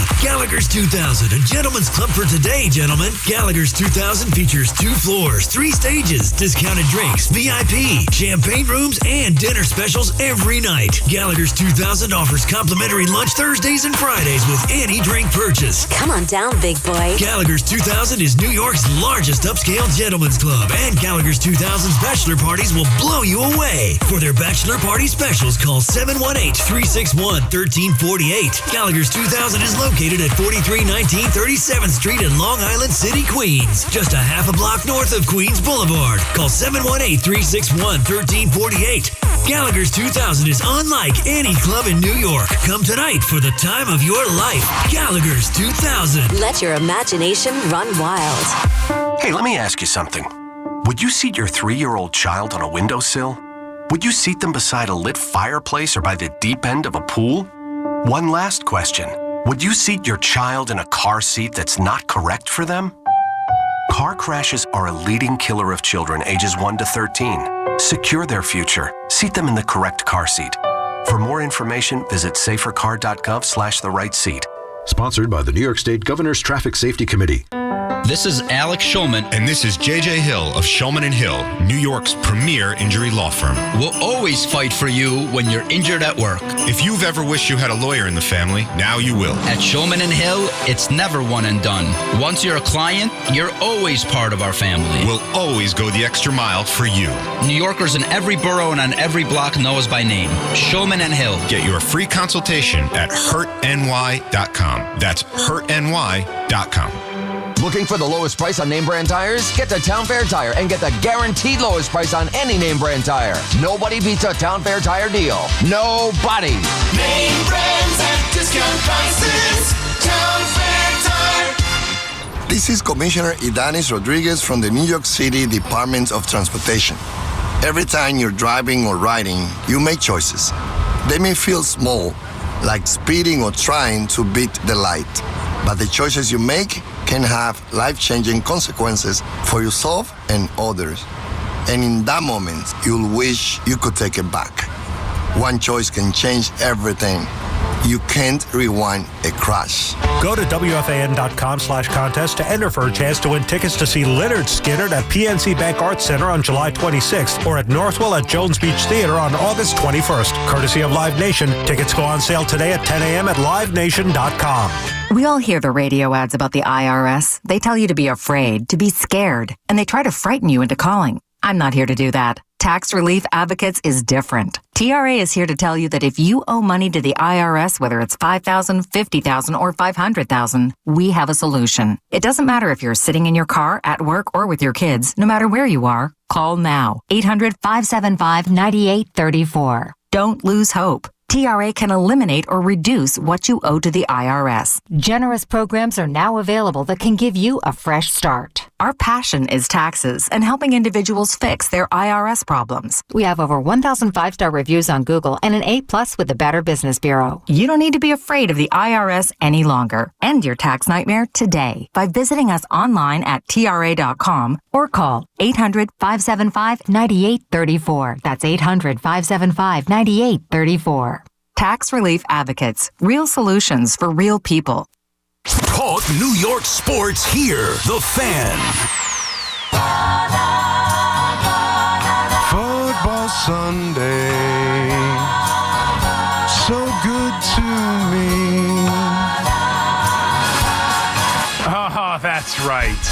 How does that not put a smile on your face? Come on. Come on. All right. You know what time it is. Time for picks. Hopefully Football Sunday will be good to me. Last week was a little bit better than the 2 weeks prior. I know that. All right, Fleeks, where are we? I forget even what I did last week. I know we pushed on the Giants. I think I had a winning week. I'm not positive. What did we do last week? You did. You were 3-1-1, and you caught me in the standings because I went 1-3-1, so we are now tied. I needed that extra half point in the Giants game. Tied. Let's go. All right, we're both tied at what? 1 under 500? 2 under 500? We wish. 25-29-1. Oh, is it that bad? Jeez. 25-29-1. All right. All right, we got a couple minutes here before the top. We'll do the Take a Chance parlay after the update, most likely. All right, what do we got, Fleegs? Where are we going in, week number 12 in the NFL? Game number 1 is a pure spite pick for me. Lost with the Chiefs last week. I think you did too. Yep. That was my loss. The offense in the second half after incorporating Worthy and Rice and all these guys in the first half. I know they didn't have Pacheco in the second half. I know the Broncos defense is good. the Chiefs' plan didn't seem to make that much sense to me. Too many deep shots, and the Colts, we've been picking against them all year. It's bit us in the behind pretty much every time. So you know what? I'm just going to go with the Colts this week. Daniel Jones, they'll probably go into Kansas City and lose, but whatever. We've been betting against them all year. I'm going to take them here. Game number 2, you referenced this game earlier. There's one game in the league that everybody seems to be so convinced that this team is going to play well, and that's the Cowboys this week against the Eagles. I don't see it. Another thing about this Eagles team, too, every time the world gets on them and there's this drama, there's this dysfunction. Unlike our teams, when there's all this stuff out there about the Eagles, they usually come out and respond. And they have won the last few weeks. They haven't been at their most impressive, but this defense is playing really well. And I think they can do enough to contain Dak and that Cowboys offense that does play great at Jerry World, but I think they can do just enough, and I think you're going to see a good effort from the Eagles offense in this game, that they get going a little bit. I don't think it's going to be a blowout necessarily, but I think they can win this game by 7 to 10 points, and only laying 3.5. I'll take my chances with them there. It's just a much better team that finds ways to win these games. And game number 3, I know you're rooting against this team now for the rest of the year. Yes. I don't care who plays quarterback on Sunday. I like the Steelers in Chicago. Obviously, I'll feel better if it's Aaron Rodgers. But the line's at 2.5 now. The Bears, I picked against them the last few weeks, and they keep finding ways to win, but not really because they're doing anything well. Because their opponent is making mistakes, or their opponent has a horrendous, inexperienced quarterback, and Mason Rudolph is not very good, but he's been around the block before. And the team that doesn't make all those mistakes to lose those games is the Pittsburgh Steelers. I don't think you're going to get that from a Mike Tomlin coach team. At some point, the Bears, or I said this exact line last week, and it cost me. I said they're due to get tripped up and lose one of these games, but I'm going right back to the well and picking against the Bears. So give me the Steelers plus the 2.5. And then locally, the line was everything to me here. If this was 14.5, which it was earlier in the week, I would have taken the Jets because I don't like laying more than 2 touchdowns. But at 2 touchdowns, if the Ravens win by 14, I can cover this game at 13.5. So give me the Ravens laying the 13.5. And then with the Giants, one, if Dart plays, obviously you feel better about the offense. They can play well in that game. Detroit hasn't been the same team offensively, and I don't know why. Again, this could just be pure stupidity. I think you're going to get a spirited effort from the Giants defense this week. And if you pressure Jared Goff, he can make mistakes. I mean, that's mostly true of any quarterback, but we've seen it the last few weeks. Last week against the Eagles. I mean, he doesn't just become a middling quarterback. He turns into a pile of garbage back there. And the Giants are capable, when they're at their best, of pressuring the opposing team's quarterback. This is another one where, if it's 9.5, if it's under 10, I'm probably taking the Lions since we have to pick this game. But over 10 to 10.5, give me the Giants. All right. I'm with you on. I'm against you on a couple games here. Maybe both locals. We'll get to that in a second. Is Kansas City going to be under 500? Like, is Kansas? I know they have to win by 3.5, and but are they going to go under 500 here against a Colts team and Daniel Jones? And I know we've been talking about how I don't want Spags to be the head coach of the New York Giants. This is a game where Spags is going to make sure that he shuts down the run game of this Colts team and doesn't allow Taylor to go absolutely nuts. This is just, to me, at home. I wish it were 3. I know I'm 3.5. But there's just something inside me that says Kansas City, off of that brutal loss, the idea of going 5-6, they're going to win this football game. And if they're going to win it, I have a feeling they're going to win it big. And Indy, again, Daniel Jones has put the ball on the ground as of late. And if you can shut down this running attack, and I think Spags can scheme up a way to really make life difficult for them. If you put this game in Indiana Jones's hand, his new nickname, no more Vanilla Vic, now he's Indiana Jones. I just think Kansas City is going to, I just can't imagine Kansas City going 5-6. I just can't imagine. Give me Kansas City minus 3.5. A smash spot here for me is Seattle. I talked about this before. I think Sam Darnold is proving that he can be an elite quarterback in the NFL on a Sunday-to-Sunday basis. This is the spot. This team has been incredible on the road. They're coming off a very frustrating loss where they played outside of the quarterback. They played extremely well. They were 4 turnovers from Sam Darnold, and yet still kicking a 64-yard field goal to win the game against a Rams team that's been dominant offensively and right now has what is probably the odds-on favorite to be the MVP in Stafford. And Tennessee stinks. We know it. I think you got an angry Seattle team looking to prove something. You got a quarterback who plays well against lousy teams and a defense that's even one of the best in the NFL and better on the road against a lousy team in Tennessee. You couldn't make this number high enough for me. Give me Seattle minus 13.5 at Tennessee. And then I'm going back to with a team that hasn't done me very much this year outside of when they played the Giants. But this is an anti-pick on the Atlanta Falcons. I think Cousins is washed. You got no Drake London, who I think is a huge part of their offense.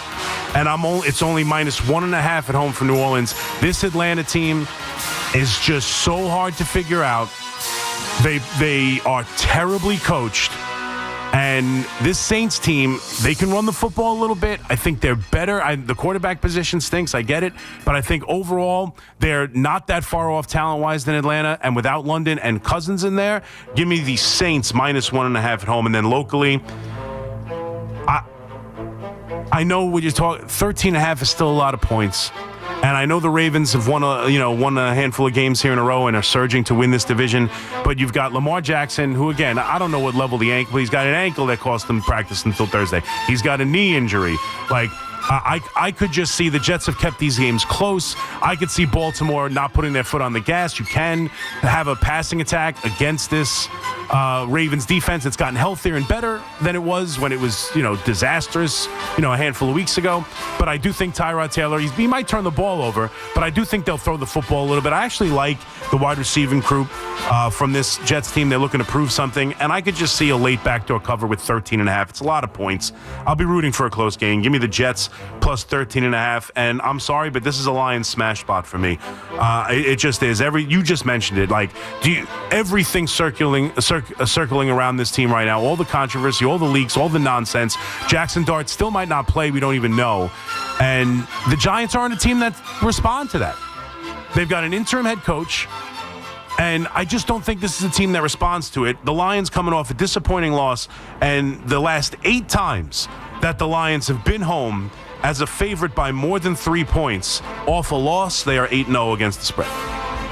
This is just this. I've been talking about it all year, and they have been disappointing. And the offense last week did look kind of lost. And Dan Campbell, who's going to be doing the play calling the rest of the year, that offensive game plan looked disjointed to me. Totally agree.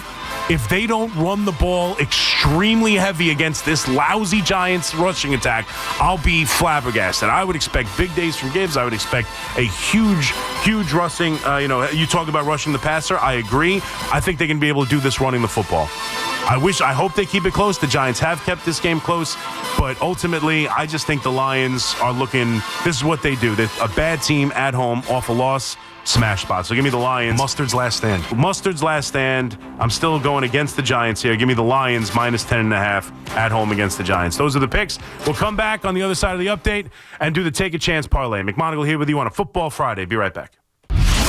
Get breaking sports news here. WFAN, WFAN FM, WFAN FM HD1 New York, and Odyssey Sports Station. WFAN Sports Flash. Good morning at 4 o'clock. I'm Marco Belletti, and this report is sponsored by Chef IQ. Precision cooking, effortless results, chefiq.com. Well, Brian Cashman, his annual sleep out at the Covenant House with the obvious question. Did they expect Trent Grisham to accept the qualifying offer? It was a close call.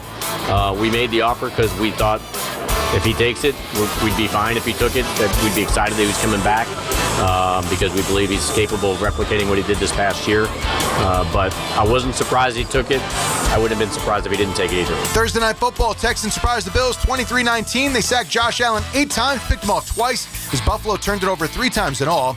Making 3 straight losses for the Rangers. They fell to the Avalanche 6-3. I thought we got outplayed in the second period. I thought we were opportunistic, finding ways to stay in the game.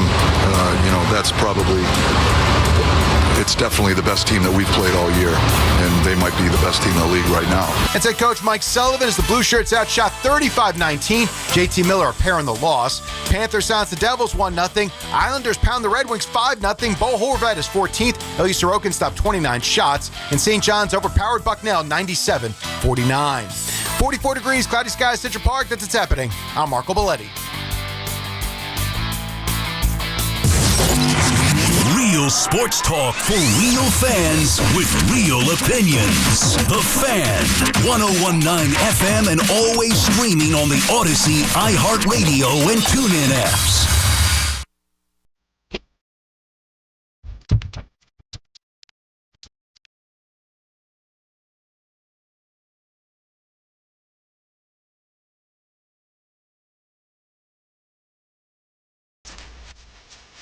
Here it comes.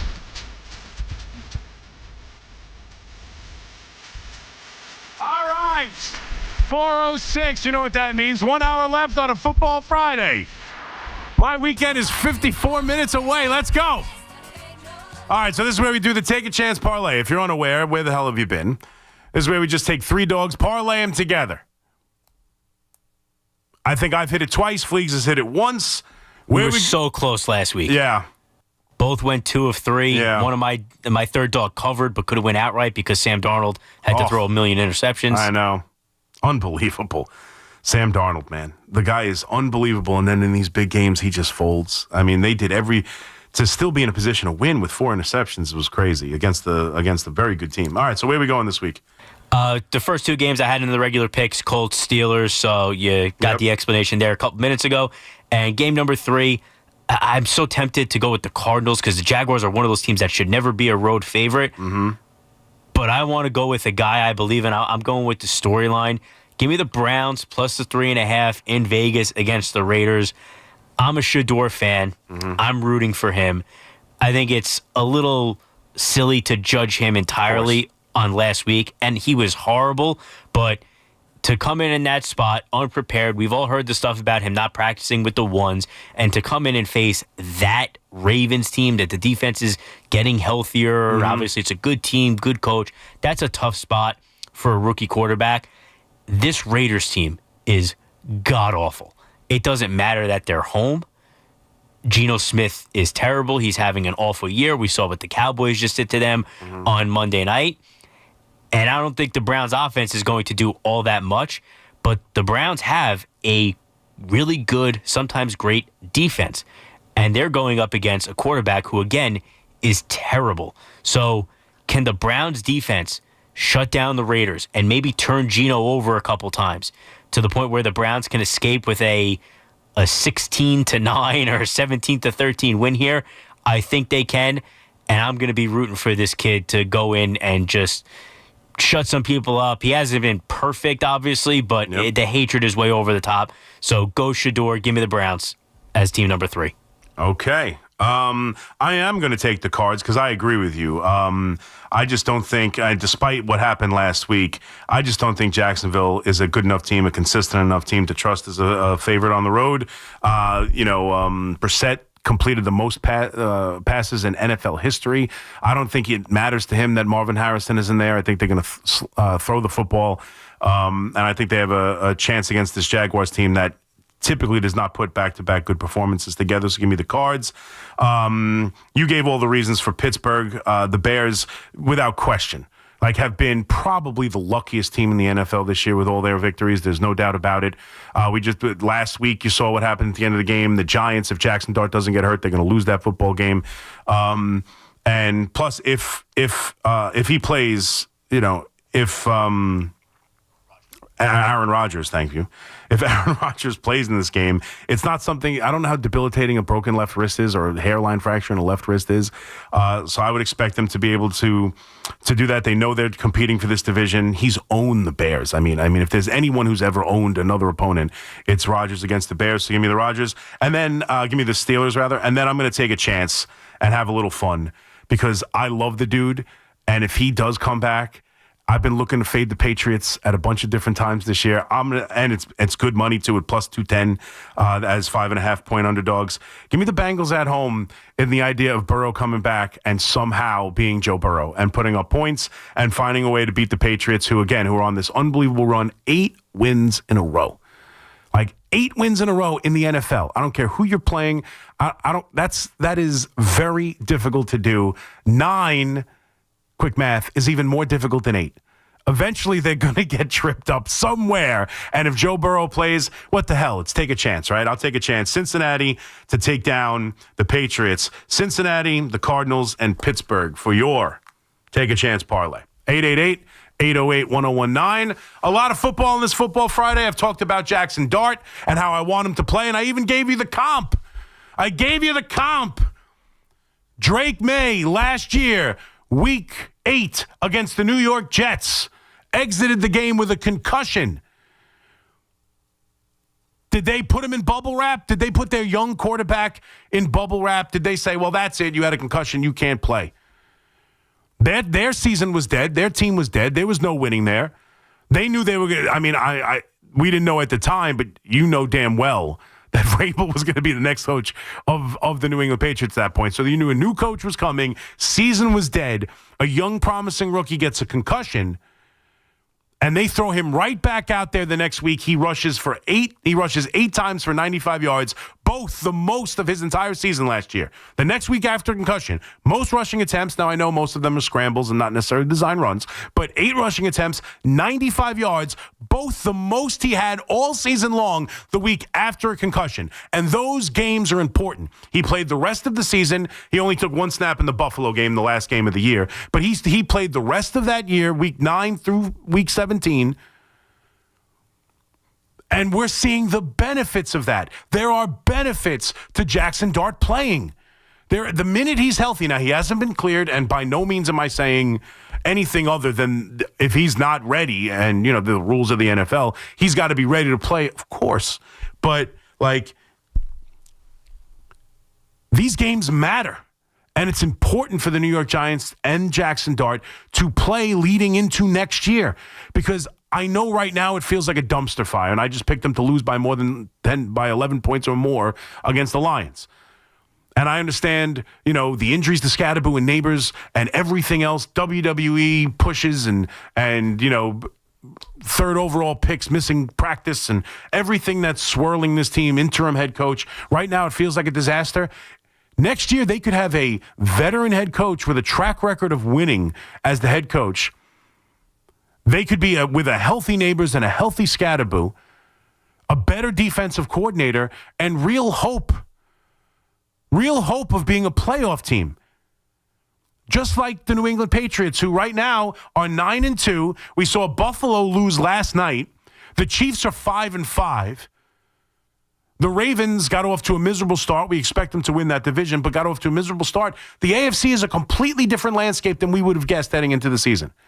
That could be the NFC next year. That could be the New York Giants next year. I know it seems implausible. I know it seems crazy. I know it seems like this team, both our teams, are destined for failure for forever. That's what it feels like right now. It doesn't have to be. And these games are important. Jackson Dart needs to play. And look no further than Drake May for an example of why he needs to play and why teams are going to put their players back out there if he's cleared from concussion protocol. And I can't take how many calls I take on the idea that he needs to sit and he shouldn't play and, wait till after the bye and let him play the last 2 weeks of the season. No. Every game is important for a rookie quarterback. He has proved nothing. He has proved nothing other than he's had a good little 5-6 week run. He needs to go and play against teams like the Lions on the road. He needs to go play the Patriots next week on the road. He needs to see different defenses, experience different things, be put in different situations. Find out how to be an NFL an NFL franchise quarterback. This is the time you find that out, and you hope it bleeds into next year, and next year they're ready to take off. And not just Drake May, but Eli Manning, if you want to stick to just the Giants. Losing all those games down the stretch. Playing, again, he didn't have the concussion, and he was an Iron Man and never missed a game, but those games are meaningful. Those games are important. He needs every one of them. 888-808-1019. We didn't even really talk too much about some of the Cashman stuff. I mean, Cashman every year does this event where he sleeps out on the street. He also climbs down buildings dressed as elves for the Christmas season. We applaud him for that. At least I do. I'm sure you guys all think it's dumb and stupid and hate his guts, doing things for charity, that son of a gun. But he was, he met with the media and said pretty much, I didn't take too much from it. He talked about how he believes that Trent Grisham has a better chance of duplicating last season than we do. And I think that's really the main thing about the Trent Grisham thing. It's just, if you knew you were going to get the same player, like you knew he was going to hit 30 home runs. Yeah, you're looking to change the team a little bit. And sure, you'd like a guy with a little bit more contact, and he was the leadoff hitter, and you're looking for a better kind of leadoff hitter, although his on-base percentage is pretty good. Yeah, I would like to tweak it. I would like to do different things. And that's part of it too. This makes it difficult to kind of change the team in a meaningful way or do different things. It makes it not impossible, but difficult, giving him $22 million. But having said that, if he hits 30 home runs and has the same year last year with a 3.5 WAR, plays a good, solid center field, hits 34 home runs, and is clutch and hits big game-tying, game-winning 8-9 inning home runs, then I think we could all just say, okay, that's worth $22 million. He had a better year than Kyle Tucker's going to get $400 million. Last year, Trent Grisham was better than Kyle Tucker. Now, I don't expect that moving forward, and that's the problem. And you're paying $22 million to a player you don't expect that from, but the Yankees do. And we'll see who's right. I'm very concerned he's not going to be. The Yankees seem to think he is, but a lot of this Yankee offseason is contingent on how much money this owner is going to spend. We didn't do too much. We've been a lot on the Football Friday here. We can get to the Mets, but we got plenty of time for that. Winter meetings are a couple weeks away. Next week's Thanksgiving. After that, you have the winter meetings at the start of December. So the hot stove baseball season will really start to unfold. But this is a big Sunday still. Amazingly enough, these two lousy teams. You're going to see Tyrod Taylor start for the Jets. I think that's important. You want to kind of get a read on what these young wide receivers can be and what an NFL offense can look like for this team. You're trying to evaluate players. And for the New York Giants, clearly, any game that Jackson Dart plays, and again, he has not been cleared just yet. It's trending in that direction. Any game that Jackson Dart plays is a meaningful game for this New York Giant team. And going up against one of the best teams in the NFC, one of the best teams in the NFL, albeit having a little bit of an up and down season. This is an important game. It's an important game. And I'm crazy enough to tell you, as we've been talking about all the different coaching candidates, to me, Mike Kafka is still one of them. I am not totally abandoning the idea that if Mike Kafka, with everything that's going on, with all the idiots like me screaming about Scatterboo and Carter going to WWE and risking health and missing meetings, like all the leaks, all the stories, all the nonsense around this team.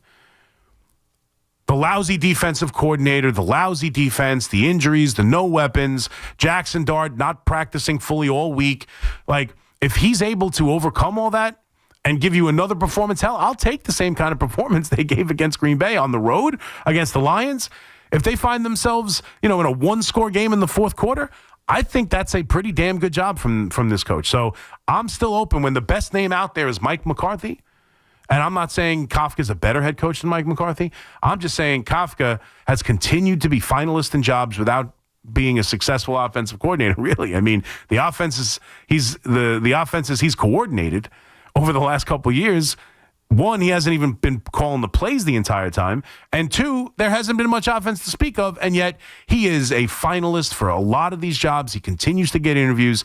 The NFL is telling you Mike Kafka is a well thought of coach inside the inner circles of the NFL. He has an opportunity against a very good team on the road as a 10.5-point underdog to show something here. And it's going to be the first game, hopefully, again, that he has Jackson Dart back in the fold. I think these are telling games, important games down the stretch with a rookie quarterback because you're trying to be next year's New England Patriots. 888-808-1019. Quick break. We'll come back. Take your phone calls. We got you all the way to 5 o'clock right here on The Fan. Jackson Dart leads the Giants into Detroit to take on the Lions. 1 o'clock Sunday. Dart's in for the touchdown! Jackson Dart! The home of the New York Giants is The Fan. 101.9 FM and always live on the free Odyssey app. Everybody knows Town Fair Tire is New England's largest name brand discount tire dealer, beating all the local competitors with our guaranteed lowest prices. And now, with over 120 stores throughout New England, we beat all the competition, including the warehouse clubs, the online sites, and the local dealers. Yes, we beat them all with the absolute guaranteed lowest price on name brand tires. Nobody beats Town Fair Tire. Nobody. Name brands at discount prices. Town Fair Tire.